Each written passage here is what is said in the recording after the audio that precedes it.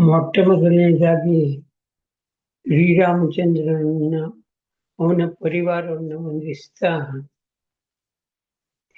ಇಂದಿನ ಸತ್ಸಂಗಕ್ಕೆ ಸೇರಿದಂತಹ ಸಜ್ಜನರಿಗೆ ಸ್ವಾಗತವನ್ನು ಕೋರ್ತಾ ಇವತ್ತಿನ ಚಿಂತನ ವಿಷಯ ಆಧ್ಯಾತ್ಮಿಕ ಜೀವನಕ್ಕೆ ಲೌಕಿಕದಿಂದ ಬರಬಹುದಾದ ಸವಾಲುಗಳು ಮತ್ತು ಅದರ ನಿವಾರಣೆ ಎಂದಿನ ವಿಷಯ ಇದೆ. ಇದು ಶ್ರೀಯುತ ವಿದ್ಯಾಶಂಕರ್ ಅವರು ಹೇಳಿ ಸೂಚನೆ ಕೊಟ್ಟಂತಹ ವಿಷಯ. ಈ ಪ್ರಪ್ರಥಮವಾಗಿ ನಾವು ವಿಚಾರ ಮಾಡಿ ನೋಡುವಾಗ ಆಧ್ಯಾತ್ಮಿಕ ಜೀವನಕ್ಕೆ ಸವಾಲುಗಳು, ಆಧ್ಯಾತ್ಮಿಕ ಜೀವನಕ್ಕೆ ಹೊಡೆಯಿಟ್ಟವರಿಗೆ ಮಾತ್ರ ಈ ಸವಾಲುಗಳು ಇದೆ ಎಂದೆನ್ನುವ ಭಾವಗಳು ಅಂತ ನಮ್ಗೆ ಮೊದಲಾಗ ಅನ್ನಿಸ್ತದೆ. ಆದರೆ ಹಾಗಿಲ್ಲ. ಯಾಕೆಂದ್ರೆ ಪ್ರತಿಯೊಬ್ಬ ಮನುಷ್ಯನೂ ಕೂಡ ಅವ ಕ್ರೂರಿ ಆಗಿರ್ಲಿ, ಸಾತ್ವಿಕ ಆಗಿರ್ಲಿ, ರಜೋಗುಣವುಳ್ಳವನಾಗಿರ್ಲಿ, ಆಂತರ್ಯದಲ್ಲಿ ಒಂದು ಶಾಂತಿಯನ್ನು ಬಯಸ್ತಾನೆ, ಸುಖವನ್ನು ಬಯಸ್ತಾನೆ. ಪ್ರಾಪಂಚಿಕವಾದಂತಹ ಹೋರಾಟ ಮಾತ್ರದಿಂದಲೇ ಯಾರು ಕೂಡ ಸಂತೃಪ್ತಗೊಳ್ಳೋದಿಲ್ಲ. ಅದಕ್ಕೆ ಉದಾಹರಣೆಯಾಗಿ ನಾವು ನೋಡ್ತೇವೆ, ಪ್ರತಿನಿತ್ಯ ಬಹಳಷ್ಟು ಸಮಯ 16 ತಾಸು 18 ತಾಸು ಪ್ರಪಂಚವನ್ನು ಮಾಡಿದರೂ ಕೂಡ ಆಮೇಲೆ ತನ್ನ ಆಂತರ್ಯದೊಳಗಿರುವಂತಹ ಆತ್ಮನ ನೆಲೆಗೆ ನಿದ್ದೆ ಮೂಲಕ ಪ್ರತಿ ಜೀವಿನೂ ಹೋಗ್ತದೆ.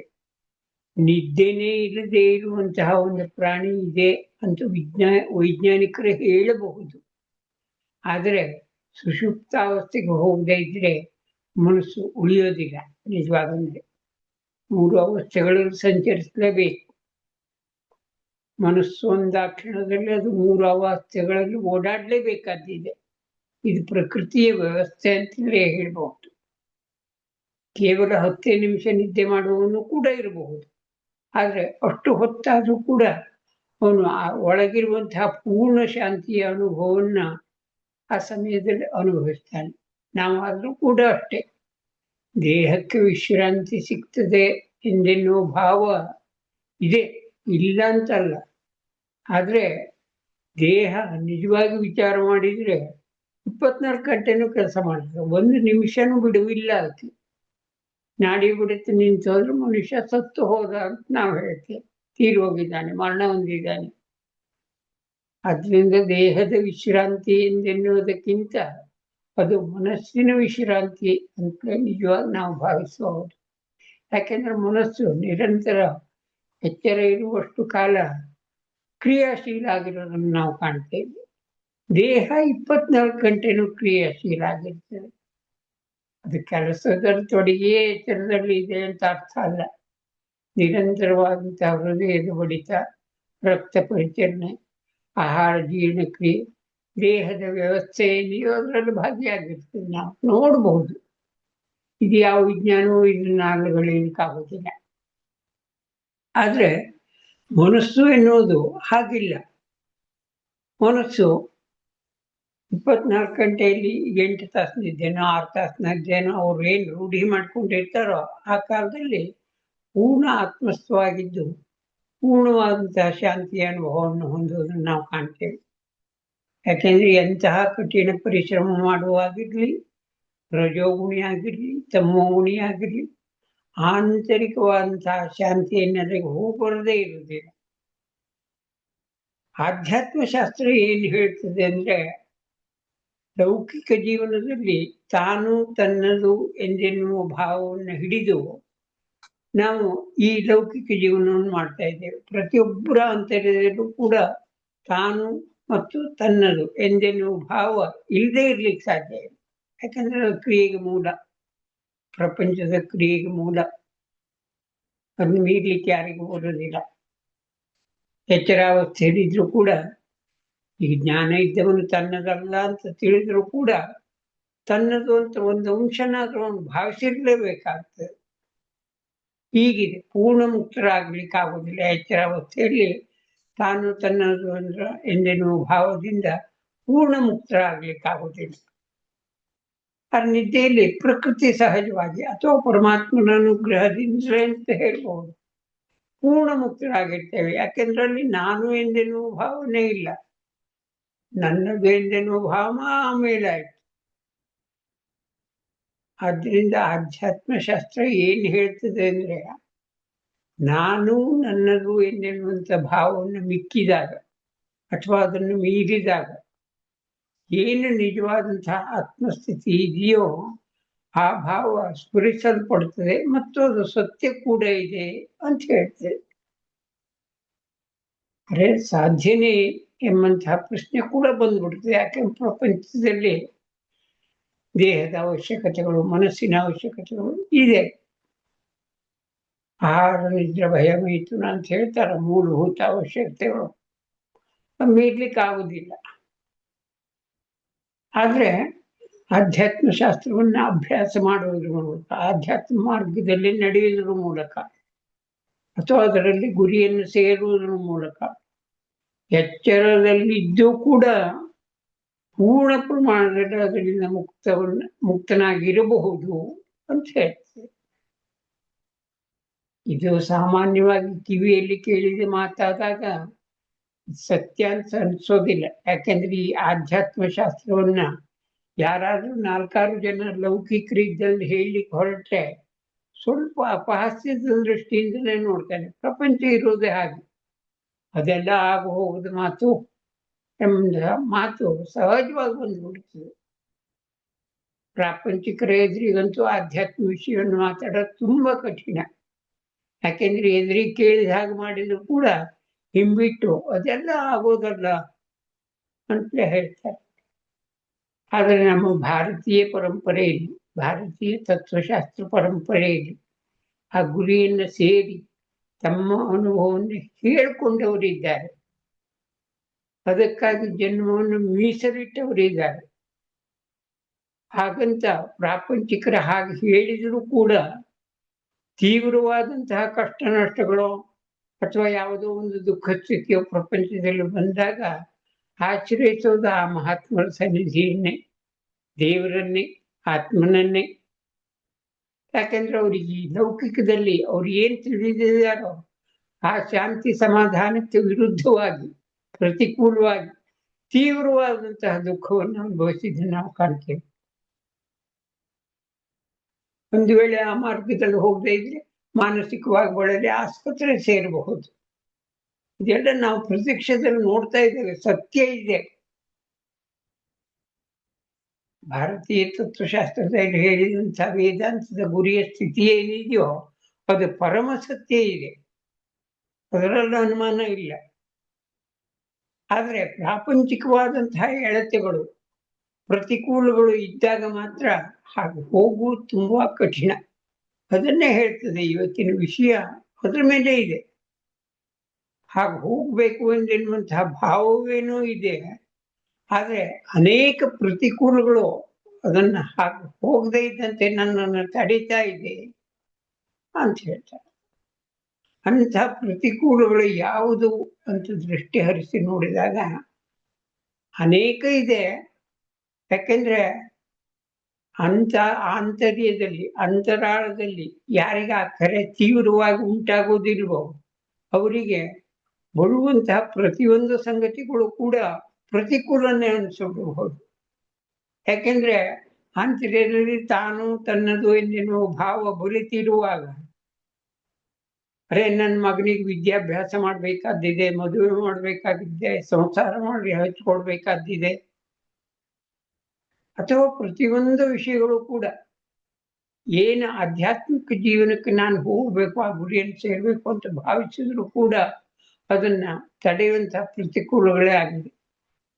ಹಾಗಂತ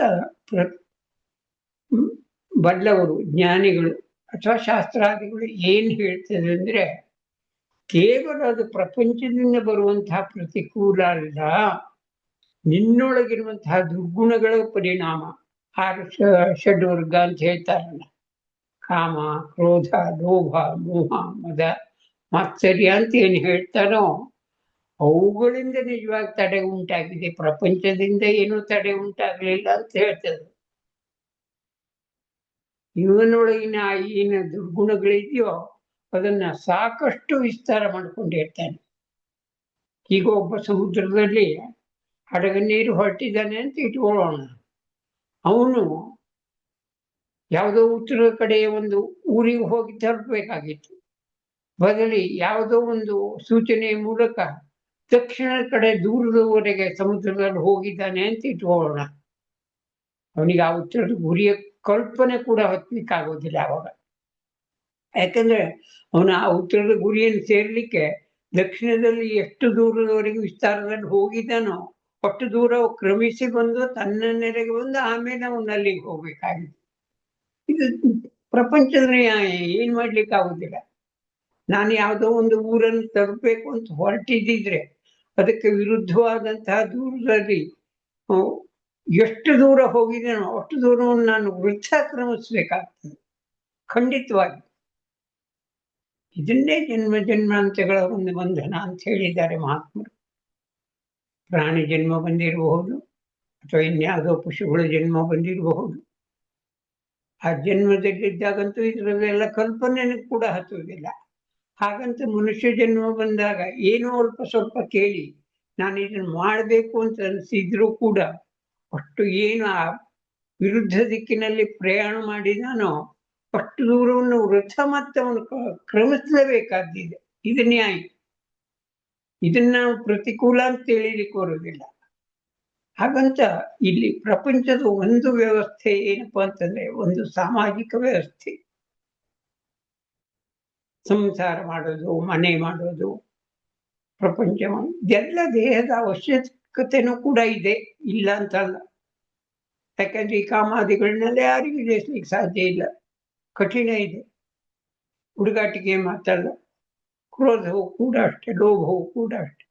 ಆರು ಗುಣಗಳು ಅಂತ ನಾವು ಏನ್ ಹೇಳ್ತೇವೋ, ದುರ್ಗುಣಗಳು ಅಂತ ಹೇಳ್ತೇವೋ ಅದು ಮೈಕೊಂಡು ಹೋಗಿದೆ, ರೂಢಿ ಆಗ್ಬಿಟ್ಟಿದೆ. ಈಗ ನಾವು ಕೆಲವು ಸಣ್ಣ ಮಕ್ಕಳು ಉಗುರು ಕಚ್ಚೋದನ್ನ ನೋಡ್ತೇವೆ. ಕಚ್ಚಬಾರ್ದು, ರೋಗ ಬರ್ತದೆ ಅಂತ ಹೇಳಿದ್ರೆ ಅವ್ರಿಗೆ ಅರ್ಥ ಆಗೋದಿಲ್ಲ. ಒಂದು ವೇಳೆ ನಾವು ಈ ದಂಡಿಸಿದ್ರು ಕೂಡ ನಮಗೆ ಕಾಣದೇ ಇದ್ದಂತೆ ಮಾಡ್ತಾರೆ ಅದನ್ನು.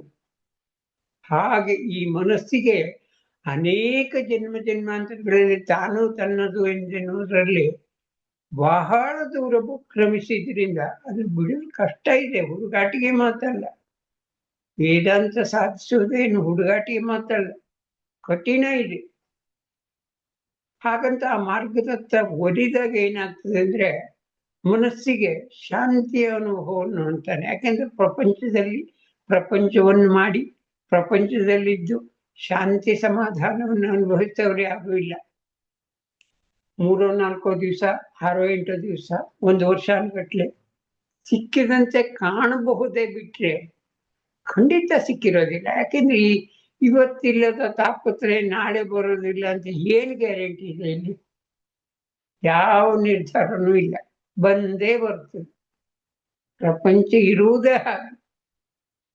ಅದು ಹೊರಗಡೆ ವ್ಯವಹಾರ ಮಟ್ಟದಲ್ಲಿ ಬರಬಹುದು, ದೇಹದಿಂದ ಬರಬಹುದು, ಮನಸ್ಸಿನಿಂದ ಬರಬಹುದು, ಪ್ರತಿಕೂಲ ಅನಿಸಬಹುದು, ಇಲ್ಲದೇ ಇಲ್ಲ, ಇದ್ದೇ ಇದೆ. ಆದ್ರೆ ಜ್ಞಾನನಾಥವನು ಏನ್ ಮಾಡ್ತಾನೆ ಅಂದ್ರೆ ಅಂಥ ಪ್ರತಿಕೂಲಗಳು ಒದಗಿದಾಗ ಅದೇ ಪ್ರತಿಕೂಲವನ್ನು ಬಳಸಿ ತನಗೆ ಬೇಕಾದಂತಹ ನಿಜವಾದ ಶಾಂತಿ ಸಮಾಧಾನವನ್ನು ಪಡೆಯುವಂತಹ ದಾರಿ ಯಾವುದಿದೆ ಎಂದೆನ್ನುವುದನ್ನ ಹುಡುಕ್ತಾನೆ. ನಿಜವಾದಂತಹ ಶಾಂತಿ ಸಮಾಧಾನವನ್ನು ಪಡೆಯುವುದು ಹೇಗೆ ಅಂತ ಹುಡುಕ್ತಾನೆ. ಹಾಗೆ ಹೊರಟಾಗ ಒಂದಷ್ಟು ಪ್ರತಿಕೂಲ ಇದೆ, ಇಲ್ಲ ಅಂತಲ್ಲ.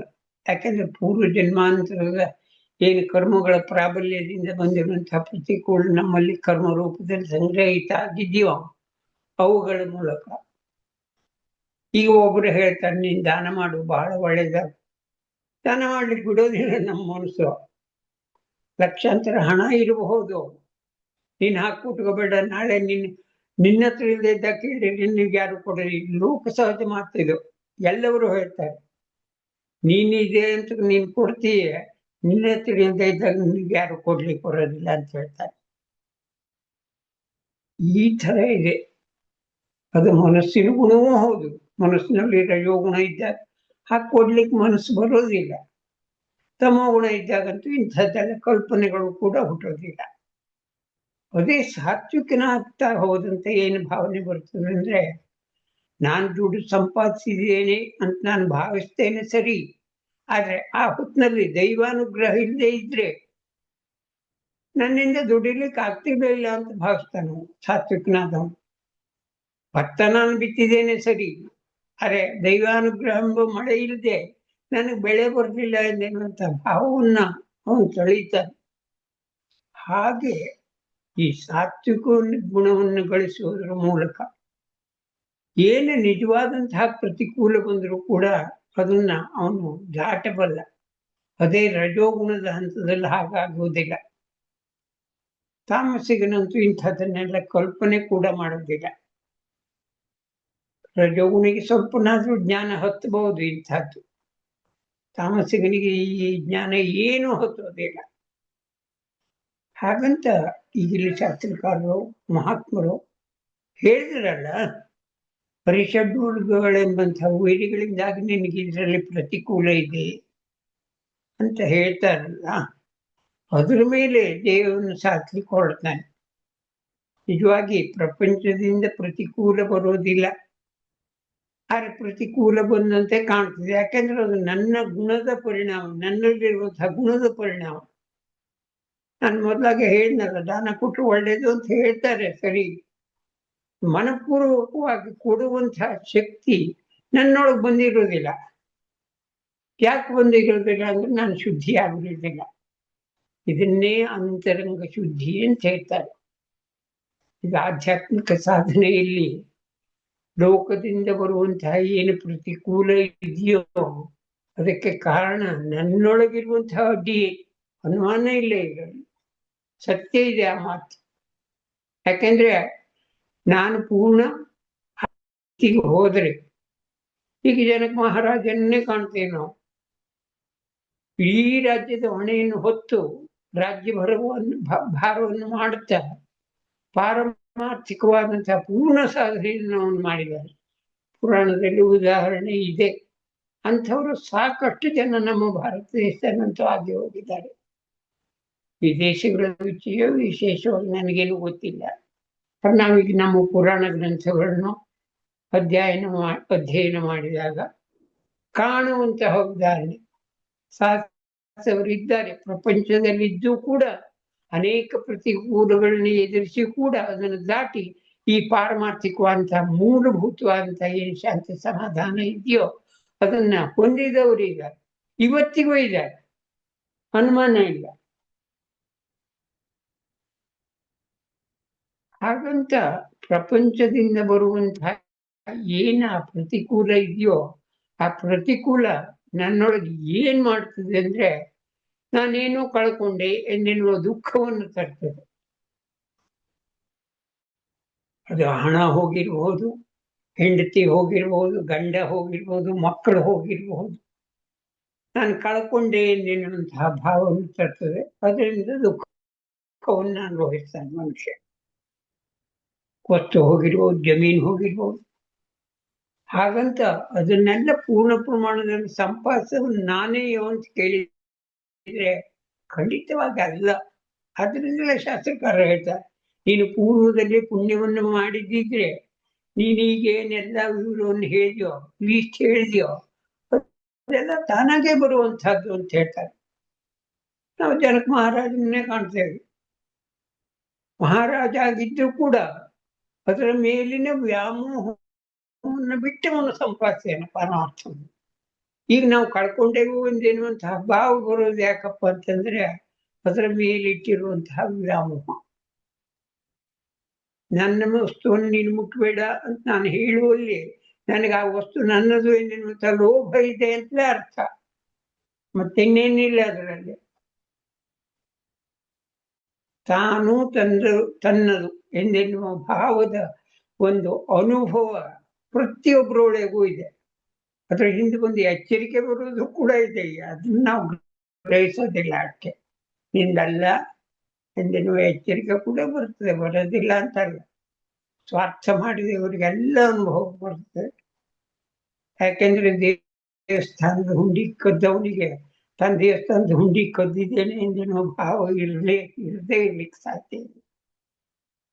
ಆಸ್ತಿ ಇರ್ಬೋದು, ಮನೆ ಇರ್ಬೋದು, ತಂದೆ ತಾಯಿಗಳು ಯಾರೋ ಮಾಡಿಟ್ಟಿರ್ತಾರೆ, ಅಥವಾ ನನ್ನ ಸ್ವಂತ ಬಂಡವಾಳದಿಂದಲೇ ಅಥವಾ ನನ್ನ ಸ್ವಂತ ಶ್ರಮದಿಂದಲೇ ನಾನು ಮಾಡಿದ್ದೇನೆ ಅಂತಂದ್ರೂ ಕೂಡ ಅದರಲ್ಲಿ ಪೂರ್ವ ಪುಣ್ಯದ ಭಾವ ಇದೆಯೇ ಬಿಟ್ರೆ, ಭಾಗ ಇದೆಯೇ ಬಿಟ್ರೆ ಇನ್ನೇನು ಇಲ್ಲ.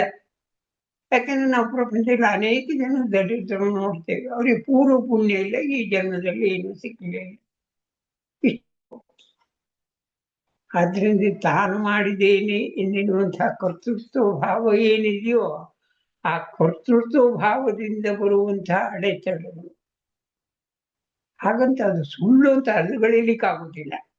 ಯಾಕೆಂದ್ರೆ ಆ ಹೊತ್ತಿನಲ್ಲಿ ನಮ್ಮನ್ನ ನಾನು ಸದ್ಗುಣದ ಕಡೆ ಹೋಗ್ಬೇಕು ಅಂತ ಭಾವಿಸ್ತೇನೋ, ಸಾತ್ವಿಕ ಮಾರ್ಗದಲ್ಲಿ ಹೋಗ್ಬೇಕು ಅಂತ ಭಾವಿಸ್ತೇನೋ, ಅದನ್ನು ತಡೆದು ನಿಲ್ಲಿಸುವಂತಹ ಶಕ್ತಿ ಇದೆ. ದುರ್ಗುಣಗಳೆಂದ್ರೆ ಏನು ಸಾಮಾನ್ಯವಾದ್ದಲ್ಲ, ಅಪಾರವಾದಂತಹ ಶಕ್ತಿಯನ್ನು ಹೊಂದಿದೆ. ಈಗ ಹಸಿವಾದವನಿಗೆ ಹೇಗೆ ಊಟ ಮಾಡದೆ ಇರ್ಲಿಕ್ಕಾಗೋದಿಲ್ವೋ, ಹಾಗೆ ಮನಸ್ಸಿನಲ್ಲಿ ಬಂದಂತಹ ಭಾವವನ್ನು ಮೀರೋದು ಹುಡುಗಾಟಿಗೆ ಮಾತಲ್ಲ, ತುಂಬಾ ಪ್ರಯಾಸ ಇದೆ ಅದರಲ್ಲಿ. ಆದ್ರೆ ಹಾಗೆ ಮಾಡಬಲ್ಲ ಶಕ್ತಿಯನ್ನು ಗಳಿಸಿದಾಗ ಮಾತ್ರ ಅದನ್ನು ಮೀರಿದಾಗ ಅನುಭವ ಬರ್ತದೆ. ಓ, ತಾನು ವ್ಯಾಮೋಹದಿಂದ ಈ ದುಃಖವನ್ನು ಅನುಭವಿಸ್ತಾ ಇದ್ದೇನೆ, ವ್ಯಾಮೋಹ ಬಿಟ್ಟರೆ ದುಃಖ ಹೋಗ್ತದೆ ಎಂದೆನ್ನುವ ಪರಿಕಲ್ಪನೆ ಬರಲ್ಪಡುತ್ತದೆ. ಯಾಕೆಂದ್ರೆ ಒಂದು ಉದಾಹರಣೆ ಹೇಳ್ತಾರೆ ಇದ್ರ ಬಗ್ಗೆ. ಈ ಬಯಲುಸೀಮೆ ಕಡೆಯಲ್ಲೆಲ್ಲ ಹೊಲವನ್ನು ಕೋತಿಗಳಿಂದ ಹೊಲವನ್ನು ರಕ್ಷಿಸಲಿಕ್ಕೆ ಒಂದು ಅತ್ಯಂತ ಸಣ್ಣದಾದಂತಹ ಬಾಯಿ ಉಳ್ಳ ಮಡಿಕೆಯನ್ನು ಹೂದು ಮಡಿಕೆಯಲ್ಲಿ ಶೇಂಗಾ ಬೀಜ ಹಾಕಿಡ್ತಾರಂತೆ. ಕೋತಿ ಬಂದು ಆ ಬೀಜವನ್ನು ತಿನ್ಬೇಕು ಅಂತ ಒಳಗ್ ಕೈ ಹಾಕಿ ಬೀಜ ತೆಗಿಲಿಕ್ಕೆ ಮುಷ್ಟಿ ಕಟ್ಬೇಕಾಯ್ತಲ್ಲ, ಆ ಹೊತ್ತಿನೆಲ್ಲ ತೆಗಿಲಿಕ್ಕೆ ಬರೋದಿಲ್ಲ, ಯಾಕಂದ್ರೆ ಸಣ್ಣ ಬರುತ್ತೆ. ಆ ತರ ಇದೆ ಬಂಧನ. ಅಂದ್ರೆ ಏನು ಹೊಸದಾಗಿ ಬರಲಿಲ್ಲ. ಆ ಕೋತಿಗೆ ಬಂಧನ ಬಂದದ್ದು ಹೇಗೆ ಅಂದ್ರೆ, ಶೇಂಗಾ ಬೀಜವನ್ನು ತಾನು ತೆಗೆದು ತಿನ್ಬೇಕು ಎನ್ನುವ ಭಾವ ಬಂತಲ್ಲ, ಅದೇ ಬಂಧನ. ಶೇಂಗಾ ಬೀಜ ಬಿಡ್ಲಿಕ್ಕೂ ಮನಸ್ಸಿಲ್ಲ, ಮುಷ್ಟಿ ಕಟ್ಟಿದ್ರೆ ತೆಗಿಲಿಕ್ಕೆ ಬರೋದಿಲ್ಲ. ಮನುಷ್ಯ ಜೀವನವೂ ಕೂಡ, ಅಥವಾ ಈ ಪ್ರಾಪಂಚಿಕ ಬಂಧನ ಅಂತ ನಾವು ಏನು ಹೇಳ್ತೇವೋ ಅದರ ಸ್ಥಿತಿಯೂ ಕೂಡ ಹೀಗೆ ಇದೆ. ಪ್ರಪಂಚದ ವ್ಯಾಮೋಹವನ್ನು ಬಿಟ್ರೆ, ಕಾಮವನ್ನು ಬಿಟ್ರೆ, ಕ್ರೋಧವನ್ನು ಬಿಟ್ರೆ ಬಂಧನಕಾರಿ ಅಲ್ಲ. ನನ್ನೊಳಗಿರುವಂತಹ ದುರ್ಗುಣಗಳೇ ಬಂಧನಕಾರಿ. ಅತ್ಯಂತ ಸುಂದರವಾದಂತಹ ಮಗು ಇದೆ ಅಂತ ಇಟ್ಕೊಳ್ಳೋಣ, ಆ ಮಗುವಿನ ಮೇಲಿನ ವ್ಯಾಮೋಹ ನನಗೆ ಬಿಡ್ಲಿಕ್ಕೆ ಆಗುದಿಲ್ಲ. ಆ ಮಗು ಒಂದು ವೇಳೆ ಯಾವುದೋ ಒಂದು ವಿಧಿವಶದಿಂದ ಹೋಗೇ ಬಿಡ್ತು ಅಂತ ಇಟ್ಕೊಳ್ಳೋಣ, ಮಗು ಹೋಯ್ತು ಸರಿ, ದುಃಖ ಮಾತ್ರ 20 ವರ್ಷ ಆದ್ರೂ ಬಿಡೋದಿಲ್ಲ. ಯಾಕೆಂದ್ರೆ ಆ ಮಗು ಮೇಲೆ ಇದ್ದಂತ ವ್ಯಾಮೋಹ ಬಿಟ್ಟರೆ ದುಃಖ ಹೋಗ್ತದೆ, ವ್ಯಾಮೋಹ ಬಿಡ್ಲಿಕ್ಕೆ ಆಗುತ್ತಿಲ್ಲ. ಎಷ್ಟು ಕಠಿಣ ಇದೆ. ಪ್ರತಿಯೊಂದು ವಿಷಯದಲ್ಲೂ ಕೂಡ ಇದು ಖಂಡಿತವಾಗಿ ಸತ್ಯ ಇದೆ. ಅವ್ರು ಏನ ಗುಣಗಳನ್ನ ಸಾರಿ ಹೇಳಿದ್ದಾರೆ, ದುರ್ಗುಣಗಳನ್ನ, 6 ಗುಣಗಳು ಅವನು ಬಿಟ್ಟರೆ ಖಂಡಿತ ಮನುಷ್ಯ ಮುಕ್ತ ಆಗ್ತಾನೆ. ಆದ್ರೆ ಹಾಗೆ ಬಿಡ್ಲಿಕ್ಕೆ ಆಗುದಿಲ್ಲ. ಅದಕ್ಕೆ ಬೇಕಾಗಿದ್ದು ಸಾಧನೆ. ನಿಜವಾಗಿ ಪ್ರತಿಕೂಲನೇ ಇಲ್ಲದೆ ಇದ್ರೆ ಸಾಧನೆ ಅಗತ್ಯನೇ ಇಲ್ಲ. ಈ ಗಾಳಿಯಲ್ಲಿ ಮಳೆಯಲ್ಲಿ ನಾನು ಆರಾಮಾಗಿ ಇರುವಲ್ಲೇ ಅಂದವನಿಗೆ ಮನೆ ಹಾಕ್ಬೇಕು. ಬರುವಂತಹ ಗಾಳಿಗೋ ಬಿಸಿಲಿಗೋ ಮಳೆಗೋ ತಡೆಯಾಗಿ ನಾನು ಮನೆಯನ್ನು ಕಟ್ಟಿಕೊಡ್ತೇನೆ. ಹಾಗಿದೆ. ಆದ್ದರಿಂದ ಪ್ರತಿಕೂಲಗಳು ಅಂತ ನಾವು ಯಾವುದನ್ನು ಗ್ರಹಿಸ್ತೇವೋ ಭಾವಿಸ್ತೇವೋ ಅದು ನಿಜವಾದಂತಹ ಪ್ರತಿಕೂಲ ಅಲ್ಲ. ನನ್ನೊಳಗೆ ಪೂರ್ಣ ಶುದ್ಧತೆ ಬಂದ್ರೆ ಪ್ರತಿಕೂಲ ರಹಿತವಾದಂತಹ ಶಾಂತಿ ಸಮಾಧಾನಗಳು ಸಹಜವಾಗಿದೆ. ಮಹಾತ್ಮರು ಇದನ್ನೇ ಸಾರಿ ಹೇಳ್ತಾ ಇದ್ದಾರೆ, ನಿನ್ನೊಳಗಿರುವಂತಹ ಶಾಂತಿ ಸಮಾಧಾನಕ್ಕೆ ಯಾವ ಹೊರಗಡೆ ವಸ್ತುಗಳಿಂದಲೂ ಬಂಧನ ಇಲ್ಲ, ಪ್ರತಿಕೂಲ ಇಲ್ಲ. ಅದನ್ನ ನಿವಾರಣೆ ಮಾಡಿಕೊಳ್ಳಿಕ್ಕಾಗ ನಾವು ಹೊರಟಿರುವಂತಹ ಮಾರ್ಗಕ್ಕೆ ಸಾಧನೆ ಅಂತ ಹೇಳ್ತಾರೆ. ನಿಜವಾಗಿ ಗಾಢವಾದಂತಹ ನಿದ್ದೆ ಬಂದವನಿಗೆ ಸಂತೆ ಮಾರ್ಕೆಟ್ನಲ್ಲಿ ಇದ್ದಾನೆ ಅಂತ ಇಟ್ಕೊಳ್ಳೋಣ. ಸಂತೆ ಮಾರ್ಕೆಟ್ ಅಂದ್ರೆ ಅದು ಶಬ್ದ ಗದ್ದಲ ಇದ್ದಿರೋದೆ. ನಾವು ಮಲಗಿದ ಅಂದ್ರೆ ಅವನಿಗೆ ಇದ್ಯಾವುದು ತಡೆ ಆಗೋದಿಲ್ಲ, ಗಾಢವಾದಂತಹ ನಿದ್ದೆಗೆ ಹೋಗ್ಬಿಡ್ತಾನೆ. ಹಾಗೆ ಆಂತರ್ಯದಲ್ಲಿ ಆ ಪರಿಪೂರ್ಣವಾದಂತಹ ಶಾಂತಿ, ನೆಮ್ಮದಿ, ಸುಖ ಏನಿದೆಯೋ ಅದನ್ನ ಪಡೆಯಬೇಕು ಎಂದಿರುವಂತಹ ಹಂಬಲ, ತೀವ್ರವಾದಂತಹ ಹಂಬಲ ಇದ್ದವನಿಗೆ ಖಂಡಿತವಾಗಿ ಇದ್ಯಾವುದು ಪ್ರತಿಕೂಲ ಅಲ್ಲ. ಹಾಗೆ ಅದು ಸ್ವಲ್ಪ ಎಳಸು ಸ್ಥಿತಿಯಲ್ಲಿದ್ದವರಿಗೆ ಇವೆಲ್ಲ ಪ್ರತಿಕೂಲ ಅನಿಸೋ ಸಹಜ ಇದೆ. ಕೆಲವೊಂದು ನಿವಾರಣೆ ಮಾಡಿಕೊಂಡು ಬೇಕಾಗ್ತದೆ, ಬೇಡ ಅಂತ ಅಲ್ಲ, ಮಾಡ್ಕೊಳ್ಳೇಬೇಕಂತ ಪ್ರಸಂಗ ಇದೆ. ಅಥವಾ ಅದನ್ನು ಮೀರುವಂತಹ ಅಭ್ಯಾಸವನ್ನು ಕೂಡ ಮಾಡ್ಬೇಕಾಗ್ತದೆ. ಅದನ್ನೇ ಸಾಧನೆ ಅಂತ ಹೇಳಿದ್ದಾರೆ. ಆದ್ರೆ ಇಲ್ಲಿ ಶಾಸ್ತ್ರಗಳು, ಮಹಾತ್ಮರು ಏನ್ ಹೇಳ್ತಾರೆ ಅಂದ್ರೆ, ನೀನು ಅಭ್ಯಾಸದ ಮುಖೇನವಾಗಿ ಇದನ್ನ ಸಾಧಿಸಿಕೊಳ್ಳಬಹುದು ಅಂತ ಹೇಳ್ತಾರೆ. ಯಾಕೆಂದ್ರೆ ಜೀವನದಲ್ಲಿ ನಾವೇನು ನೋಡ್ತೇವೆ, ಎಷ್ಟೋ ಜನರಿಗೆ ಈ ಮಾರ್ಗದಲ್ಲಿ ಹೋಗ್ಲಿಕ್ಕೆ ಆಸಕ್ತಿ ಇದೆ, ಇಲ್ಲ ಅಂತಲ್ಲ, ತೀವ್ರವಾದಂತಹ ಆಸಕ್ತಿನೇ ಇರ್ತದೆ. ಆದ್ರೆ ಪ್ರಪಂಚದಿಂದ ಯಾವುದೋ ಒಂದು ಸಂಗತಿ ಬಂದಾಗ ಅವರು ಪಲ್ಲಟ ಆಗ್ಬಿಡ್ತಾರೆ. ಈಗ ದೊಡ್ಡ ಕಟ್ಟು ಹಾಕಿದ್ರು ದೊಡ್ಡ ನೀರು ಬಂದಾಗ ಹ್ಯಾಕ್ ತೊಳೆದು ಹೋಗ್ತದ. ಹಾಗೆ ಪ್ರಪಂಚದಿಂದ ಬರುವಂತಹ ಏನ ಪ್ರತಿಕೂಲಗಳು ಬಂದಿದೆಯೋ ಆ ಪಲ್ಲಟ ಉಂಡ್ಬಿಡ್ತಾರೆ. ಆದ್ರಿಂದ ಅಧ್ಯಾತ್ಮ ಮಾರ್ಗದಲ್ಲಿ ನಡೆಯುವವನಿಗೆ ವಿವೇಕಾನಂದ ವೀರರಾಗಿ ಧೀರರಾಗಿ ಅಂತ ಹೇಳ್ತಾರಲ್ಲ, ಇಲ್ಲಿ ಯಾವ ವೈರಿಗಳನ್ನು ಜಯಿಸುವಂಥದ್ದು ಏನೂ ಇಲ್ಲ, ತನ್ನೊಳಗಿರುವ ವೈರಿಗಳನ್ನು ಜಯಿಸುವಂತಹದ್ದಿದೆ. ಅದಕ್ಕೆ ಧೀರನಾಗಬೇಕಾದ್ದಿದೆ, ಶೂರನಾಗಬೇಕಾದ್ದಿದೆ. ಯಾಕೆಂದ್ರೆ ಸ್ವಲ್ಪ ಆಧ್ಯಾತ್ಮ ಮಾರ್ಗದತ್ತ ಒಲವಿದ್ದವರಿಗೆ ಇವತ್ತು ತಾನು ಯಾವುದೋ ಒಂದು ಸತ್ಸಂಗ ಇದೆಯೋ ಅಥವಾ ಯಾವುದೋ ಒಂದು ಸುದ್ದಿರಂತ ಓದ್ಬೇಕು ಅಂದಿರುವಂತಹ ಭಾವ ಇದ್ರೂ ಕೂಡ ಪ್ರಪಂಚದಿಂದ ಪ್ರತಿಕೂಲ ಏನೋ ಬಂತು ಅಂದ್ರೆ ಅದು ಪಲ್ಲಟ ಆಗ್ಬಿಡುತ್ತೆ. ಯಾಕಂದ್ರೆ ಅವನ ಒಳಗಿರುವಂತಹ ಏನು ಪ್ರಪಂಚದ ವಾಸನೆ ಇದೆಯೋ ಅದು ಅವನನ್ನ ಹಿಮ್ಮೆಟ್ಟಿಸ್ಬಿಡ್ತದೆ. ಅಂಥ ಆ ವಾಸನೆಗಳನ್ನ ಜಯಿಸಲಿಕ್ಕೆ ಸಾಧನೆಯ ಅಗತ್ಯ ಇದೆ. ಸಾಧನೆ ಅಂದ್ರೆ ಅನೇಕ ಬಗೆಯ ಸಾಧನಾ ಮಾರ್ಗಗಳು ಇದೆ, ಇಲ್ಲ ಅಂತಲ್ಲ. ಅವರವರ ಮನಸ್ಸಿಗೆ ಯಾವ್ದ್ಯಾವ್ದು ಹೋಗುತ್ತದೋ ಅದನ್ನ ಮಾಡ್ತಾರೆ. ಹಾಗೆ ಮಾಡಿದಾಗ ಏನಾಗ್ತದೆ ಅಂದ್ರೆ, ಮನುಷ್ಯನ ಮನಸ್ಸು ಅಂದ್ರೆ ಎಲ್ಲವರ ಮನಸ್ಸು ಒಂದೇ, ಏನದ್ರಲ್ಲಿ ಭಿನ್ನತೆ ಇಲ್ಲ. ಯಾಕಂದ್ರೆ ಅದು ಒಂದು ಗುಣದಿಂದ ಆವೃತ್ತ ಆಗಿರೋದ್ರಿಂದ ತಮೋ ಗುಣ ಸ್ಥಿತಿಯಲ್ಲಿ ಒಂದು ರೀತಿ ಇರ್ತದೆ, ರಜೋಗುಣ ಸ್ಥಿತಿಯಲ್ಲಿ ಒಂದು ರೀತಿ ಇರ್ತದೆ, ಸತ್ವಗುಣ ಸ್ಥಿತಿಯಲ್ಲಿ ಒಂದು ರೀತಿ ಇರ್ತದೆ. ನಾವು ಕಾಣ್ತೇವೆ, ವಿವೇಕ ಮಾಡಿ ನೋಡಿದ್ರೆ ನಾವು ತಿಳಿಯುತ್ತದೆ.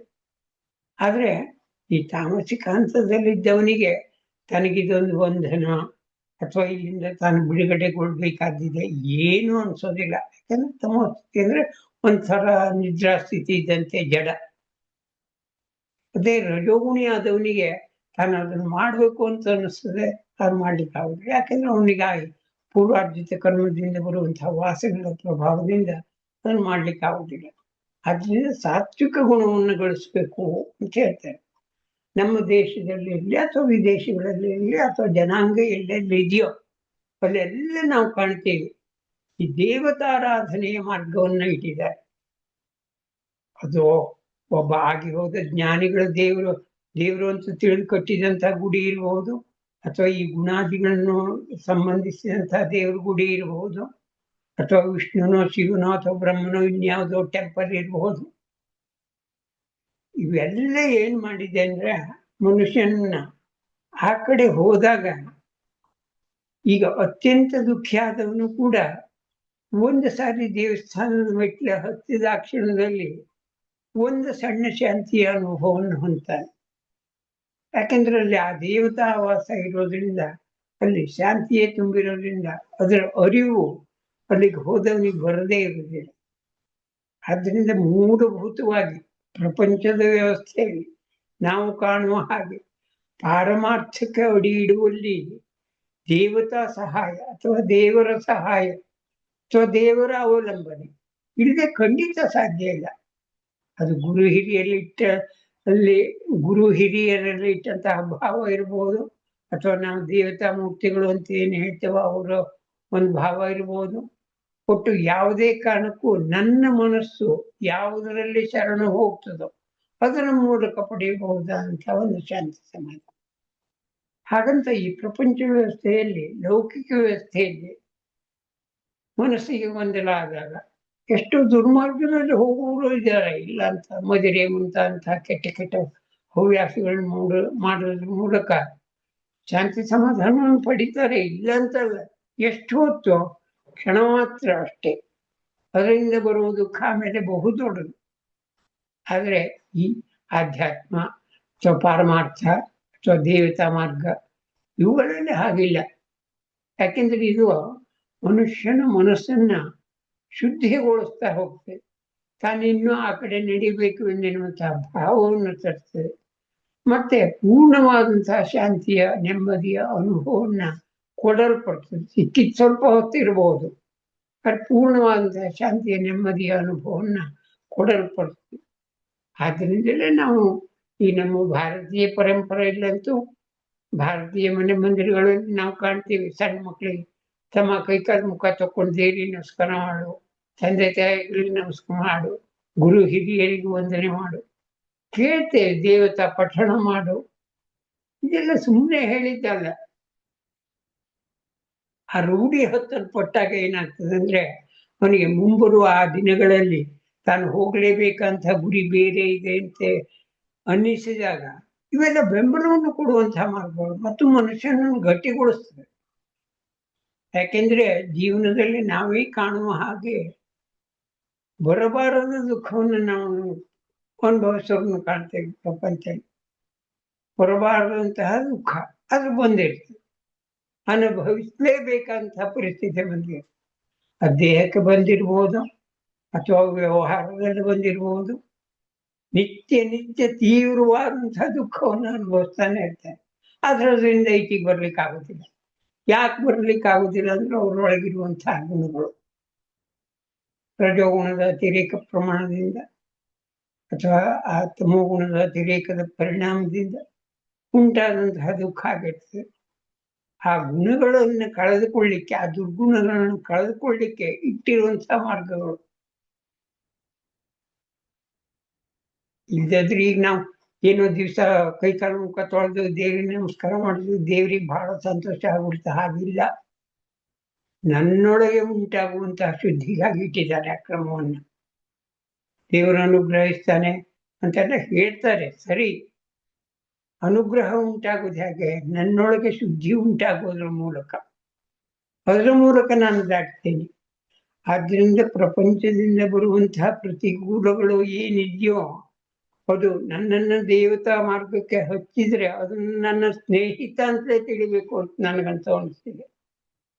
ಪ್ರಪಂಚದಲ್ಲಿ ತೀವ್ರವಾಗಿ ಬಂದಿರುವಂತಹ ದುಃಖ ಏನಿದೆಯೋ ಅದು ನಾನು ಸರಿಯಾಗಿ ಬಳಸಿಕೊಂಡಾಗ ನನಗೆ ಏನು ವ್ಯಾಮೋಹದಿಂದ ಬಂದಿರುವಂತಹ ದುಃಖ ಇದೆಯೋ ಆ ದುಃಖದ ಮೂಲ ಕಾರಣವನ್ನು ತೋರಿಸಲ್ಪಡ್ತದೆ. ಅದರಿಂದ ಅದನ್ನೆಲ್ಲ ನಾವು ಸ್ನೇಹಿತರು ಅಂತಲೇ ತಿಳಿಬಹುದು. ಹಾಗಂತ ಪ್ರತಿಕೂಲವನ್ನು ನಿರ್ವಹಣೆ ಮಾಡಿಕೊಳ್ಳುವ ದಾರಿಯಲ್ಲಿ ನಾನು ಇಡಬೇಕಾದಂತಹ ಹೆಜ್ಜೆ ಇದ್ದೇ ಇದೆ, ಇಲ್ಲ ಅಂತಾರೆ. ಆದ್ದರಿಂದ ಅತ್ಯಂತ ಸಾತ್ವಿಕವಾದಂತಹ ಸರಳವಾದಂತಹ ಮಾರ್ಗ ಅಂದ್ರೆ ಭಗವಂತನ ಅನುಸರಣೆ, ಭಗವಂತನನ್ನು ಸ್ಮರಣೆ. ಇದು ಅತ್ಯಂತ ಸುಲಭ. ಯಾಕೆಂದ್ರೆ ಏನು ಹೆಚ್ಚಿನದಾದಂತಹ ಅನೇಕ ಮಾರ್ಗಗಳು ಇದೆ, ಇಲ್ಲ ಅಂತಲ್ಲ. ಅದು ಮುಂದೆ ಅವನು ಪರಿಣಿತಿ ಹೊಂದಿದ ಮೇಲೆ ಮಾಡುವಂತಹ ಒಂದು ಸ್ಥಿತಿಗತಗಳು. ಯಾಕೆಂದ್ರೆ ಇವತ್ತು ವ್ಯಾಯಾಮ ಶಾಲೆಗೆ ಹೋದವನಿಗೆ ಒಂದೇ ಸಾರಿ 50 kg ಕಲ್ಲು ಎತ್ತು ಅಂತ ಹೇಳಿದ್ರೆ ಖಂಡಿತ ಎತ್ತಕ್ಕಾಗುವುದಿಲ್ಲ.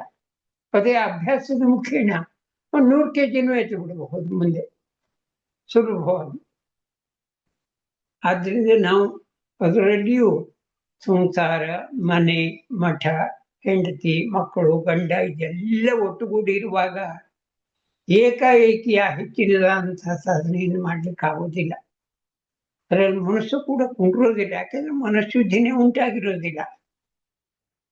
ಹಾಗಂತ ಸಂಸಾರ ಮನೆಯನ್ನು ಮಾಡ್ತಾ ಪ್ರಪಂಚವನ್ನು ಮಾಡ್ತಾ ಮಹತ್ತರವಾದಂತ ಏನು ಜ್ಞಾನ ಇದೆಯೋ ಅದನ್ನ ಪಡೆದವರು ಕೂಡ ಉದಾಹರಣೆಯಾಗಿ ನಮ್ಮಲ್ಲಿ ಇದ್ದಾರೆ, ಇಲ್ಲ ಅಂತ. ಅವ್ರು ಪಡೆದದ್ದು ಹೇಗಪ್ಪ ಅಂತಂದ್ರೆ ಅಭ್ಯಾಸದ ಮುಖೇಣವಾಗಿ ಆಂತರ್ಯದಲ್ಲಿ ಮಾಡಿದಂತಹ ಅಭ್ಯಾಸ. ನೋಡ್ಲಿಕ್ಕೆ ಪ್ರಪಂಚ ಮಾಡಿದಂತೆ ಕಾಣ್ತಾರೆ, ಆದ್ರೆ ಅವ್ರನ್ನ ಮಾಡ್ತಾ ಇರೋದು ಪಾರಮಾರ್ಥ.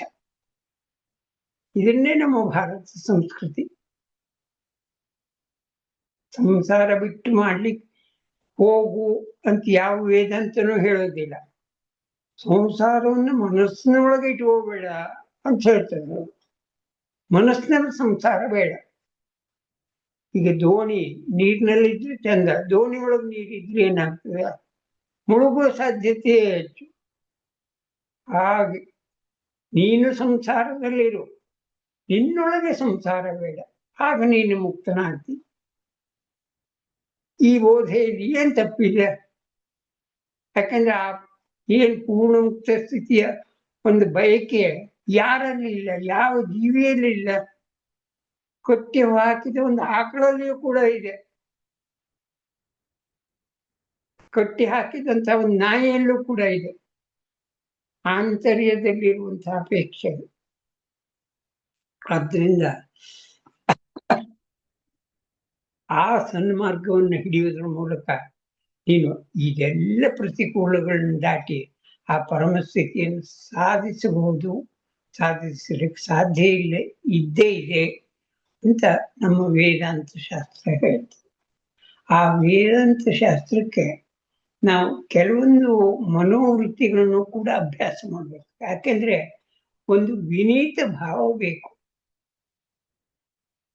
ನನಗೆಲ್ಲರೂ ತಿಳಿತೆ, ನಾನೆಲ್ಲ ಮಾಡುವಲ್ಲ ಎಂದೆನ್ನುವ ಅಹಂಭಾವವನ್ನು ಬಿಟ್ಟು ಏನು ಮಹನೀಯರು ಹೇಳಿದಂತಹ ಮಾತಿನಲ್ಲಿ ಅರ್ಥ ಇದೆ ಎಂದೆನ್ನುವ ವಿನೀತ ಭಾವ ಬೇಕು. ಹಾಗೆ ಹೋದಾಗ ಅದು ನನಗೆ ಸ್ವಲ್ಪ ತಟ್ಟಲ್ಪಡ್ತದೆ. 10 ಜನ ಜೇನು ಬಹಳ ಸಿಹಿ ಇದೆ ಅಂತ ಹೇಳಿದ್ರು ಕೂಡ ನನ್ನ ನಾಲಿಗೆಗೆ ನಾನು ಒಂದು ಚಮಚನಾರು ತಾಟಿಸ್ಕೊಂಡ ವಿನಃ ಸಿಹಿ ಇದೆ ಅಂತ ನನಗೆ ಗೊತ್ತಾಗುದಿಲ್ಲ. ಹಾಗೆ ಆ ಮಾರ್ಗದಲ್ಲಿ ನಾವು ಕ್ರಮಿಸ್ಲಿಕ್ಕೆ ಮನ ಇಡಬೇಕು. ಅದರ ಮೂಲಕ ನಿಧಾನವಾಗಿ ಹತ್ತಲ್ಪಡ್ತಾ ಏನು ಬಂದಂತಹ ಪ್ರತಿಕೂಲ ಇದೆಯೋ ಅದನ್ನು ಪ್ರತಿಕೂಲವನ್ನ ಅನುಕೂಲವಾಗಿ ಬಳಸಿಕೊಳ್ತಾ ಆ ಪೂರ್ಣ ಪ್ರಮಾಣದ ಅಲ್ಲಿರುವಂತಹ ಶಾಂತಿ ಸಮಾಧಾನವನ್ನ ಹೊಂದೋಣ, ಅದಕ್ಕಾಗಿ ಪ್ರಯತ್ನಿಸೋಣ ಅಂತ ಹೇಳ್ತಾ ಈ ವಿಷಯನ ಮುಗಿಸ್ತಾ ಇದ್ದೇನೆ.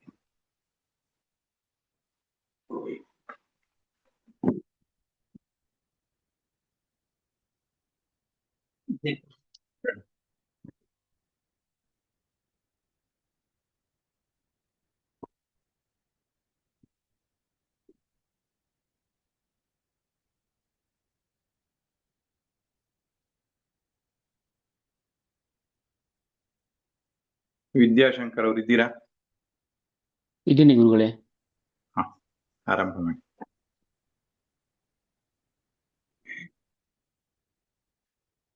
ಶ್ರೀ ಗುರುಭ್ಯೋ ನಮಃ. ಪರಮ ಪೂಜ್ಯ ಗುರುಗಳಿಗೆ ವಂದಿಸ್ತಾ, ಹಾಗೆ ಹಿರಿಯರ ನರರೇ ಹೆಡೆಯವರಿಗೂ ವಂದಿಸ್ತಾ, ಇವತ್ತಿನ ವಿಷಯದ ಬಗ್ಗೆ ನನ್ನ ಒಂದು ಸೀಮಿತ ತಿಳುವಳಿಕೆಯಲ್ಲಿ ಎಷ್ಟು ಸಾಧ್ಯವೋ ಅಷ್ಟು ನನ್ನ ಚಿಂತನೆಯನ್ನ ಕೊಡಲಿಕ್ಕೆ ಪ್ರಯತ್ನ ಮಾಡ್ತೇನೆ. ಇವತ್ತಿನ ವಿಷಯ ಪ್ರಪಂಚದಲ್ಲಿ ಪಾರಮಾರ್ಥಿಕ ಜೀವನ ನಡೆಸಲು ಸವಾಲುಗಳು ಮತ್ತು ಪರಿಹಾರ. ಇಲ್ಲಿ ಒಂದು ಗಮನಿಸಬೇಕು, ಈ ಸವಾಲುಗಳು ನಮ್ಮಂತವರಿಗೆ ಅಂದ್ರೆ ಇನ್ನು ಅಧ್ಯಾತ್ಮ ಜೀವನದಲ್ಲಿ ಸಾಧನೆಯನ್ನು ಶುರು ಮಾಡಿರೋರಿಗೆ ಹಾಗೆ.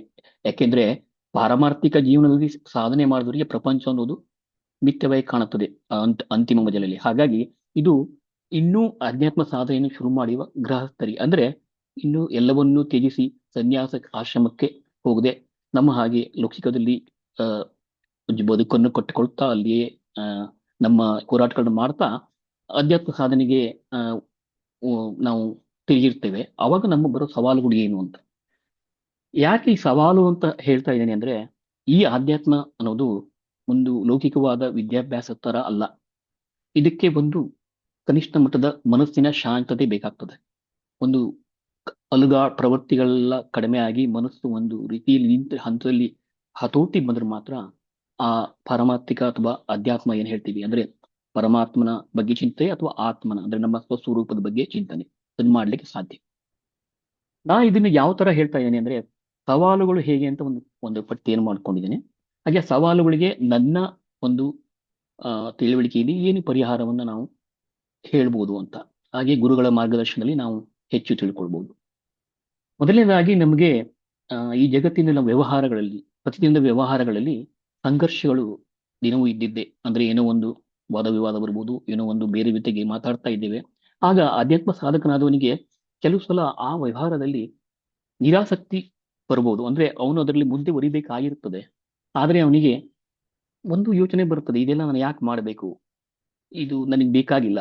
ಆದ್ರೆ ಅಲ್ಲಿ ಬದುಕಿನ ಹೋರಾಟದಲ್ಲಿ ಅದು ಅನಿವಾರ್ಯ ಆಗಿರ್ತದೆ. ಹಾಗಾಗಿ ಒಂದು ಸಲ ಏಕಮುಖಿ ಸಂಚಾರ ಆಗ್ಬಿಡುತ್ತೆ. ಅಂದ್ರೆ ಒಂದು ಕೆಲಸ ಆಗ್ಬೇಕಾಗಿರ್ತದೆ, ಆ ಕೆಲಸಕ್ಕೆ ನಮ್ಮ ಪ್ರಯತ್ನ ಬೇಕಾಗಿರ್ತದೆ, ಆದ್ರೆ ನಾವು ಅದನ್ನ ಮಾಡೋದಿಲ್ಲ, ಸ್ವಲ್ಪ ನಿಧಾನ ಮಾಡ್ತೇವೆ. ನಾಳೆ ಮಾಡಿದ್ರಾಯ್ತು, ಏನ್ ಇದ್ರಲ್ಲಿ ಏನಾಗ್ಬೇಕಾಗಿದೆ ಅಂತ ಇದು ಸಹಜವಾಗಿ ಎಲ್ಲರಿಗೂ ಬರುವಂತ ವಿಷಯ ಅಂತ ಅನ್ಕೊಂಡಿದ್ದೇನೆ. ಅದು ಏಕಮುಖಿ ಸಂಚಾರ ಆದಾಗ ಏನಾಗುತ್ತೆ, ನಮ್ಮ ಬದುಕಿನಲ್ಲಿ ನಮ್ಮ ಜೊತೆಗಿರೋರಿಗೆಲ್ಲ ಸ್ವಲ್ಪ ತೊಂದರೆಗಳಾಗುತ್ತೆ. ಇದು ಒಂದು ಸವಾಲೆ. ಯಾಕೆಂದ್ರೆ ಲೌಕಿಕದಲ್ಲಿ ಕೆಲಸಗಳಾಗ್ಲೇಬೇಕು. ಯಾಕೆಂದ್ರೆ ಈ ಜಗತ್ತಿನಲ್ಲಿ ನಾವು ಹುಟ್ಟಿದ ಮೇಲೆ ಜೀವನ ನಡೀಬೇಕು. ಅದು ತಡೆ ಊಟ ಶುರುವಾಗ್ತದೆ. ಅದು ನಮ್ಮ ಚಿಂತನೆ, ಅದು ಮೊದಲನೇದು. ಇನ್ನೊಂದು ಏನಂದ್ರೆ ಭಾವನಾತ್ಮಕ ಸಂಬಂಧಗಳನ್ನ ವ್ಯವಹರಿಸುವಾಗ, ಭಾವನಾತ್ಮಕ ಅಂದ್ರೆ ನಾವು ಕುಟುಂಬದಲ್ಲಿ ಒಂದು 5 ಜನ ಇದ್ದೇವೆ, ಒಂದು 10 ಜನ ಇದ್ದೇವೆ ಅಂತ ಹೇಳಿದ್ರೆ ಒಬ್ಬನಿಗೆ ಪಾರಮಾರ್ಥಿಕವಾಗಿ ತುಂಬಾ ಒಲವಿರ್ತದೆ ಅಥವಾ ಅವನು ಆ ಸಾಧನೆಯಲ್ಲಿ ತೊಡಗಿರ್ತಾನೆ. ಆಗ ಭಾವನಾತ್ಮಕ ಸಂಬಂಧಗಳನ್ನ ಹೇಗೆ ಅವನು ನಿಭಾಯಿಸಬೇಕು? ಯಾಕೆಂದ್ರೆ ಅವರು ನಮ್ಮಿಂದ ಸ್ಪಂದನೆಯನ್ನು ಬಯಸಿರ್ತಾರೆ, ಆದ್ರೆ ಆ ಸ್ಪಂದನೆ ನಮ್ಮಲ್ಲಿ ಪೂರ್ತಿಯಾಗಿ ಬರದೇ ಇರಬಹುದು. ಯಾಕೆಂದ್ರೆ ನಮಗೆ ಇದೆಲ್ಲ ಈ ಆಧ್ಯಾತ್ಮದ ತಿಳಿವಿನಲ್ಲಿ ಈ ಭಾವನೆಗೆ ನಾವು ಜಾಸ್ತಿ ಬೆಲೆ ಕೊಡ್ತಾ ಹೋದ್ರೆ, ನಾವು ಭಾವನಾಶೀಲರಾದರೆ ನಮ್ಮ ಈ ವೈರಾಗ್ಯ ಭಾವನೆಗೆ ಅದು ಧಕ್ಕೆ ತರಬಹುದು ಅನ್ನೋ ಒಂದು ಯೋಚನೆ ನಮಗೆ ಬರ್ತದೆ. ಹಾಗಾಗಿ ಭಾವನೆಯ ಸ್ಪಂದನೆಯಲ್ಲಿ ನಮ್ಮಲ್ಲಿ ಕಡಿಮೆ ದೋಷ ಬರ್ಬೋದು. ಅದರಿಂದ ನಮ್ಮ ಸದಸ್ಯರು, ನಮ್ಮ ಕುಟುಂಬದ ಸದಸ್ಯರು ನಮ್ಮನ್ನ ತಪ್ಪು ತಿಳ್ಕೋಬಹುದು. ಇದು ಇನ್ನೊಂದು ರೀತಿಯ ಸವಾಲು. ಯಾಕೆಂದ್ರೆ ಭಾವನಾತ್ಮಕ ಸಂಬಂಧಗಳನ್ನ ನಾವು ಸರಿಯಾಗಿ ನಿಭಾಯಿಸದೇ ಇದ್ರೆ ಅದು ನಮ್ಮನ್ನ ಇನ್ನೂ ಸಂಕೀರ್ಣ ಮಾಡ್ತಾ ಹೋಗ್ತದೆ ಹೊರತಾಗಿ ಅದರಿಂದ ಅಡೆತಡೆಗಳು ಕಡಿಮೆ ಆಗುತ್ತಿದೆ. ಹಾಗಾಗಿ ಅಧ್ಯಾತ್ಮ ಸಾಧಕನಿಗೆ ಈ ವಿಷಯದಲ್ಲಿ ಬಹಳ ತಾಕಲಾಟ ಆಗ್ತದೆ. ಈಗ ಯಾರೋ ಒಬ್ರು ಏನೋ ಒಂದು ವಾದ ಮಾಡ್ತಾರೆ, ಅಥವಾ ನನ್ಗೆ ತುಂಬಾ ಬೇಜಾರಾಗಿದೆ ಇವತ್ತು ಅಂತ ಹೇಳ್ತಾರೆ. ಬೇಜಾರಾಗಿರೋದು ಯಾವುದೋ ಲೌಕಿಕ ವಿಷಯಕ್ಕೆ ಇರ್ತದೆ. ನಮ್ಗೆ ಅನ್ಸ್ತದೆ, ಯಾಕೆ ಇಷ್ಟು ಬೇಜಾರು ಮಾಡ್ಕೊಳ್ತಾರೆ ಇವರು, ಇದೆಲ್ಲ ಏನಿದೆ, ಯಾರೋ ಏನೋ ಹೇಳಿದ್ರು, ಯಾರೋ ಏನೋ ಬೈದ್ರು, ನಾವು ಅವ್ರಿಗೆ ಬುದ್ಧಿ ಹೇಳಕ್ಕೂ ಆಗಲ್ಲ. ಯಾಕಂದ್ರೆ ಬುದ್ಧಿ ಕೇಳೋ ರೀತಿಯಲ್ಲಿ ಅವ್ರು ಇರೋದಿಲ್ಲ. ಹಾಗಾಗಿ ಈ ರೀತಿಯ ಭಾವನಾತ್ಮಕ ಸವಾಲುಗಳು ಆಧ್ಯಾತ್ಮ ಸಾಧಕನಿಗೆ ಬಂದೇ ಬರ್ತದೆ. ಇದೊಂದು.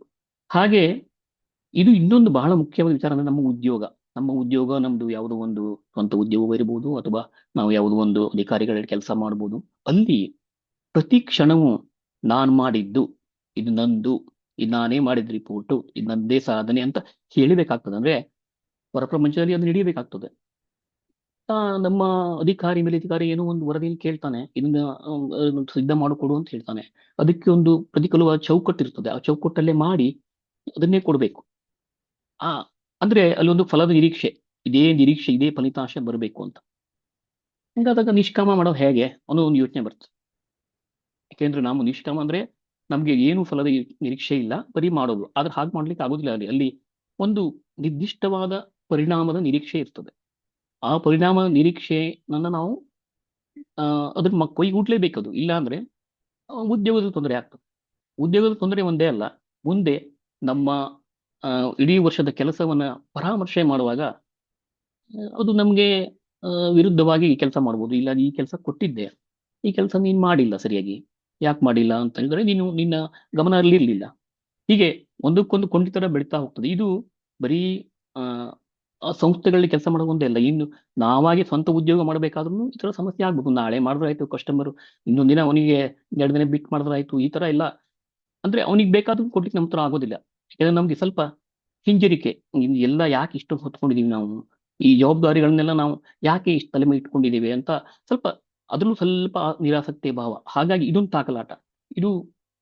ಇದು ಭಾವನಾತ್ಮಕ ಜೊತೆಗೆ ವ್ಯವಹಾರಿಕ ಎರಡೂ ಆಗ್ತದೆ ಇದರಲ್ಲಿ. ಯಾಕಂದ್ರೆ ಅವ್ರು ಏನೋ ಒಂದು ಹೇಳೋದು, ಅವರು ನಮ್ಮ ಜೊತೆಗೆ ಈಗ ಉದ್ಯೋಗದಲ್ಲೇ ಆಯ್ತು, ಏನೋ ಒಂದು ನಮ್ಮ ಅಧಿಕಾರಿ ಏನೋ ಹೇಳ್ತಾನೆ, ಅದರಿಂದ ನಮ್ಗೆ ಬೇಸರ, ಇದು ಮತ್ತೆ ಭಾವನಾತ್ಮಕವಾಗಿ ಬಂತು. ಹೀಗಾಗಿ ಇವೆಲ್ಲ ಬಹಳ ಕಷ್ಟಕರವಾದಂತಹ ಸಂಗತಿಗಳು. ಹಾಗೆ ಇನ್ನೊಂದು ಅನ್ಸಿದ್ದೇನೆಂದ್ರೆ, ಒಬ್ಬ ಪಾರಮಾತ್ಮಿಕ ಅಥವಾ ಆಧ್ಯಾತ್ಮ ಸಾಧನೆಯಲ್ಲಿ ಹೋಗ್ತಾ ಇರೋ ಒಬ್ಬನಿಗೆ ಆಗಾಗ ತನ್ನ ಒಂಟಿತನದ ಭಾವನೆ ಬರ್ತದೆ.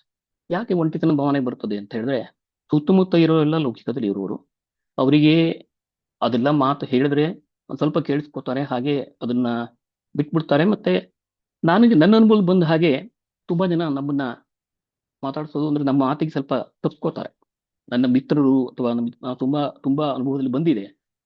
ಅವರು ಅದನ್ನ ಆದಷ್ಟು ನಮ್ಮನ್ನ ನಮ್ಮನ್ನ ಆದಷ್ಟು ಅವಾಯ್ಡ್ ಮಾಡ್ತಾರೆ. ಮತ್ತು ಇನ್ನು ಅವ್ರ ಜೊತೆ ಜಾಸ್ತಿ ಮಾತಾಡೋದ್ರೆ ಸ್ವಲ್ಪ ಏನಾದ್ರು ಮಾತಾಡಕ್ ಹೋದ್ರೆ ತುಂಬಾ ಏನೋ ವಿಷಯಗಳೆಲ್ಲ ತುಂಬಾ ಕೊರಿತಾನಪ್ಪ ಅಂತ ಹೇಳ್ತಾರೆ. ಅಥವಾ ನಾವು ಚಂದವಾಗಿ ಕಥೆಯ ಮೂಲಕ ಹೇಳಿದ್ರು ಕೂಡ ಒಪ್ಪೋ ಸ್ಥಿತಿಯಲ್ಲಿ ಇರೋದಿಲ್ಲ. ಹಾಗಾದ್ರೆ ನಮಗೆ ಒಂಟಿತನ ಭಾವನೆ ಬರ್ತದೆ ಆಧ್ಯಾತ್ಮ ಸಾಧಕನಿಗೆ. ಒಂಟಿತನ ಭಾವನೆ ಅಂತ ಯಾಕೆ ಬರುತ್ತೆ ಅಂದ್ರೆ, ಅವನಿಗೆ ಇನ್ನು ಆ ಪಾರಮಾತ್ಮಿಕ ಸಾಧನೆಯಲ್ಲಿ ಆ ಚಿತ್ತಶುದ್ಧಿ ಆಗಿಲ್ಲ. ಹಾಗಾಗಿ ಅವನಿಗೆ ಒಂಟಿ ನಾನು ಯಾವ್ದಪ್ಪ ತಗೊಂಡೆ, ಇನ್ನ ಯಾಕೆ ನಾನು ಈ ದಿಕ್ಕಿಗೆ ಬಂದೆ, ನಾವು ಲೌಕಿಕದಲ್ಲೂ ಇರೋಕ್ಕಾಗಲ್ಲ, ಇತ್ಲಾಗ ಆಧ್ಯಾತ್ಮಿಕದಲ್ಲೂ ಮಾಡ್ಲಿಕ್ಕೆ ಆಗ್ತಾ ಇಲ್ಲ ಅನ್ನೋ ಒಂದು ಇಬ್ಬಂದಿತನ ಬಂದ್ಬಿಡ್ತದೆ ಅವನಿಗೆ. ಅದು ಬಹಳ ಒಂದು ದೊಡ್ಡ ಸವಾಲು. ಹಾಗೆ ಆ ನಮ್ಮ ಜೀವನದಲ್ಲಿ ಕೆಲಸಗಳು ಮಾಡುವಾಗ ಕೆಲವೊಂದು ಅತ್ಯಂತ ಕಷ್ಟಕರವಾದಂತಹ ಸಂದರ್ಭಗಳು ಬರ್ತದೆ. ಅಂದ್ರೆ ಗೊತ್ತಿಲ್ಲೋ ಮಾಡಿರೋ ತಪ್ಪುಗಳಿಂದ ಹಣದ ಮುಗ್ಗಟ್ಟು, ಅಥವಾ ಅನಾರೋಗ್ಯವು, ಅಥವಾ ಕಾನೂನು ವ್ಯಾಜ್ಯಗಳು, ಹೀಗೆ ತುಂಬಾ ಕ್ಲಿಷ್ಟವಾದ ಪ್ರಸಂಗಗಳು ಬರುತ್ತೆ. ಕ್ಲಿಷ್ಟವಾದ ಪ್ರಸಂಗ ಬಂದಾಗ ನಾವು ಅದನ್ನ ಏನು ಮಾಡದೇ ಇರಕ್ ಬರೋದಿಲ್ಲ. ಅದನ್ನ ಈ ಅದೇಂತ ಸಾಧಕನಿಗೆ ಏನಾಗ್ತದೆ, ಈ ಕ್ಲಿಷ್ಟ ಪರಿಸ್ಥಿತಿಗಳು ಬಂದಾಗ ಇಷ್ಟೊಂದು ಪರಿಸ್ಥಿತಿಗಳು ಬರ್ತಾ ಇದೆ, ನನ್ನ ಪ್ರಾರಬ್ಧ ಬಂತು, ನಾನು ಅನುಭವಿಸ್ತೀನಿ ಅಂತ ಬಿಡತ್ತಲ್ಲ, ಅದ್ರಿಗೆ ಹೋರಾಟ ಮಾಡಬೇಕಾಗ್ತದೆ. ಅಂದ್ರೆ ಒಂದು ಮಟ್ಟದ ಹೋರಾಟ ಬೇಕಾಗ್ತದೆ. ಅಂದ್ರೆ ಅದ್ರ ಫಲ ಏನಾಗ್ತದೆಯೋ ಗೊತ್ತಿಲ್ಲ, ಆದ್ರೆ ಅವನು ಆ ವ್ಯಾಜ್ಯಕ್ಕೆ ಹೋಗ್ಬೇಕು, ಆ ಕೋರ್ಟಿಗೆ ಅಟೆಂಡ್ ಮಾಡಬೇಕು, ಅಥವಾ ಇನ್ನೊಂದು ಯಾವುದೋ ಒಂದು ಹಣದ ಮುಗ್ಗಟ್ಟಿಗೆ ಬೇರೆ ಒಂದು ರೀತಿ ಪ್ರಯತ್ನಗಳು ಮಾಡಬೇಕು. ಇದೆಲ್ಲ ಮಾಡ್ಬೇಕು ಅಂದಾಗ ಮನಸ್ಸು ಎಲ್ಲ ಮತ್ತು ಲೌಕಿಕಕ್ಕೆ ಒಳ ಹೋಗ್ತದೆ. ಅಂದ್ರೆ ಇಲ್ಲಿ ಏನಾಗ್ತಾ ಇದೆ ಅಂದ್ರೆ, ಅಧ್ಯಾತ್ಮ ಸಾಧನೆಗೆ ಏನಾಗ್ಬೇಕು, ಸತತವಾಗಿ ಆತ್ಮಚಿಂತನೆ ಇರಬೇಕು, ಮತ್ತೆ ಮನಸ್ಸನ್ನ ಆದಷ್ಟು ಅಂತರ್ಮುಖಿ ಮಾಡಬೇಕು. ಆದ್ರೆ ಈ ಎಲ್ಲ ಪರಿಸ್ಥಿತಿಗಳಲ್ಲಿ ಬಹಿರ್ಮುಖವಾಗಿಯೇ ಓಡ್ತದೆ ನಮ್ದು. ಅವಾಗ ತಾಕಲಾಟ ಶುರುವಾಗ್ತದೆ ಈ ಮನಸ್ಸಿನಲ್ಲಿ. ತಾಕಲಾಟ ಶುರುವಾದಾಗ ಮನಸ್ಸು ಕುಣಿತದೆ. ಮನಸ್ಸು ಕುಣಿದಾಗ ಆ ಒಂದು ಕನಿಷ್ಠ ಮಟ್ಟದ ಶಾಂತತೆ ಕೂಡ ನಮ್ಮ ಮನಸ್ಸಲ್ಲಿ ಇರೋದಿಲ್ಲ. ಅದು ಅತ್ಯಂತ ದೊಡ್ಡ ಸಮಸ್ಯೆನೆ. ಹಾಗೆ ಇನ್ನೊಂದು ಎಂದ್ರೆ, ನಮ್ಮ ಎಲ್ಲ ಬದುಕಿನಲ್ಲಿ ಎಷ್ಟೋ ಸಲ ಬೇರೆ ಬೇರೆ ರೀತಿಯ ಕಷ್ಟ ಪರಿಸ್ಥಿತಿಗಳು ನೋಡ್ತೇವೆ. ನಮ್ಮದೇ ಇರ್ಬೋದು, ಅವಘಡಗಳು, ಸಾವು ನೋವುಗಳು, ಏನೋ ಒಂದು, ಅಥವಾ ನಮ್ಮ ಹತ್ತಿರದವ್ರ ಎಲ್ಲ ಆಗಿರ್ಬೋದು. ಹಾಗಾದಾಗ ನಮ್ಮ ವರ್ತನೆಗಳು, ನಮ್ಮ ಸಾಮಾಜಿಕ ವರ್ತನೆಗಳು ಅಲ್ಲಿ ಒಂದು ಕನಿಷ್ಠ ಮಟ್ಟದ ನಿರೀಕ್ಷೆ ಇರ್ತದೆ, ಹೀಗೆ ಇರಬೇಕು ಅಂತ.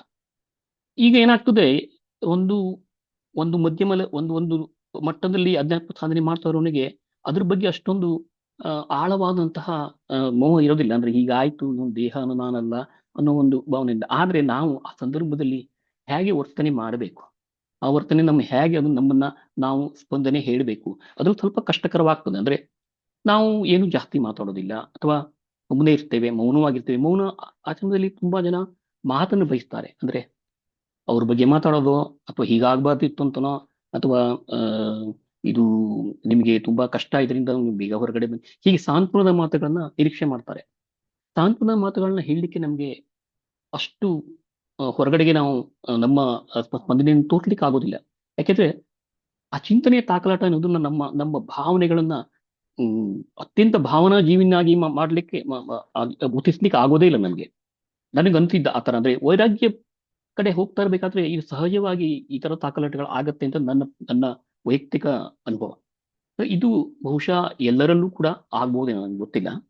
ಹಾಗಾಗಿ ಇದು ಈ ತರದ ಒಂದು ಓವರ್ ಆಲ್ ಅಂತ ಹೇಳೋದಾದ್ರೆ, ಈ ತರದ ಒಂದು ಕಷ್ಟಗಳು ಅಥವಾ ಅಡೆತಡೆಗಳು ಅಥವಾ ಸವಾಲುಗಳು ಒಬ್ಬ ಗೃಹಸ್ಥನಿಗೆ, ಅಥವಾ ಒಬ್ಬ ಇನ್ನೂ ಸನ್ಯಾಸವನ್ನು ತೆಗೆದುಕೊಳ್ಳದೆ ಎಲ್ಲ ಕರ್ಮಗಳನ್ನು ತ್ಯಜಿಸಿ ಹೋದವನಿಗೆ ಇರುವಂತ ಪ್ರಸಂಗ. ಹಾಗಾದ್ರೆ ಇದಕ್ಕೆ ಪರಿಹಾರ ಏನು ಅಂತ ನೋಡುವಾಗ, ಪರಿಹಾರ ಆಕ್ಚುಲಿ ಇಷ್ಟೊಂದು ಸವಾಲುಗಳಿದೆ, ಪರಿಹಾರ ಮಾತ್ರ ಅತ್ಯಂತ ಸ್ಪಷ್ಟವಾಗಿ ನಮ್ಮ ಶಾಸ್ತ್ರಗಳು ಹೇಳಿದೆ. ಮತ್ತೆ ಅದರಲ್ಲಿ ಆ ಪರಿಹಾರಗಳು ಎಲ್ಲವನ್ನೂ ಒಳಗೊಡುತ್ತೆ. ಈಗ ಲೌಕಿಕ ವ್ಯವಹಾರದಲ್ಲಿ ಹೇಳಿದಾಗ, ಈ ಲೌಕಿಕ ವ್ಯವಹಾರನ ಹೇಗೆ ಮಾಡಬೇಕು ಅಂತ ಹೇಳಿದಾಗ ಇವರು ಹೇಳ್ತಾರೆ, ಯಾರು ನಮ್ಮ ಡಿವಿಜಿಯವರು ಹೇಳ್ತಾರೆ, ಅದು ಎಲ್ಲರಿಗೂ ಗೊತ್ತಿರೋದೆ, ಹೊರಗೆ ಲೋಕಾಸಕ್ತಿ, ಒಳಗೆ ಸಕಲ ವಿರಕ್ತಿ, ಹೊರಗೆ ಕಾರ್ಯ ಧ್ಯಾನ, ಒಳಗೆ ಉದಾಸೀನ, ಹೊರಗೆ ಸಂಸ್ಕೃತಿಯ ಭಾರ ಒಳಗೊದರ ತಾತ್ಸಾರ ಹೊರಯೋಗ ಮಾರ್ಗವಿದು. ಅಂದ್ರೆ ಹೊರಗೆ ಎಲ್ಲ ಮಾಡಪ್ಪ, ಆದ್ರೆ ಒಳಗಡೆ ಆ ವಿರಕ್ತ ಭಾವ ಇರ್ಲಿ. ಹಾಗೆ ಕಾರ್ಯ ಮಾಡ್ತಾ ಇರು, ಆದ್ರೆ ಒಂದು ಉದಾಸೀನ ಅಂದ್ರೆ ಅದನ್ನ ಕಾಳಜಿ ಮಾಡದೇ ಇರುವಂತಲ್ಲ ಅರ್ಥ ಅಲ್ಲ. ಇದನ್ನ ಬಂದಿದೆ ನಮ್ಮ ಪ್ರಾರಂಭದಲ್ಲಿ ಮಾಡೋಣ, ಆದ್ರೆ ಅದ್ರ ಬಗ್ಗೆ ಅತಿಯಾದ ಮಮಕಾರ ಬೇಡ ಅನ್ನೋದು. ಆಮೇಲೆ ಇನ್ನೊಂದು ಬಹಳ ಸುಂದರವಾದಂತ ಒಂದು ಅವರ ಕಗ್ಗ ಇದೆ. ಎರಡು ಕೋಣೆಗಳ ನೀ ಮಾಡು ಮನದಾಲಯದಿ, ಹೊರ ಕೋಣೆಯಲ್ಲಿ ರೋಗರಾಟಗಳ ನಾಡು, ವಿರಮಿಸೊಬ್ಬನೇ ಮೌನದೊಳ ಮನೆಯ ಶಾಂತಿಯಲ್ಲಿ ಹೊರಯೋಗ ಸೂತ್ರವಿದೆ. ಬಹುಶಃ DVGಯವರು ಈ ಎಲ್ಲ ಪಾಯಿಂಟ್ಸ್ ನ ಕವರ್ ಮಾಡಿ ಎರಡು ಹೇಳಿದಾರಂತೆ. ಎರಡು ಮನೆ ಮಾಡು ನಿನ್ನ ಮನಸ್ಸಲ್ಲಿ, ಒಂದ್ರಲ್ಲಿ ಎಲ್ಲಾ ಆಟ ಆಡು, ಇನ್ನೊಂದ್ರಲ್ಲಿ ಹೋಗಿ ವಿರಮಿಸು. ಇದು ಅತ್ಯಂತ ಸೂಕ್ತವಾದಂತ ಪರಿಹಾರ ಅಂತ ಅವರು ಹಿರಿಯರು ಹೇಳಿದ್ರಿಂದ ಅನಿಸ್ತಾ ಇದೆ. ಹಾಗೆ ಇದು ಒಂದು ಲೌಕಿಕ ವ್ಯವಹಾರಕ್ಕೆ. ಹಾಗಾದ್ರೆ ಇನ್ನೊಂದು ಏನಿರುತ್ತೆ, ಕೆಲವು ಕಡೆಗೆ ನಾವು ಫಲಗಳನ್ನ, ಈಗ ನಾನು ಹಾಗೆ ಹೇಳಿದಾಗಲೇ ಫಲಗಳ ನಿರೀಕ್ಷೆ ಅಥವಾ ಒಂದು ಸಂಸ್ಥೆಯಲ್ಲಿ ಕೆಲಸ ಮಾಡ್ತಾ ಇದ್ದೇವೆ, ಫಲಗಳು ಹಿಂಗಾಗ್ಬೇಕು, ಇದೇ ಆಗ್ಬೇಕು. ಅವಾಗ ನಾವು ಏನು ಅಂದ್ಕೋಬೇಕು ಅಂದ್ರೆ, ನನ್ಗೆ ಅನ್ಸಿದ್ದು ಕೃಷ್ಣ ಪರಮಾತ್ಮನೇ ನಮ್ಗೆ ಕೆಲಸ ಕೊಟ್ಟಿದ್ದಾನೆ, ಅವನು ಇದನ್ನ ಮಾಡ್ಲಿಕ್ಕೆ ಹೇಳ್ತಾ ಇದ್ದಾನೆ, ಇದು ನನಗೆ ಬೇಕು, ಈ ನನಗೆ ಈ ರಿಪೋರ್ಟ್ ಅಂದ್ರೆ ಈ ಕೆಲಸ ನಂದು, ನನಗೆ ಮಾಡಿಕೊಡು ಅಂತ ಕೃಷ್ಣ ಭಗವಾನ್ನೇ ಇದ್ದಾನೆ ಅಲ್ಲಿ, ಅಧಿಕಾರಿಯ ರೂಪದಲ್ಲಿ ಬಂದಿದ್ದಾನೆ, ಕೇಳ್ತಾ ಇದ್ದಾನೆ. ಅವ್ರಿಗೆ ಮಾಡಿಕೊಡೋಣ, ಆ ಭಾವ ಬರಬೇಕು ಅಂತ ನಂಗೆ ಅನಿಸ್ತಾ ಇದೆ. ಯಾಕಂದ್ರೆ ಹಾಗೆ ಅಂದ್ರೆ ಭಗವದರ್ಪಣ ಬುದ್ಧಿ, ಇನ್ನೊಂದು ಭಗವತ್ ಪ್ರಸಾದ ಬುದ್ಧಿ. ಇದು ಎರಡು, ಸಮರ್ಪಣೆ ಮತ್ತು ಪ್ರಸಾದ, ಇವೆರಡು ಗುರುಗಳು ಇದ್ರ ಬಗ್ಗೆ ತುಂಬಾ ನಮ್ಮ ಸತ್ಸಂಗದಲ್ಲಿ ಹೇಳಿದ್ದಾರೆ. ಅದನ್ನು ನಾವು ಹೆಚ್ಚಾಗಿ ಅನುಸರಿಸಿದ್ರೆ ಬಹುಶಃ ಈ ಸವಾಲುಗಳನ್ನು ಎದುರಿಸಲಿಕ್ಕೆ ನಮಗೆ ಸಾಧ್ಯ ಅಂತ ಅನಿಸ್ತದೆ ನಮಗೆ. ಯಾಕೆಂದ್ರೆ ನಮಗೆ ನಿರೀಕ್ಷೆ ತುಂಬಾನೇ ಇರ್ತದೆ, ನಿರೀಕ್ಷೆ ಹಿಂಗಾಗ್ಬೇಕು ಅಂತ. ಕೆಲವು ಸಂದರ್ಭದಲ್ಲಿ ನಿರೀಕ್ಷೆಗಳು ಬರ್ಲೇಬೇಕಾಗ್ತದೆ, ನಾನು ಹೇಳಿದಾಗೆ ಹಾಗೆ. ಅದಕ್ಕೆಂದ್ರೆ ಬೇರೆ ನಿರೀಕ್ಷೆ ಆ ಫಲವನ್ನು ಕೊಡದೇ ಇದ್ರೆ ನಮ್ಮ ಜೀವನ ಕಷ್ಟ, ನಮ್ಮ ಕುಟುಂಬ ನಡಿಬೇಕು, ನಮ್ಮ ಕೆಲಸ ನಡಿಬೇಕು. ಆಗ ನಿಷ್ಕಾಮ ಅಂದ್ರೆ ಒಂದು, ಇನ್ನೊಂದು ಭಗವಂತನಿಗಾಗಿ ಮಾಡ್ತಾ ಇದ್ದೀನಿ ಅನ್ನೋದು ಇನ್ನೊಂದು. ಇವೆರಡನ್ನು ಇಟ್ಟುಕೊಂಡ್ರೆ, ಅಂದ್ರೆ ಹೇಳಿದವರಾಗ್ಲೇ ಹೇಳಿದ್ರು ಭಗವದರ್ಪಣ ಅದೇ ಒಂದು ಕಾನ್ಸೆಪ್ಟೇ. ಅಂದ್ರೆ ಎಲ್ಲವೂ ಭಗವಂತನದೇ, ಎಲ್ಲವೂ ಅವನದೇ. ಇಲ್ಲಿ ಇರೋಲ್ಲ ಆತ್ಮಸ್ವರೂಪ ಅದೇ, ಸರ್ವಾತ್ಮ ಭಾವ, ಎಲ್ಲರಲ್ಲೂ ಭಗವಂತ ಇದ್ದಾನೆ, ಭಗವಂತನೇ ನಮ್ಗೆ ಇದು ಹೇಳ್ತಾ ಇದ್ದಾನೆ. ಹಾಗೆ ಒಬ್ಬ ನಮ್ ಜೊತೆ ವ್ಯವಹಾರ ಮಾಡ್ತಾನೆ, ಅವನು ಭಗವಂತನ ರೂಪನೇ, ಅವನ ಜೊತೆ ನಾವು ವ್ಯವಹಾರ ಮಾಡ್ತಾ ಇದ್ದೇವೆ. ಹಾಗೆ ಪ್ರತಿಯೊಂದರಲ್ಲೂ ಪರಮಾತ್ಮನ ಸ್ವರೂಪ. ಅಂದ್ರೆ ಅಷ್ಟು ಸುಲಭ ಅಲ್ಲ ಅದು ಹೇಳದಷ್ಟು. ಆದ್ರೆ ಇದನ್ನ ಸತತವಾಗಿ ನಾವು ಮಾಡ್ತಾ ಹೋದ್ರೆ, ಅದನ್ನ ಒಂದು ತಾಲೀಮನ್ನು ಮಾಡ್ತಾ ಹೋದ್ರೆ ಬಹುಶಃ ಅದು ನಮಗೆ ತಲುಪಿಸ್ತದೆ ಒಂದು ಹಂತದಲ್ಲಿ. ಮತ್ತೆ ಪ್ರಕಾರ ಕರ್ಮ ಸಿದ್ಧಾಂತ, ನಮ್ಮ ಸನಾತನ ಧರ್ಮದಲ್ಲಿ ಕರ್ಮ ಸಿದ್ಧಾಂತವನ್ನು ಬಹಳ ಚಂದದಲ್ಲಿ ಎಲ್ಲರೂ ವೇದಗಳಾಗ್ಲಿ ಅಥವಾ ಮಹಾಭಾರತದಲ್ಲಿ, ಭಾಗವತದಲ್ಲಿ ಎಲ್ಲ ನೋಡ್ತೇವೆ. ಕರ್ಮ ಸಿದ್ಧಾಂತದ ಬಗ್ಗೆ ತುಂಬಾ ಚಂದ ಹೇಳಿದ್ದಾರೆ. ಕರ್ಮ ಸಿದ್ಧಾಂತವನ್ನು ನಾವು ಒಪ್ಪಿಕೊಂಡ್ರೆ ನಮ್ಮ ಈ ಸವಾಲುಗಳೇ ಆಗೋದಿಲ್ಲ. ಮತ್ತೊಂದು ಏನಂದ್ರೆ, ಇನ್ನೊಂದು ನಮ್ಮ ಒಂದು ಪ್ರಯತ್ನ, ಪುರುಷ ಪ್ರಯತ್ನ ಮಾಡಬೇಕು. ಆದ್ರೆ ಪುರುಷ ಪ್ರಯತ್ನಕ್ಕೆ ಅದಕ್ಕಾದ್ರೆ ಒಂದು ಮಿತಿ ಇದೆ. ಆದ್ರೆ ಪುರುಷ ಪ್ರಯತ್ನ ಮಾಡಿದ್ರು ಕೂಡ ಕೆಲವು ಸಲ ಆಗೋದಿಲ್ಲ. ಅಂದ್ರೆ ಅವಾಗ ನಾವು ಅನ್ಕೋಬೇಕು, ಇದು ಕರ್ಮ ಸಿದ್ಧಾಂತದಿಂದ ಹೀಗಾಗ್ತಾ ಇದೆ, ನಾನು ನನ್ನ ಎಲ್ಲ ಪ್ರಯತ್ನಗಳನ್ನು ಮಾಡಿದ್ದೇನೆ, ಆದ್ರೆ ಆ ಪ್ರಯತ್ನಗಳಿಂದ ಏನೂ ಆಗ್ತಾ ಇಲ್ಲ. ಅಂದ್ರೆ ಪ್ರಯತ್ನಗಳು ನಡೀಲೇಬೇಕು, ನಿಲ್ಲೋ ಹಾಗೆ ಇಲ್ಲ. ಆದ್ರೆ ಅದರ ಫಲ ಆಗದೆ ಇದ್ರೆ ಈ ಕಾರಣ ಇರಬಹುದು ಅಂತ ಅನ್ಕೋಬಹುದು. ಏನಾಗ್ತದೆ ಅಂದ್ರೆ, ಈ ಎಲ್ಲ ಸವಾಲುಗಳಲ್ಲಿ ನಮ್ಮ ಮನಸ್ಸಿಗೆ ಕಿರಿಕಿರಿ, ಅಂದ್ರೆ ತುಂಬಾ ತೊಂದರೆಗಳಾಗ ಶುರುವಾಗ್ತದೆ. ಹಾಗಾದಾಗ ನಮ್ಮ ಮನಸ್ಸು ಹಾಗೆ ಹೇಳಿದಾಗೆ ಮತ್ತೆ ಪ್ರಕಾರ ನಾವು ಎಲ್ಲ ಮರೆತು ಮತ್ತೆ ಇದೇ ಲೌಕಿಕ ವ್ಯವಹಾರದಲ್ಲಿ ಮುಳುಗುವಾಗ ಆಗ್ತದೆ. ಅಂದ್ರೆ ಆ ಭಯ ಕಾಡ್ತದೆ ಅವನಿಗೆ ಆಗ. ಮತ್ತು ಇನ್ನೊಂದು ಏನಂದ್ರೆ, ಒಂಟಿತನ ಅಂತ ಹೇಳಿದಾಗ ಅಧ್ಯಾತ್ಮ ಸಾಧನೆಯಲ್ಲಿ ಇದಕ್ಕೊಂದು ಪರಿಹಾರ ಹೇಳ್ತೇನೆ. ಏನಂದ್ರೆ, ನಮ್ಗೆ ಯಾರು ಸಿಗೋದಿಲ್ಲ ಮಾತಾಡಕ್ಕೆ. ಅಂದ್ರೆ ನಾವು ಪ್ರಯತ್ನ ಮಾಡಬೇಕು. ಈಗಂತೂ ತಾಂತ್ರಿಕವಾಗಿ ಎಷ್ಟೆಷ್ಟು ಅಭಿವೃದ್ಧಿ ಆಗಿದೆ. ಅವ್ರನ್ನ ಆನ್ಲೈನ್ ಅಲ್ಲಿ ನೀವು ಕಾಂಟ್ಯಾಕ್ಟ್ ಮಾಡ್ಬೋದು, ಅಥವಾ ಅವರಿಗೆ ಫೋನ್ ಮಾಡಿ ಮಾತಾಡ್ಬೋದು. ಇನ್ನು ಗುರುಗಳ ದರ್ಶನ, ಗುರುಗಳಿಗೆ ಹೋಗ್ಲಿಕ್ಕೆ ಸಮಯ ಮಾಡ್ಕೊಂಡು ಹೋಗ್ಬೇಕು. ನಮ್ಗೆ ಟೈಮ್ ಇರೋದಿಲ್ಲ, ಕೆಲಸ ಮುಗಿಯೋದಿಲ್ಲ ನಮ್ದು. ಗುರುಗಳನ್ನ ಕಂಡು ಅವ್ರ ಪಾಯಿಂಟ್ಸ್ ಮಾಡ್ಕೊಂಡು ಹೋಗಿ ಅವ್ರ ಹತ್ರ ಮಾತಾಡ್ಬೇಕು. ಅಂದ್ರೆ ನಮ್ಗೆ ಈ ತರ ಪ್ರಶ್ನೆ ಇದೆ, ಇದಕ್ಕೆ ಪರಿಹಾರ ಇದೆ, ಕಾಯ್ಬೇಕು ನಾವು ಅಲ್ಲಿ. ನಮ್ಮ ಗಡಿಬಿಡಿಯಲ್ಲಿ ಆಗೋದಿಲ್ಲ. ನಾವು ಹೋಗಿ ಅವ್ರಿಗೆ ಕಾಯ್ಬೇಕು. ಅವ್ರು ಸಿಗದೇ ಇರ್ಬೋದು, ಅವ್ರು ಇನ್ನೂ ಸಿಗದೇ ಇರ್ಬೋದು, ಮತ್ತೆ ಹೋಗ್ಬೇಕು. ಆ ಪ್ರಯತ್ನ ಮಾಡಿ ತಗೊಂಡು ಅವ್ರ ಹತ್ರ ಪರಿಹಾರ ತಗೋಬೇಕು. ಆದಷ್ಟು ಸತ್ಸಂಗಗಳನ್ನು ಬಿಡದೆ ನಾವು ಹಾಜರಿರ್ಬೇಕು. ಸತ್ಸಂಗ ಶ್ರವಣ ಇದೆಯಲ್ಲ, ಮತ್ತೆ ನಮ್ಗೆ ಎಷ್ಟೋ ಈಗಂತೂ ಗುರುಗಳದ್ದು, ಅವರ ಸಮರ್ಥ ಪ್ರಭಾವದಲ್ಲಿ ಎಷ್ಟೊಂದು ಹಳೆಯದೆಲ್ಲ ಇದೆಯಲ್ಲ, ಅದೆಲ್ಲ ಮತ್ತೆ ಶ್ರವಣ ಅವ್ರದ್ದು ಅಂತಾರೆ ಎಲ್ಲದು. ಅಂದ್ರೆ ಉತ್ತಮವಾದ ವಿಚಾರಗಳನ್ನ ಕೇಳ್ತಾ ಇದ್ರೆ ನಮ್ಗೆ ಈ ಸವಾಲುಗಳನ್ನ ಎದುರಿಸಲಿಕ್ಕೆ ತುಂಬಾ ತುಂಬಾ ಸಹಾಯ ಆಗ್ತದೆ ಅಂತ ನನಗನ್ಸ್ತದೆ. ಹಾಗಾಗಿ ಸವಾಲುಗಳು ಮತ್ತು ಪರಿಹಾರ ಇವೆರಡನ್ನೂ ಆ ನಾವು ಅಂದ್ರೆ ಸವಾಲುಗಳು ಏನು ಅಂತ ನಮ್ಮ ಋಷಿ ಮುನಿಗಳು ಆಗಲಿ ಎಲ್ಲ ನೋಡಿ ಆಗಿ ಅವ್ರು ಪರಿಹಾರನೂ ಹೇಳ್ಬಿಟ್ಟಿದ್ದಾರೆ. ಅದರಿಂದ ಅದನ್ನು ಅಳವಡಿಸಿಕೊಳ್ಳದೆ ನಮ್ಮಲ್ಲಿ ಇರುವಂತ ಒಂದು ಕೆಲಸ ಬಾಕಿ ಇರೋದು. ಯಾಕೆಂದ್ರೆ ಅಧ್ಯಾತ್ಮ ಸಾಧನೆ ಅಂತ ಹೇಳಿ ಹೋಗಿ ಸತ್ಸಂಗ ಮಾಡಿ ನಾವು ಎಲ್ಲ ಅಟೆಂಡ್ ಮಾಡ್ತೇವೆ, ಅಲ್ಲಿ ಹೋಗ್ತೇವೆ, ಮಾತಾಡ್ತೇವೆ ಅಂದ ತಕ್ಷಣ ಅದು ನಮ್ಮ ಮನಸ್ಸೊಳಗೆ ಇಳಿತದೆ ಅನ್ನೋದು ಸಾಧ್ಯವೇ ಇಲ್ಲ. ಅದಕ್ಕೆ ಸತತವಾದ ಪ್ರಯತ್ನ, ಸತತವಾದ ನಿಷ್ಠೆ, ಶ್ರದ್ಧೆ, ನಂಬಿಕೆ ಇಷ್ಟು ಬೇಕು.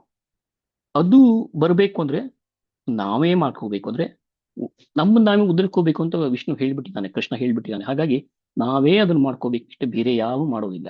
ಹಾಗಾಗಿ ಭಗವಂತ ನಮ್ಮ ಜೊತೆ ಯಾವಾಗ್ಲೂ ಇದ್ದಾನೆ ಅನ್ನೋದು ಬರುತ್ತದೆ. ನಾವು ಇದೆಲ್ಲ ನೋಡಿದಾಗ ಭಗವಂತ ನಮ್ಮ ಜೊತೆ ಯಾವಾಗ್ಲೂ ಇದ್ದಾನೆ, ಅವನು ಇದ್ದಾನೆ ಅಂದ್ರೆ ಬೇರೆ ಯಾರು ಬೇಕಾಗಿಲ್ಲ. ಯಾಕಂದ್ರೆ ಅವನದೇ ಪ್ರಪಂಚ, ಅವನೇ ಇರುವುದು. ಹಾಗಾಗಿ ಅವನು ನಮ್ಮ ಕೈ ಹಿಡಿದು ನಡೆಸ್ತಾನೆ. ಆ ನಂಬಿಕೆ ಬರ್ಬೇಕು ಬಲವಾದ್ದು. ನಂಬಿಕೆ ನಮ್ಗೆ ಸರಿ ಇಲ್ಲ, ನಂಬಿಕೆ ನಮ್ದು ಯಾವಾಗಲೂ 50-50 ಇರ್ತದೆ, ಅದು ಇರಬಾರ್ದು. ನಂಬಿಕೆ 100% ಪೂರ್ತಿಯಾಗಿ ಇದ್ರೆ ಈ ಸವಾಲುಗಳೆಲ್ಲ ಹಾಗೆ ಕರ್ಕೋಗ್ತದೆ. ಹಾಗೆ ಭಗವದ್ಗೀತೆಯಲ್ಲಿ ನಿಮ್ಗೆಲ್ಲ ಗೊತ್ತಿರೋ ಹಾಗೆ ಹೇಳ್ಬಿಟ್ಟಿದ್ದಾನೆ ಕೃಷ್ಣ, ಸರ್ವಧರ್ಮಾನ್ ಪರಿತ್ಯಜ್ಯ ಮಾಮೇಕಂ ಶರಣಂ ವ್ರಜ. ನನಗೆ ಶರಣು ಬಾ, ನಿನ್ನ ಎಲ್ಲ ಪಾಪಗಳನ್ನು ಪರಿಹಾರ ಮಾಡ್ತಾನೆ, ಎಲ್ಲವೂ ಹೋಗುತ್ತೆ. ನನ್ನನ್ನು ಶರಣು ಬಾ ಅಂತ ಅರ್ಥ ಏನು? ಅವನೇ ಎಲ್ಲ ಕಡೆ ಇರುವುದು, ಅವನೇ ಪ್ರತಿಯೊಂದರಲ್ಲೂ ಇರುವುದು, ಅವನಿಗಾಗಿ ಇದೆಲ್ಲವೂ, ಅವನಿಂದಲೇ ಎಲ್ಲ ಅನ್ನೋದು ಒಂದು ಭಾವನೆ ಬಂದಾಗ ನಮ್ಮ ನಮ್ಮ ಎಲ್ಲ ಸವಾಲುಗಳು ಹುಲ್ಲು ಕಡ್ಡಿ ತರ ಕಾಣ್ತದೆ ನಮ್ಗೆ. ಈ ಸವಾಲನೇ ಅಲ್ಲ ಇವೆಲ್ಲ. ಅವನ ಆಟದ ಇದು ಚೆಸ್ ಆಡ್ತಾ ಇದ್ದಾನೆ, ಅವನು ನಮ್ಮ ಕಾಯಿ ನಡೆಸ್ತಾ ಇದ್ದಾನೆ, ನಾವು ನಡೀತಾ ಇದ್ದೇವೆ ಅಷ್ಟೇ. ಹಾಗೆ ಅಂದ್ಕೊಂಡಾಗ ಈ ತರದ ಸವಾಲುಗಳು ಪರಿಹಾರ ಆಗ್ತದೆ ಅಂತ ಅನಿಸ್ತದೆ. ಹಾಗಾಗಿ ನಾವೆಲ್ಲ ಆ ದಿಸೆಯಲ್ಲಿ ಪ್ರಯತ್ನ ಮಾಡೋಣ ಆದಷ್ಟು. ಯಾಕೆಂದ್ರೆ ಅಧ್ಯಾತ್ಮ ಸಾಧನೆ ಅಂತ ಒಂದು ತುಂಬಾ ಜನ ಬಂದು ಆಮೇಲೆ ಅದ್ರಲ್ಲಿ ಏನೂ ಮುಂದೆ ಪ್ರಗತಿ ಆಗದೇನೆ ಆ ಕಡೆಗೆಲ್ಲ ಈ ಕಡೆಗೆಲ್ಲ ಆಗಿರೋದು ತುಂಬಾ ಇದೆ. ಅಂದ್ರೆ ಅವ್ರಿಗೆ ಅದು ಆ ಕಡೆಗೂ ಪೂರ್ತಿ ಹೋಗ್ಲಿಕ್ಕೆ ಆಗೋದಿಲ್ಲ, ಈ ಕಡೆಗೂ ಪೂರ್ತಿ ಹೋಗ್ಲಿಕ್ಕೆ ಆಗೋದಿಲ್ಲ, ಹಾಗಾಗ್ಬಿಡ್ತದೆ. ಹಾಗಾಗಬಾರ್ದು. ಯಾವಾಗ ನಮ್ಮಲ್ಲಿ ಅಧ್ಯಾತ್ಮದಲ್ಲಿ ನಿಜವಾದ ನಿಷ್ಠೆ ಬರ್ತದೆ, ನಿಜವಾದ ಒಂದು ಆಸಕ್ತಿ ಬರ್ತದೆ, ನಿಮ್ಗೆ ಲೌಕಿಕದ ವ್ಯವಹಾರಗಳೆಲ್ಲವೂ ಅವೆಲ್ಲ ಏನೂ ಅಲ್ಲ ಅಂತ ಶುರುವಾಗ್ತದೆ. ಚಿಕ್ಕ ಚಿಕ್ಕ ವಿಷಯಗಳನ್ನ ಶುರು ಮಾಡಿದ್ರು ನಿಮಗೆ ಯಾರೋ ಏನೋ ಹೇಳಿದ್ರು ಅದ್ರಲ್ಲಿ ನಮ್ಗೆ ದೊಡ್ಡ ವಿಷಯವಾಗಿ ಕಾಣೋದೇ ಇಲ್ಲ ಅಂತ. ಹಾಗೆ ಪ್ರತಿಯೊಂದು ಕೂಡ ಹೀಗೆ ನಡೀತಾ ನಡೀತಾ ನಮ್ಮ ಚಿತ್ತಶುದ್ಧಿ ಆಗ್ತಾ ಹೋಗ್ತದೆ. ಇದಕ್ಕೆಲ್ಲ ಇಂಥ ಸವಾಲುಗಳ ಕಾಣೋದು ಕಾರಣ ಏನು? ನಮ್ಮ ಚಿತ್ತಶುದ್ಧಿ ಇಲ್ಲದೆ ಇರೋದು. ಚಿತ್ತಶುದ್ಧಿ ಹೇಗೆ ಬೇಕು? ಮೊದಲು ಭಕ್ತಿ ಮಾರ್ಗ, ಈ ಮಾರ್ಗ ಆಮೇಲೆ ಜ್ಞಾನದ ಕಡೆ. ನಮ್ಮ ಪ್ರಾರಬ್ಧ ನಮ್ಮ ಈ ಜನ್ಮದಲ್ಲಿ ನಮ್ಗೆ ಸಿಗ್ತದೆಯೋ ಗೊತ್ತಿಲ್ಲ, ಆದ್ರೆ ನಮ್ಮ ಪ್ರಯತ್ನಗಳು ಮಾತ್ರ ನಿಲ್ಲಬಾರದು. ಹಾಗಾಗಿ ಈ ಸವಾಲುಗಳು ಮತ್ತು ಪರಿಹಾರಗಳು ಇವೆರಡನ್ನೂ ವೇದಶಾಸ್ತ್ರಗಳು, ಗುರುಪದೇಶಗಳು ನಮ್ಗೆ ಈಗಾಗಲೇ ಹೇಳಿಟ್ಟಿದ್ದಾರೆ. ನಾವು ಅದನ್ನ ಫಾಲೋ ಮಾಡಿ ಮತ್ತೆ ಅದನ್ನ ಮತ್ತೆ ಮತ್ತೆ ಮನನ ಮಾಡಿ ಗುರುಗಳಿಂದ, ಹಿರಿಯರಿಂದ, ತಿಳಿದವರಿಂದ ಅದಕ್ಕೆ ಸರಿಯಾದ ಸಲಹೆ ಸೂಚನೆಗಳನ್ನು ತೆಗೆದುಕೊಂಡು ಮುಂದುವರೆದ್ರೆ ಈ ಸವಾಲುಗಳು ಮತ್ತು ಪರಿಹಾರಗಳು ಎರಡೂ ಕೂಡ ನಮ್ಮ ಒಂದು ಕೈನಲ್ಲೇ ಇದೆ ಅಂತ ಅನ್ಸುತ್ತೆ. ಇಷ್ಟು ಹೇಳಿ ನನ್ನ ಮಾತುಗಳನ್ನು ಮುಗಿಸ್ತೇನೆ. ಏನಾದರೂ ತಪ್ಪಿದ್ರೆ ಕ್ಷಮಿಸಬೇಕು.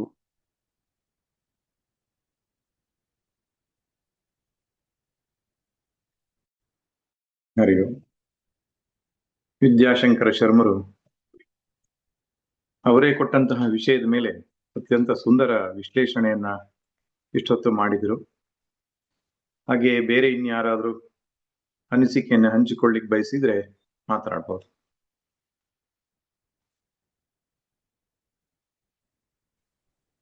ನಾನು ಮಾತಾಡ ಸ್ವಾಮೀಜಿ.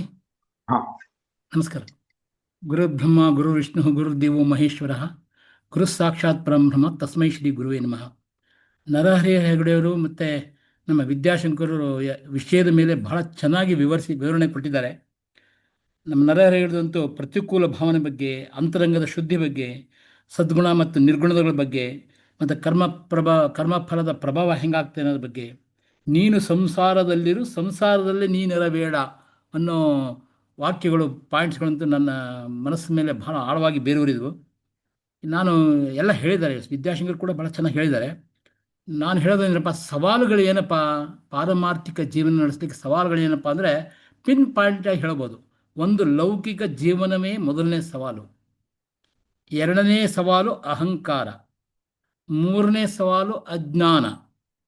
ನಾಲ್ಕನೇ ಸವಾಲು ವಿಷಯಾಸಕ್ತಿ. ಐದನೇ ಸವಾಲು ಜ್ಞಾನದ ಕೊರತೆ. ಇಲ್ಲಿ ಅಜ್ಞಾನ ಮತ್ತು ಜ್ಞಾನದ ಕೊರತೆ ಅಂದರೆ ಎರಡು ಬೇರೆ ಬೇರೆ ತಗೊಳ್ಬೇಕು. ಅಜ್ಞಾನ ಅಂದರೆ ಈ ಪ್ರಾಪಂಚಿಕದಲ್ಲೇ ನಾವು ಸತ್ಯ ಇದೇ ಸತ್ಯ, ಪರಬ್ರಹ್ಮ ಕಾಣೋದಿಲ್ಲ, ಆದ್ದರಿಂದ ಅನಿತ್ಯ ಅಂತಕ್ಕಂಥ ಅಜ್ಞಾನ. ಜ್ಞಾನದ ಕೊರತೆ ಅಂದರೆ ಆ ಭಗವಂತನೇ ಎಲ್ಲದಕ್ಕೂ ಕಾರಣಕರ್ತ, ಅವನೇ ಸೃಷ್ಟಿಕರ್ತ ಅಂತನ್ನೋ ಜ್ಞಾನ ಇಲ್ಲದೆ ಇರೋದು. ಹಾಗಾಗಿ ಜ್ಞಾನದ ಕೊರತೆನೇ ಬೇರೆ, ಅಜ್ಞಾನವೇ ಬೇರೆ ಅಂತ ಹೇಳಿದ್ದೀನಿ. ಇವಿಷ್ಟನ್ನ ಪಿನ್ ಪಾಯಿಂಟ್ ಮಾಡಿ ಸವಾಲುಗಳು ಅಂತ ಹೇಳ್ಬೋದು. ಈ ಸವಾಲುಗಳಿಗೆ ಪರಿಹಾರ ಏನಪ್ಪ ಅಂದರೆ ಒಂದು ನಿಷ್ಕಾಮ ಕರ್ಮ, ಅಂದರೆ ನಿಷ್ಕಾಮ ಕರ್ಮದ ಕರ್ಮ ಯೋಗ ಮಾಡೋದು. ಅಂದರೆ ಕರ್ತವ್ಯ ಹೆಂಗೆ ಮಾಡೋಕ್ಕಪ್ಪ ಅಂದರೆ ಯಾವುದೇ ಕರ್ಮಫಲವು ಇಲ್ಲದೆ ಕರ್ತವ್ಯ ಮಾಡೋದಕ್ಕಂತೂ ನಿಷ್ಕಾಮ ಕರ್ಮ ಯೋಗ. ಎರಡನೇದು ಧ್ಯಾನ ಮತ್ತು ಪ್ರಾರ್ಥನೆ. ಧ್ಯಾನ ಅಂದರೆ ಆ ಭಗವಂತನೇ ಸೃಷ್ಟಿಕರ್ತ, ಅವನೇ ನಡೆಸ್ಕೊಂಡು ಹೋಗ್ತವಂಥವನು. ಅವನ ಪ್ರಾರ್ಥನೆ ಮಾಡಿದರೆ, ಅವನ ಅನುಗ್ರಹ ಇತ್ತು ಅಂದರೆ ನಮಗೆ ಎಲ್ಲವೂ ಸಿಗ್ತದೆ ಅಂತ ನರಹರಿ ಹೇಳಿದ್ರು ಕೂಡ ಭಾಳ ಚೆನ್ನಾಗಿ ಹೇಳಿದ್ರು ಅದನ್ನು. ಮೂರನೇದು ಸತ್ಸಂಗ. ಸತ್ಸಂಗ ಇಂತಹ ಸತ್ಸಂಗ ಈಗ ಸೇರ್ತಾ ಇದ್ದಾವೆಲ್ಲ, ತಿಂಗಳಿಗೆ ಒಂದು ಸತ್ಸಂಗ ಆದರೂ ಕೂಡ ಎಂತೆಂಥ ವಿಷಯಗಳನ್ನು ಇಲ್ಲಿ ನಾವು ಚರ್ಚೆ ಮಾಡ್ತೀವಿ ಅಂತಂದರೆ ಅದ್ರ ಬಗ್ಗೆ ಆಳವಾದ ಜ್ಞಾನ ಬರ್ತಾ ಬರ್ತಾ ಬರ್ತಾ ಹೋಗ್ತಾ ಇದೆ. ಅಂತಹ ಸತ್ಸಂಗ ಅಂದರೆ ಒಂದು ರೀತಿಯ ಆತ್ಮವಿಮರ್ಶೆ ಮಾಡ್ತಕ್ಕಂತಹ, ನಿಸ್ವಾರ್ಥ ಸೇವೆ ಮಾಡ್ತಕ್ಕಂತಹ ಒಂದು ಪರಿಜ್ಞಾನ ಬರ್ತಾ ಹೋಗ್ತದೆ. ಆದ್ದರಿಂದ ಸತ್ಸಂಗ ಭಾಳ ಉಪಯೋಗ ಇರ್ತದೆ. ಎರಡನೇದು ಜ್ಞಾನಾರ್ಜನೆ ಬರ್ತದೆ. ಈ ಸತ್ಸಂಗ ಮಾಡೋದ್ರಿಂದ ನಾವು ಜ್ಞಾನಾರ್ಜನೆ ಮಾಡ್ತಾ ಮಾಡ್ತಾ ಮಾಡ್ತಾ ಹೋಗ್ತೀವಿ. ನಾಲ್ಕನೇದು ಪರಿಹಾರ ಅನಾಸಕ್ತಿ, ಈ ಲೌಕಿಕ ಪ್ರಪಂಚದಲ್ಲಿ ಅನಾಸಕ್ತಿ.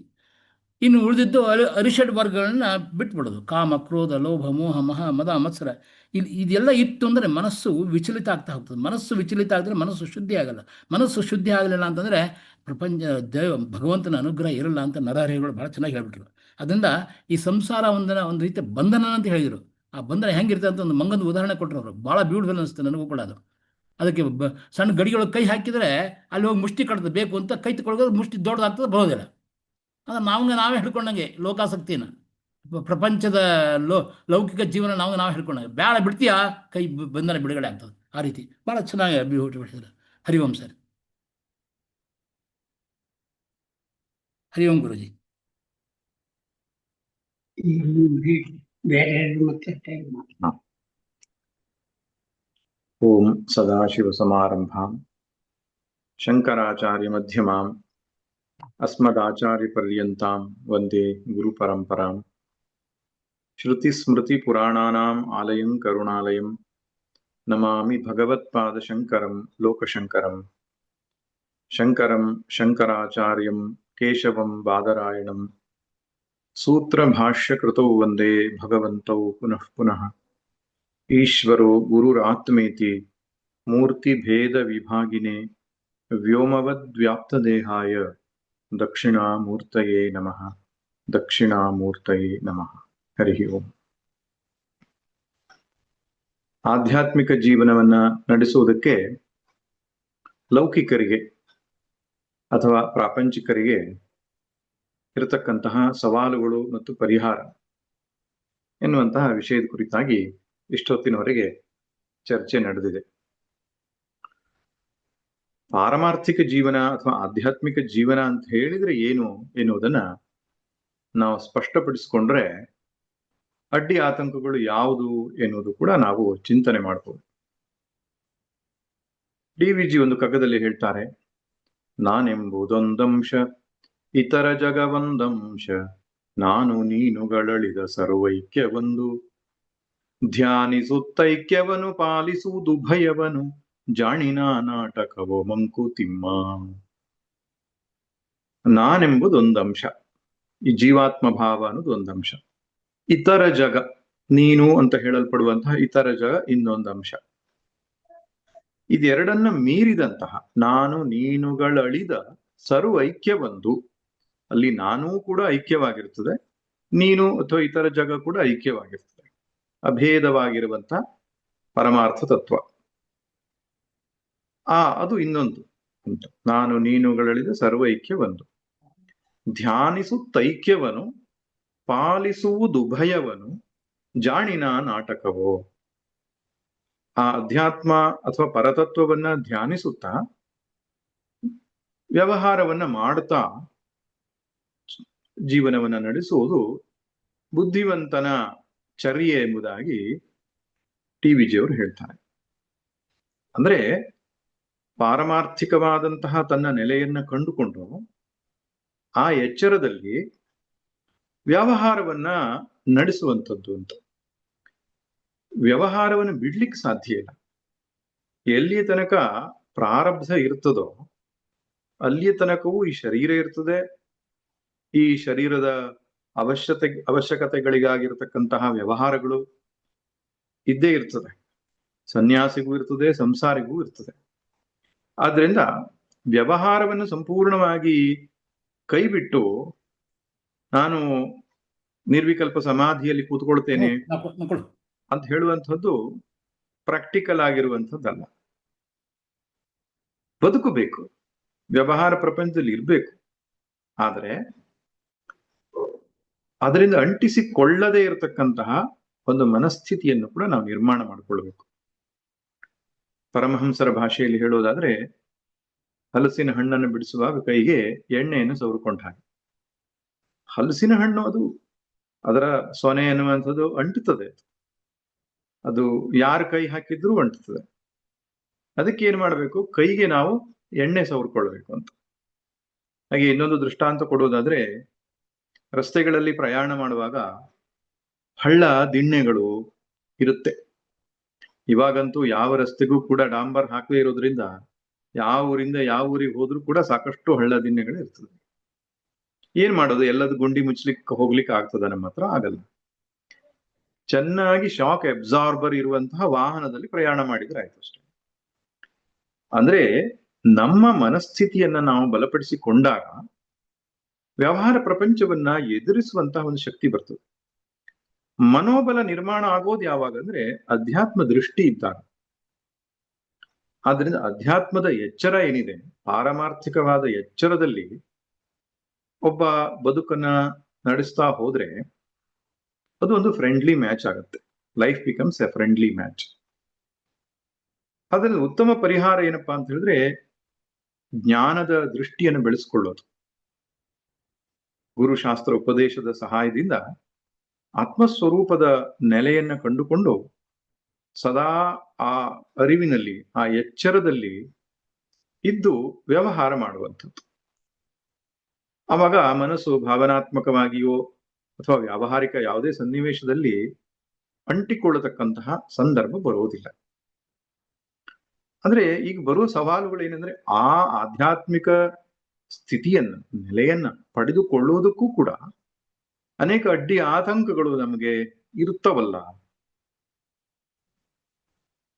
ಸನ್ಯಾಸ ಮಾಡಿಬಿಟ್ರೆ, ಎಲ್ಲವನ್ನೂ ತ್ಯಾಗ ಮಾಡಿಬಿಟ್ಟು, ಸಂಬಂಧಗಳನ್ನ, ವ್ಯವಹಾರವನ್ನ ಎಲ್ಲವನ್ನೂ ತ್ಯಾಗ ಮಾಡಿಬಿಟ್ರು ಅದಕ್ಕೊಂದು ಅನುಕೂಲಕರವಾದ ವಾತಾವರಣ ಇರುತ್ತದೆ. ಜ್ಞಾನ ಅಭ್ಯಾಸವಾಗಲಿ ಅಥವಾ ಜ್ಞಾನ ಅನುಸಂಧಾನವಾಗಲಿ ಅದಕ್ಕೆ ಪೂರಕವಾದ ಒಂದು ಪರಿಸರ ಇರ್ತದೆ. ಅಂಥವರಿಗೆ ಅನುಕೂಲವಾಗಬಹುದು. ಆದರೆ ಸಂಸಾರದ ಮಧ್ಯೆ ಅಣ್ಣ ತಮ್ಮ, ಗಂಡ ಹೆಂಡತಿ, ಮಕ್ಕಳು, ಅವರ ಜವಾಬ್ದಾರಿ, ಹಾಗೆ ವ್ಯವಹಾರಗಳು, ಹಣಕಾಸಿನ ವ್ಯವಹಾರಗಳು, ಉದ್ಯೋಗಕ್ಕೆ ಕೌಟುಂಬಿಕವಾದ, ಔದ್ಯೋಗಿಕವಾದ, ಸಾಮಾಜಿಕವಾದಂತಹ ರೆಸ್ಪಾನ್ಸಿಬಿಲಿಟೀಸ್ ಅಂತ ಒಂದು ಇರ್ತದಲ್ಲ, ಅದ್ರ ಮಧ್ಯದಲ್ಲಿ ಈ ಸಾಧನೆಯನ್ನ ನಡೆಸೋದಕ್ಕೆ ಸವಾಲೇ ಆಗುತ್ತದೆ, ಕಷ್ಟ ಆಗ್ತದೆ ಎಂಬಂತಹ ಮಾತನ್ನ ವಿದ್ಯಾಶಂಕರ್ ಹೇಳಿದ್ರು. ಒಪ್ಪಿಕೊಳ್ಳತಕ್ಕಂಥ ವಿಷಯವೇ ಅದು. ಅದು ಪ್ರವಾಹದ ವಿರುದ್ಧ ಈಜದ ಹಾಗೇನೆ. ಕೆಲವರ ಪಾಲಿಗೆ ಗೃಹಸ್ಥಾಶ್ರಮದಲ್ಲಿ ಇದ್ದುಕೊಂಡೇ ಈ ಆಧ್ಯಾತ್ಮಿಕ ಸಾಧನೆ ತುಂಬಾ ಪೂರಕವಾಗಿರಬಹುದು. ಅವರವರ ಪ್ರಾರಬ್ಧವನ್ನು ಅನುಸರಿಸಿಕೊಂಡಿದೆ, ಅದು ಕೂಡ ಪೂರಕವಾದಂತಹ ಒಂದು ವಾತಾವರಣ ಅಲ್ಲಿಯೂ ನಿರ್ಮಾಣ ಆಗ್ಬಹುದು. ಪತ್ನಿಯೂ ಕೂಡ ಅಧ್ಯಾತ್ಮ ಚಿಂತನೆಯಲ್ಲಿ ಇರೋದು, ಮಕ್ಕಳು ಕೂಡ ಅಧ್ಯಾತ್ಮದ ಚಿಂತನೆಯಲ್ಲಿ ಆಸಕ್ತಿ ತೋರಿಸುವಂಥದ್ದು, ವೆಚ್ಚಕ್ಕೆ ಬೇಕಾದಷ್ಟು ಸಂಪತ್ತು ಇರುವಂಥದ್ದು, ಹಾಗೆ ನೆರೆಹೊರೆಯವರಾಗಲಿ ಅಥವಾ ಸಂಬಂಧಿಕರಾಗಲಿ ಯಾರು ಹೆಚ್ಚು ಬಾಧಿಸದೇ ಇರ್ತಕ್ಕಂಥದ್ದು, ವ್ಯವಹಾರ ಕ್ಷೇತ್ರದಲ್ಲಿಯೂ ಕೂಡ ತುಂಬಾ ಕಂಫರ್ಟೇಬಲ್ ಝೋನ್ ಅಂತ ಹೇಳ್ತಾರೆ, ಅನುಕೂಲಕರವಾದ ವಾತಾವರಣ ಇರುವಂಥದ್ದು ಅಲ್ಲಿಯೂ ಕೆಲವರ ಜೀವನದಲ್ಲಿ ಇರಬಹುದು. ಕೆಲವರ ಜೀವನದಲ್ಲಿ ಅಡ್ಡಿ ಆತಂಕಗಳು ಕೂಡ ಬರಬಹುದು. ಆದ್ರೆ ಹೇಗೆ ಇದ್ದರೂ ಕೂಡ ನರಹರಿ ಹೆಗಡೆಯವರು ಹೇಳಿದ ಹಾಗೆ, ನಮ್ಮ ಮನಸ್ಸಲ್ಲಿ ಉತ್ಕಟವಾದ ಇಚ್ಛೆ ಇದ್ದರೆ, ನಾನು ಇದನ್ನು ಸಾಧಿಸಬೇಕೆನ್ನುವ ಹಂಬಲ ತೀವ್ರವಾಗಿದ್ರೆ ಖಂಡಿತವಾಗಿಯೂ ಎಲ್ಲಿದ್ದರೂ ಅವನು ಸಾಧಿಸ್ಲಿಕ್ಕೆ ಆಗ್ತದೆ ಎನ್ನುವಂಥದ್ದು ಶಾಸ್ತ್ರವಾಕ್ಯವೂ ಕೂಡ. DVG ತುಂಬಾ ಚೆನ್ನಾಗಿ ಹೇಳ್ತಾರೆ, ಮೋಕ್ಷದ ಆಶಯಳು ಮತ್ಯಾತುರತೆ ಒಳಿತಲ್ಲ, ಶಿಕ್ಷೆ ಬಹುಕಾಲ ನಡೆಯದೆ ಮೋಕ್ಷವಿಲ್ಲ, ಲಕ್ಷ್ಯ ತಪ್ಪದೆ ಚರಿಸು ಸಾಮಾನ್ಯ ಧರ್ಮಗಳ ಮೋಕ್ಷ ಸ್ವತಃ ಸಿದ್ಧ ಮಂಕುತಿಮ್ಮ. ಮೋಕ್ಷದ ಆಶೆಗಳು ಅತಿ ಆತುರತೆ ಒಳಿತಲ್ಲ ಅಂತ ಹೇಳ್ತಾರೆ. ತುಂಬಾ ಗಡಿಬಿಡಿ ಮಾಡಬೇಡ, ನಾಳೆನೇ ಮೋಕ್ಷ ಸಿಗ್ಬಿಡ್ಬೇಕು, ಆ ರೀತಿ ಎಲ್ಲ ಯೋಚನೆ ಮಾಡೋದು ಸಾಧ್ಯ ಇಲ್ಲ. ಯಾಕೆ? ಶಿಕ್ಷೆ ಬಹುಕಾಲ ನಡೆಯದೆ ಮೋಕ್ಷ ಇಲ್ಲ. ಸಾಕಷ್ಟು ಪೆಟ್ಟು ತಿನ್ಬೇಕು ಮನುಷ್ಯ, ಸಾಕಷ್ಟು ಹದ ಆಗ್ಬೇಕದು. ರಾಮಕೃಷ್ಣ ಪರಮಹಂಸರು ಹೇಳುವ ಭಾಷೆಯಲ್ಲಿ, ವಡೆಯನ್ನ ಎಣ್ಣೆಗೆ ಹಾಕಿದಾಗ ಎಲ್ಲಿ ತನಕ ನೀರಿನ ಪಸೆ ಇರ್ತದೆ ಅಲ್ಲಿ ತನಕ ಅದು ಶಬ್ದ ಮಾಡ್ತದೆ ಎಣ್ಣೆಯಲ್ಲಿ ಕುದಿಯುವಾಗ ಅಂತ.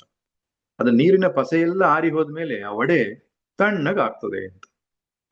ಹಾಗೆ ಹರಿಯುವ ನೀರಿನಲ್ಲಿ ಇರ್ತಕ್ಕಂತಹ ಕಲ್ಲುಗಳು ಹೊರಟಾಗಿದ್ದಾಗ ಶಬ್ದಗಳು ಜಾಸ್ತಿ, ನುಣುಪಾದ ಮೇಲೆ ಶಬ್ದಗಳೇ ಇರಲ್ಲ. ಎಲ್ಲಿ ತನಕ ಒಳಗಡೆಗೆ ಹಸಿ ಇರ್ತದೋ, ಒಳಗಡೆಗೆ ನಮ್ಮಲ್ಲಿ ದೋಷಗಳು ರಾಗದ್ವೇಷಗಳು ಇರ್ತದೋ, ಆವಾಗ ಹೊರಗಡೆ ಸವಾಲುಗಳು ಜಾಸ್ತಿ ಕಾಣಿಸ್ತಾ ಇರ್ತದೆ ನಮಗೆ. ಆದ್ದರಿಂದ ಅವನನ್ನ ತಿದ್ದೋದಕ್ಕೆ ಆ ವ್ಯವಸ್ಥೆ ಬೇಕಾಗ್ತದೆ ಅಂತ ಡಿ ವಿ ಜಿ ಅವರದ ಭಾಷೆಯಲ್ಲಿ ಹೇಳುವುದಾದ್ರೆ, ವ್ಯರ್ಥವಿ ಜೀವನದ ಬಡಿದಾಟವೆನ್ನದಿರು, ಅರ್ಥಬಹುದದು ನಿನಗೆ ಪೂರ್ಣ ದರುಶನದಿಂ. ನರ್ತಿಪನು ಜಡ ಜೀವ ರೂಪಂಗಳಲ್ಲಿ ಬ್ರಹ್ಮ, ಪೂರ್ತಿದನರಿಯೆ ಸೊಗ ಮಂಕುತಿಮ್ಮ. ವ್ಯರ್ಥವಿ ಜೀವನದ ಬಡಿದಾಟವೆನ್ನದಿರು. ಎಷ್ಟು ಸುಂದರವಾದ ಮಾತು! ಈ ಜೀವನದ ಬಡಿದಾಟವನ್ನ ವ್ಯರ್ಥ ಅಂತ ಹೇಳ್ಬೇಡ ಅಂತ. ಅರ್ಥಬಹುದದು ನಿನಗೆ ಪೂರ್ಣ ದರುಶನದಿಂ. ಪೂರ್ಣ ದರ್ಶನ ಆದ್ಮೇಲೆ ನಿನಗೆ ಗೊತ್ತಾಗ್ತದೆ ಇದೆಲ್ಲ ಬೇಕಾಗಿತ್ತು ನನಗೆ ಅಂತ. ಬಂದಂತಹ ಪರಿಸ್ಥಿತಿಯನ್ನ ನಾವು ಸಂತೋಷವಾಗಿ ಸ್ವೀಕರಿಸಿದ್ರೆ, ಆ ಪರಿಸ್ಥಿತಿಯಲ್ಲೇ ಬೆಳೆಯುವಂತಹ ಒಂದು ಪ್ರಯತ್ನವನ್ನು ಮಾಡಿದ್ರೆ ಅದು ಅಧ್ಯಾತ್ಮಕ ಅನುಕೂಲವಾಗಿಯೇ ಕಾಣಿಸ್ತದೆ. ಉದಾಹರಣೆ ಕೊಡಬೇಕು ಅಂದ್ರೆ, ಸಾಕ್ರೆಟಿಸ್ನಿಗೆ ಒಂದು ಹೆಂಡತಿ ಇದ್ಲು, ಜಾಂಥಪಿ ಅಂತ ಕಾಣಿಸುತ್ತೆ. ಆ ಸಾಕ್ರೆಟಿಸ್ ಯಾವಾಗ ಈ ಚರ್ಚೆಗಳನ್ನ ಸತ್ಸಂಗಗಳನ್ನೆಲ್ಲ ಮಾಡ್ತಾ ಇದ್ನು, ಅವಳು ಮನೆ ಒಳಗಡೆಯಿಂದ ಬೈಯೋದು ಜೋರಾಗಿ ಇವನಿಗೆ. ಬೈದ್ರು ಇವನ್ ಸತ್ಸಂಗ ನಿಲ್ತಾ ಇಲ್ಲ ಅಂದ್ರೆ ಪಾತ್ರೆ ಎಲ್ಲ ಬೀಳ್ಸೋದು, ಶಬ್ದ ಮಾಡೋದು. ಕೊನೆಗೂ ನಿಲ್ಲಿಲ್ಲ ಇವನು ಸತ್ಸಂಗ ಅಂದ್ರೆ ಒಂದು ಕೊಡಪಾನ ನೀರು ತಂದು ಅವನ ತಲೆ ಮೇಲೆ ಸುರಿಯೋದು. ಹಾಗೆ ಒಂದ್ ದಿವಸ ತಲೆ ಮೇಲೆ ನೀರು ಸುರಿದ್ಲು.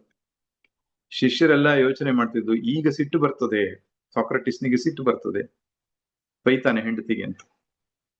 ಅವನು ತಲೆ ಕೆಡಿಸ್ಕೊಳ್ಳೇ ಇಲ್ಲ. ಅವನು ಹೇಳ್ತಾನೆ, ಇಷ್ಟೊತ್ತಿನವರೆಗೆ ಶಬ್ದ ಬರ್ತಿತ್ತಲ್ಲ ಅದು ಗುಡುಗು, ಈಗ ಜೋರಾಗಿ ಮಳೆ ಬಂತು ಅಂತ ಅನ್ನಂತೆ. ಅಂದ್ರೆ ಆ ಪ್ರತಿಕೂಲ ಪರಿಸ್ಥಿತಿಯನ್ನೇ ಒಂದು ಹಾಸ್ಯ. ವ್ಯಸನಮಯ ಸಂಸಾರದಲ್ಲಿ ವಿನೋದವ ಕಾಣುವ ರಸಿಕತೆಯ ಯೋಗವೆಲ್ಲ ಮಂಕುತಿಮ್ಮ ಅಂತ ಡಿ ವಿ ಜಿ ಚೆನ್ನಾಗಿ ಹೇಳ್ತಾನೆ. ವ್ಯಸನಮಯ ಸಂಸಾರ, ವ್ಯಸನ ಅಂದ್ರೆ ದುಃಖ, ದುಃಖಮಯ ಸಂಸಾರದಲ್ಲಿ ವಿನೋದವ ಕಾಣುವ, ವಿನೋದವನ್ನ ಕಾಣುವಂತ ರಸಿಕತೆಯ ಯೋಗ ಅಂತ. ಅದನ್ನ ಹಗುರವಾಗಿ ಮಾಡ್ಕೊಳ್ಳೋದು ಹೇಗೆ ಅನ್ನುವಂಥ ಇಂಟೆಲಿಜೆನ್ಸ್, ಒಂದು ಸಾಮಾನ್ಯ ಬುದ್ಧಿ ಮತ್ತೆ ಒಬ್ಬ ಸಾಧಕನಿಗೆ ಬೇಕಾಗ್ತದೆ. ಪ್ರತಿಕೂಲ ಪರಿಸ್ಥಿತಿಯನ್ನ ಸಾಧನೆಗೆ ಅನುಕೂಲಕರವಾಗಿ ನಾನು ಹೇಗೆ ಪರಿವರ್ತನೆ ಮಾಡಿಕೊಳ್ಳಬಲ್ಲೆ ಎನ್ನುವುದನ್ನು ನಾವು ಯೋಚಿಸಬೇಕು. ಅದು ಸಾಧ್ಯವಾಗ್ತದೆ. ಹಾಗೆ ಸಂತರ ಚರಿತ್ರೆಯನ್ನೆಲ್ಲ ತೆಗೆದು ನೋಡಿದಾಗ ಗೊತ್ತಾಗತ್ತೆ, ಯಾರ ಬದುಕು ಕೂಡ ಅತ್ಯಂತ ಸರಳವಾಗಿ, ಸುಗಮವಾಗಿ, ಸುಲಭವಾಗಿ ಗುರಿಯನ್ನು ಮುಟ್ಟಿಸ್ಲಿಲ್ಲ. ಎಲ್ಲ ಸಂತರ ಜೀವನದಲ್ಲೂ ಪರಿಪರಿಯಾದ ಕಷ್ಟಗಳು ಬಂದಿದ್ದು, ದೈಹಿಕವಾದದ್ದು, ಗೃಹಸ್ಥರಾಗಿದ್ರೆ ಕೌಟುಂಬಿಕವಾದಂಥದ್ದು, ಸಾಮಾಜಿಕವಾದಂತಹ ಅವಹೇಳನಗಳು, ಬಹಿಷ್ಕಾರಗಳು, ತಿರಸ್ಕಾರಗಳು. ಇವುಗಳ ಮಧ್ಯದಲ್ಲಿಯೂ ಕೂಡ ಆ ಅಧ್ಯಾತ್ಮದ ಒಂದು ಆಸಕ್ತಿ, ಹಂಬಲ, ಮುಮುಕ್ಷುತ್ವ ಅಂತ ಏನ್ ಕರಿತೇವೆ, ತೀವ್ರವಾಗಿದ್ದ ಕಾರಣ ಯಾವುದು ಅವರಿಗೆ ಭಂಗ ಕೊಡ್ಲೇ ಇಲ್ಲ. ಶ್ರೀಧರ ಸ್ವಾಮಿಗಳಂತ ಮಹಾತ್ಮರ ಚರಿತ್ರೆಯನ್ನು ತೆಗೆದಾಗ ನೋಡೋದು ಗೊತ್ತಾಗ್ತದೆ. ಒಂದು 10-11ನೇ ವಯಸ್ಸಿಗೆ ತನ್ನವರು ಅಂತ ಯಾರ್ಯಾರಿದ್ರು ಎಲ್ಲರನ್ನು ಕಳ್ಕೊಂಡ್ ಬಿಡ್ತಾರ. ಅಪ್ಪ, ಅಮ್ಮ, ಅಣ್ಣ, ಅಕ್ಕ, ಬಂಧುಗಳು ಅಂತ ಯಾರ್ಯಾರು ಬದುಕಿನಲ್ಲಿ ನೆರವಾಗ್ತಾರೋ ಅಂಥವ್ರು ಯಾರು ಅವ್ರ ಜೊತೆಗೆ ಇರ್ಲಿಲ್ಲ. ಅನಾಥರಾಗ್ಬಿಟ್ರು ಒಂದು ದೃಷ್ಟಿಯಲ್ಲಿ. ಆದ್ರೆ ಅವ್ರು ಹಾಗೆ ಎಣಿಸ್ಲಿಲ್ಲ. ಏನ್ ಯೋಚನೆ ಮಾಡಿದ್ರು, ನಾನು ಭಗವಂತನನ್ನೇ ಆಶ್ರಯಿಸಬೇಕು, ಭಗವಂತನೇ ನನಗೆ ದಿಕ್ಕು ಗುರಿ ಎಂಬುದನ್ನು ತಿಳಿಸೋದಕ್ಕೆ ಎಂತ ಒಂದು ಪರಿಸ್ಥಿತಿ ಭಗವಂತ ಕೊಟ್ಟ ಅಂತ. ನೋಡಿ ಹೇಗೆ ಯೋಚನೆ ಮಾಡುವಂತಹ ರೀತಿ. ಜೀವನದಲ್ಲಿ ಕೆಲವೊಂದು ಕಳ್ಕೊಳ್ಬಹುದು. ನಾವು ಕಳ್ಕೊಂಡಾಗ ಸಾಧಕನೇನು ಯೋಚನೆ ಮಾಡ್ತಾನೆ ಅಂದ್ರೆ, ನಾನು ಪಾರಮಾರ್ಥಿಕ ಪಥವನ್ನ ಕ್ರಮಿಸುವುದಕ್ಕೆ ಭಗವಂತ ಒಂದು ವಾತಾವರಣ ಸೃಷ್ಟಿ ಮಾಡಿದ್ದಾನೆ. ನಾಮದೇವ್ ಮತ್ತು ತುಕಾರಾಮ್ ಅಂತ ಇಬ್ಬ ಸಂತರು ಮಹಾರಾಷ್ಟ್ರದಲ್ಲಿ ಆಗಿ ಹೋದ್ರು. ನಾಮದೇವನ ಹೆಂಡತಿ ಬಹಳ ಒಳ್ಳೆಯವಳು, ಇವನ ಭಜನೆಯಲ್ಲಿ, ಇವನ ಸತ್ಸಂಗದಲ್ಲಿ ತಾನು ಕೂಡ ಪಾಲ್ಗೊಳ್ತಾ ಇದ್ಲು. ತುಂಬಾ ಪೂರಕವಾದ ಮನಸ್ಥಿತಿ ಉಳ್ಳವಳು. ತುಕಾರಾಮನ ಹೆಂಡತಿ ತದ್ವಿರುದ್ಧ. ಅವಳಿಗೆ ತುಕಾರಾಮ ಭಜನೆ ಸತ್ಸಂಗ ಮಾಡೋದೇ ಆಗ್ತಿರ್ಲಿಲ್ಲ. ಅವಳು ಇವನ್ ಸತ್ಸಂಗ ಮಾಡುವಾಗ ಮನೆಯಿಂದ ಒಳಗಡೆಯಿಂದ ಗಲಾಟೆ ಮಾಡುವ. ಈಗ ಇಬ್ಬರು ಸಂತರು ಹೋಗಿ ದೇವರ ಮುಂದೆ ಪ್ರಾರ್ಥನೆ ಮಾಡಿದ್ದೇನಪ್ಪಾ ಅಂದ್ರೆ, ಸಂಸಾರ ತುಂಬಾ ಚೆನ್ನಾಗಿಟ್ಟಿದ್ದೆ, ಸಾಧನೆಗೆ ಪೂರಕವಾದ ಸಂಸಾರವನ್ನು ಕೊಟ್ಟಿದ್ದೇನೆ. ಅಲ್ಲ, ನಾಮದೇವರು ಹೇಳೋದು ಸರಿ, ಯಾಕೆಂದ್ರೆ ಅವರಿಗೆ ಕುಟುಂಬ ಅನುಕೂಲಕರವಾಗಿದೆ ಸರಿ. ತುಕಾರಾಮರಿಗೆ ಹೇಗೆ ಅಂದ್ರೆ ಅವ್ರು ಹೇಳ್ತಾರೆ, ಹೆಂಡತಿಯೇನಾದ್ರೂ ತುಂಬಾ ಅನುಕೂಲಕರವಾಗಿದ್ದಿದ್ರೆ ನಾನು ಸಂಸಾರದಲ್ಲಿ ಸಿಕ್ಕಾಕೊಂಡು ಒದ್ದಾಡಿ ಬಿಡ್ತಿದ್ದೆ. ಅದರಿಂದ ಬಿಡುಗಡೆ ಆಗ್ಬೇಕು, ಆ ಮೋಹದಿಂದ ಮಮಕಾರದಿಂದ ಬಿಡುಗಡೆ ಆಗ್ಬೇಕು ಅಂತ ದೇವರು ಅಂತಹ ಒಂದು ಪತ್ನಿಯನ್ನು ಕರುಣಿಸಿದ್ದಾರೆ. ಅದು ದೇವರ ಅನುಗ್ರಹ ಅಂತ ಹೇಳಿದ ಅವನು. ಅದರಿಂದ ಸಾಧಕನು ಯಾವ ದೃಷ್ಟಿಕೋನವನ್ನು ಇಟ್ಟುಕೊಂಡು ನೋಡ್ತಾನೆ ಅನ್ನೋದ್ರ ಮೇಲೆ ಇರ್ತದೆ. ಹಾಗಾದ್ರೆ ನಾವು ತಪ್ಪೋದು ಎಲ್ಲಿ ಅಂತ ಹೇಳ್ತೇನೆ. ಅಂದ್ರೆ ಅನುಕೂಲಕರವಾದ ಒಂದು ವಾತಾವರಣ ನಿರ್ಮಾಣ ಮಾಡ್ಕೊಳ್ಳೋದು ಬೇಡವಾ ಅಂತ ಕೇಳಿದ್ರೆ ಹಾಗಲ್ಲ. ಕೃಷ್ಣನೇ ಭಗವದ್ಗೀತೆಯಲ್ಲಿ ಹೇಳ್ತಾನೆ, ಸಾಧನೆಗೆ ಪೂರಕವಾದ ಒಂದು ವಾತಾವರಣ ಸೃಷ್ಟಿಸಿಕೊಳ್ಳಬೇಕು ಅಂತ ಹೇಳ್ತಾನೆ. ಉದಾಹರಣೆಗೆ ಅವನು ಸರ್ವಾರಂಭ ಪರಿತ್ಯಾಗಿ ಅಂತ ಹೇಳ್ತಾನೆ. ಸಾಧಕನಾದವನು ಹೊಸ ಹೊಸ ಪ್ರಾಜೆಕ್ಟ್ಗಳನ್ನು ತೆಗೆದುಕೊಳ್ಬಾರ್ದು ಅಂತ.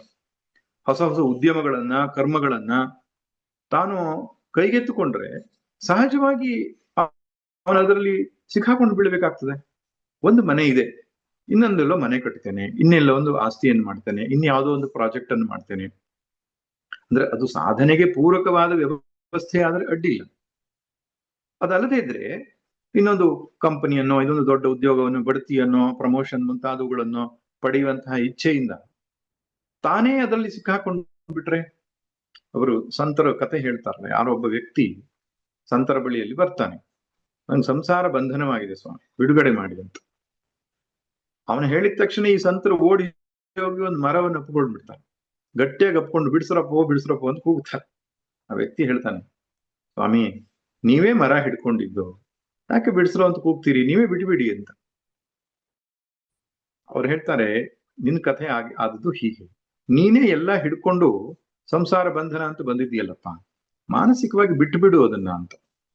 ಅದರಿಂದ ನಾವು ಅನವಶ್ಯಕವಾದಂತಹ ವ್ಯವಹಾರದಲ್ಲಿ ನಮ್ಮನ್ನು ತೊಡಗಿಸಿಕೊಂಡಾಗ ಪರಮಾರ್ಥ ಚಿಂತನೆಗೆ ನಮಗೆ ಸಮಯ ಸಿಗೋದಿಲ್ಲ. ಅದಕ್ಕೆ ಸರ್ವಾರಂಭ ಪರಿತ್ಯಾಗಿ ಎಂಬ ಶಬ್ದವನ್ನು ಅನೇಕ ಬಾರಿ ಬಳಸ್ತಾನೆ ಕೃಷ್ಣ. ಮತ್ತೆ ಅಸಕ್ತಿರನಭಿಶ್ವಂಗ ಪುತ್ರದಾರ ಗೃಹಾದಿಷು ಅಂತ ಹೇಳ್ತಾನೆ. ಆದಷ್ಟು ಅಟ್ಯಾಚ್ಮೆಂಟ್ ಅನ್ನು ಕಡಿಮೆ ಮಾಡ್ಕೋ ಅಂತ. ಮತ್ತೆ ಜನಸಂಸರ್ಗದಿಂದ ದೂರ ಇರು ಅಂತ ಹೇಳ್ತಾನೆ. ಈ ರೀತಿಯ ಅನುಕೂಲಕರವಾದ ವಾತಾವರಣದ ಸೃಷ್ಟಿಯ ಬಗ್ಗೆ ಭಗವದ್ಗೀತೆಯಲ್ಲೂ ಬರುತ್ತೆ, ಉಪನಿಷತ್ತಲ್ಲೂ ಬರುತ್ತೆ. ಸನ್ಯಾಸ ಒಂದು ದೃಷ್ಟಿಯಲ್ಲಿ ಅದು ಅನುಕೂಲಕರವಾದ ವಾತಾವರಣ ಸೃಷ್ಟಿ ಮಾಡ್ಕೊಳ್ಳೋದು ಅಷ್ಟೆ. ಪ್ರಾಪಂಚಿಕವಾದ ವ್ಯವಹಾರಗಳಿಂದ ದೂರವಾಗಿ ಅಧ್ಯಾತ್ಮ ಚಿಂತನೆಗೆ ತನ್ನ ಸಮರ್ಪಿಸಿಕೊಂಡ ಮುಡಿಪಾಗಿಟ್ಟಂತಹ ಜೀವನ ಶೈಲಿ ಅದು ಸನ್ಯಾಸ. ಹಾಗೆ ಗೃಹಸ್ಥಾಶ್ರಮದಲ್ಲಿ ಇದ್ರೂ ಕೂಡ ಅಂತಹ ಒಂದು ವಾತಾವರಣವನ್ನು ಸೃಷ್ಟಿಸಿಕೊಳ್ಬೇಕಾಗ್ತದೆ. ನಾನು ಕೆಲವು ಪ್ರವಚನಗಳಲ್ಲಿ ಪರಮಾರ್ಥಾನಂದಜಿಯವರ ಮಾತದು ರಿಡಕ್ಷನ್ ಆಫ್ ಪೋರ್ಟ್ ಅನ್ನೋದನ್ನು ಹೇಳಿದೆ. ಪಿ ಅಂದ್ರೆ ಪೊಸೆಷನ್ಸ್, ಅನವಶ್ಯಕವಾದ ಸಂಗ್ರಹ ಜಾಸ್ತಿ ಆದಷ್ಟು ಅದರ ಯೋಗಕ್ಷೇಮದ ಹೊಣೆ ನಮ್ಮ ತಲೆ ಮೇಲೆ ಬೀಳ್ತದೆ. ಆದಷ್ಟು ನಮ್ಮ ಬದುಕಿಗೆ ಅಗತ್ಯಕ್ಕಿಂತ ಜಾಸ್ತಿ ಆದಷ್ಟು ಸಂಗ್ರಹವನ್ನು ಮಾಡಬಾರದು. Possession, reduction of possession. Obligatory duties, ಜವಾಬ್ದಾರಿಗಳು, ಕರ್ತವ್ಯಗಳು ಅಂತ ಹೇಳಿ ಅನವಶ್ಯಕವಾದವುಗಳನ್ನ ಸ್ವಲ್ಪ ದೂರ ಸರಿಸಬೇಕು.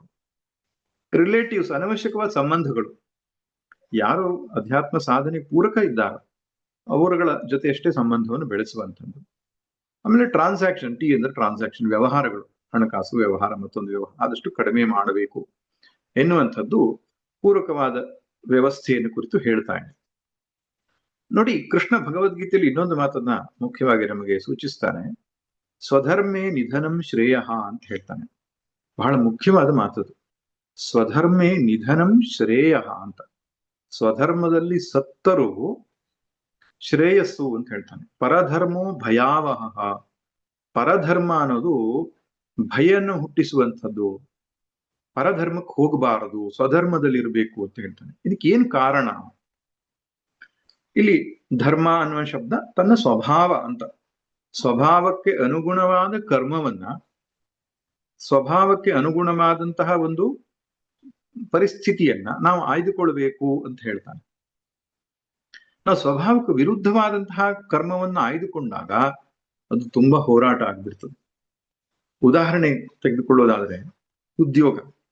ಒಬ್ಬನು ತಾನು ಮಾಡತಕ್ಕಂಥ ಉದ್ಯೋಗ ತನ್ನ ಸ್ವಭಾವಕ್ಕೆ ಅನುಗುಣವಾಗಿದ್ರೆ ಅಲ್ಲಿ ಸಂಘರ್ಷಗಳು ಕಡಿಮೆ ಇರ್ತದೆ, ಕಾನ್ಫ್ಲಿಕ್ಟ್ ಕಡಿಮೆ ಇರ್ತದೆ ಅವನಿಗೆ. ಉದಾಹರಣೆಗೆ ಒಬ್ಬನು ಒಂದು ಸಂಗೀತ ಅಂತ ಇಟ್ಕೊಳ್ಳೋಣ.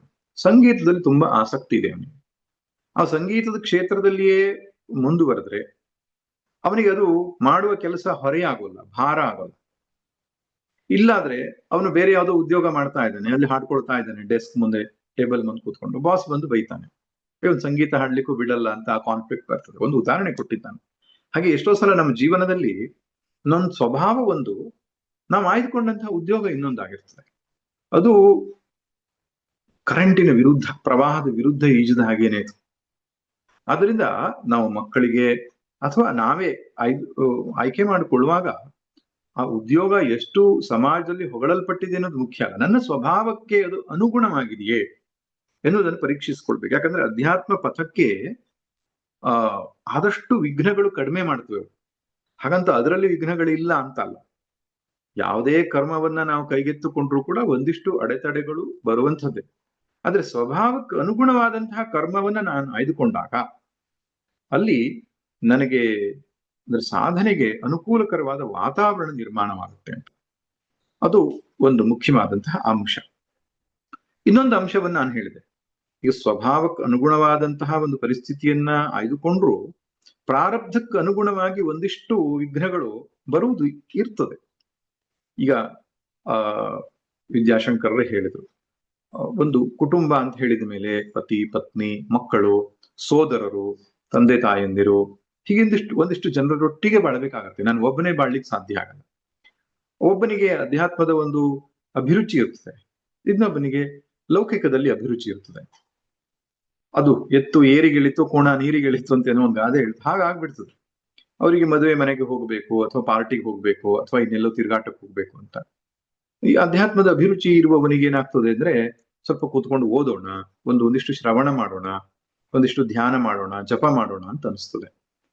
ಆದ್ರೆ ಬಾಧ್ಯತೆಗಳು, ಕಮಿಟ್ಮೆಂಟ್ ಅಂತ ಹೇಳ್ತಾರಲ್ಲ, ಮಕ್ಕಳು ಇರ್ತಾರೆ, ಅವರದೊಂದಿಷ್ಟು ಜವಾಬ್ದಾರಿಗಳನ್ನ ನೋಡ್ಬೇಕು, ವ್ಯಾವಹಾರಿಕ ಜವಾಬ್ದಾರಿಗಳು ನೋಡ್ಬೇಕು, ಅದ್ರ ಮಧ್ಯದಲ್ಲಿ ಸಮಯವನ್ನು ಹೊಂದಿಸಿಕೊಳ್ಳಿಕ್ಕೆ ಆಗೋಲ್ಲ ಅನ್ನುವಂತಹ ಒಂದು ಪರಿಸ್ಥಿತಿ ಬರ್ತದೆ. ಆದ್ರೆ ಉಪಾಯವಾಗಿ ನಾವು ಅದನ್ನು ದಾಟಬೇಕು, ಬೇರೆ ದಾರಿ ಇಲ್ಲ ಅಂತ. ಅದನ್ನ ಬಿಟ್ಟು ಬರುವುದು ಸಾಧ್ಯ ಇಲ್ಲ. ಅದರಲ್ಲಿಯೇ ಇದ್ದಾಗ ಉಪಾಯದಿಂದ ನಾವು ಸಮಯವನ್ನು ಹೊಂದಿಸಿಕೊಳ್ಳಬೇಕಾಗ್ತದೆ.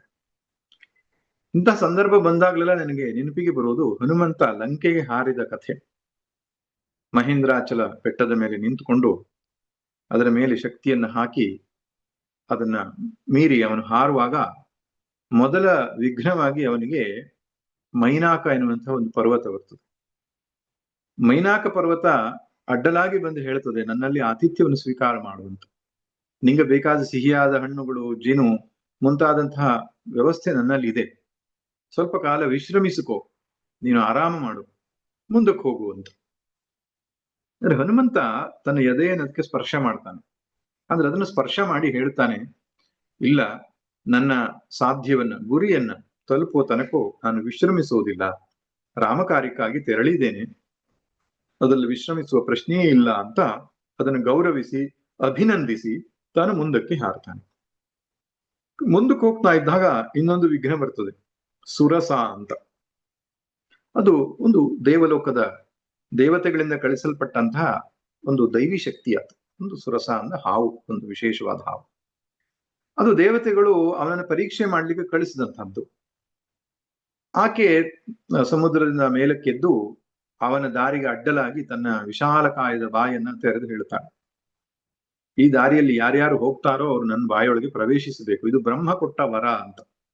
ಆದ್ರಿಂದ ಯಾವ ಕಾರಣಕ್ಕೂ ನನ್ನನ್ನು ಬಿಡುವ ಹಾಗೆ ಇಲ್ಲ, ನನ್ನ ಬಾಯಿಗೆ ಪ್ರವೇಶಿಸಲೇಬೇಕು ನೀನು.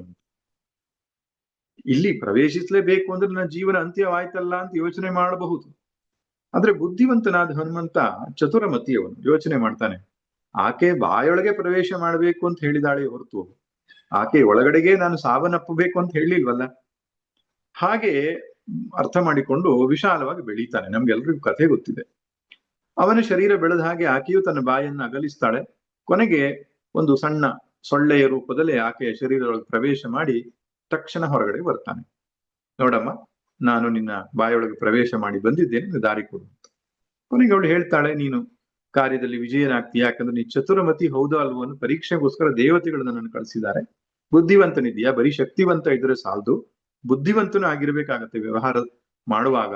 ಆದ್ದರಿಂದ ಈ ಕಾರ್ಯದಲ್ಲಿ ನೀನು ಸಮರ್ಥನಾಗ್ತೀಯಾ ಅಂತ ಆಕೆ ಆಶೀರ್ವಾದ ಮಾಡ್ತಾಳೆ. ಸರಿ, ಆ ವಿಘ್ನವನ್ನು ದಾಟಿ ಮುಂದಕ್ಕೆ ಹೋಗ್ತಾನೆ ಹನುಮಂತ. ಅಲ್ಲಿ ಗೊತ್ತಿದೆ ನಮ್ಗೆ, ಅವನು ಆಕಾಶದಿಂದ ಕೆಳಗೆ ಸೆಳೆಯಲ್ಪಡ್ತಾನೆ. ಕಾರಣ ಸಿಂಹಿಕಾ ಅಂತಕ್ಕಂತಹ ಒಂದು ರಾಕ್ಷಸಿ ಸಮುದ್ರದೊಳಗೆ ಅಡಗಿರ್ತಾಳೆ. ಆಕಾಶದ ಮೇಲೆ ಹಾರುವ ಕಾಯಗಳನ್ನ ಸೆಳೆದು ಅವಳಿಗೆ ಏನೋದೊಂದು ವಿಶೇಷ ಗುರುತ್ವ ಬಲ ಎಳೆದು ಅದನ್ನ ಸ್ವಯಂ ತಿನ್ನುವಂತಹ ಅಭ್ಯಾಸ ಇತ್ತು. ಯೋಚನೆ ಮಾಡ್ತಾನೆ ಹನುಮಂತ, ಇದರ ಜೊತೆಗೆ ನಾನು ಬುದ್ಧಿವಂತಿಗೆ ಅಥವಾ ಬೇರೆ ಯಾವುದೇ ರೀತಿಯ ಆಟ ಮಾಡಿದ್ರು ಇದು ನಡೆಯುವಂಥದ್ದಲ್ಲ, ಇದನ್ನು ಮುಗಿಸ್ಬೇಕು ಅಷ್ಟೇನೆ. ಆದ್ರಿಂದ ಅವಳನ್ನು ಕೊಲ್ತಾನೆ. ಆಕೆಯ ಶರೀರದೊಳಗೆ ಪ್ರವೇಶ ಮಾಡಿ ಮರ್ಮಸ್ಥಾನವನ್ನು ಭೇದಿಸ್ಕೊಂಡು ಹೊರಗಡೆ ಬರ್ತಾನೆ. ತದನಂತರ ಅವನು ಲಂಕೆಗೆ ಹೋಗ್ತಾನೆ, ಸೀತಾದೇವಿ ಅನ್ವೇಷಣೆಯನ್ನು ಮಾಡಿಕೊಂಡು, ಅದೆಲ್ಲ ಗೊತ್ತಿರೋ ಕಥೆ. ಈ ಕಥೆ ಏನ್ ಹೇಳುತ್ತೆ ಅಂದ್ರೆ, ಪ್ರತಿಯೊಬ್ಬ ಅಧ್ಯಾತ್ಮ ಸಾಧಕನಿಗೂ ಕೂಡ 3 ರೀತಿಯ ವಿಘ್ನಗಳು ಬರ್ತವೆ ಅಂತ. ಮೊದಲನೇದು ತುಂಬಾ ಅನುಕೂಲಕರವಾದ ವಾತಾವರಣ. ಅಂದ್ರೇನು, ಮೈನಾಕ ಎನ್ನುವ ಬೆಟ್ಟ ಅವನು ವಿಶ್ರಮಿಸಿಕೋ ಅಂತ ಹೇಳಿತು. ಅವನಲ್ಲಿ ವಿಶ್ರಮಿಸಲಿಲ್ಲ. ಆ ಅನುಕೂಲಕರವಾದ ವಾತಾವರಣ ಅದು ಸಾತ್ವಿಕವಾದ ವಿಘ್ನ ಅಂತ ಹೇಳ್ತಾನೆ. ನಾವು ಇಷ್ಟೊತ್ತವರೆಗೆ ಚರ್ಚೆ ಮಾಡಿದ್ದು ಪ್ರತಿಕೂಲ ವಿಘ್ನಗಳ ಬಗ್ಗೆ. ಆದ್ರೆ ಅನುಕೂಲವೂ ಒಂದು ವಿಘ್ನವೇ ಅಧ್ಯಾತ್ಮ ಸಾಧನೆಯಲ್ಲಿ ಅಂತ. ಕಂಫರ್ಟ್ ಝೋನ್ ಅಂತ ಹೇಳ್ತಾರೆ.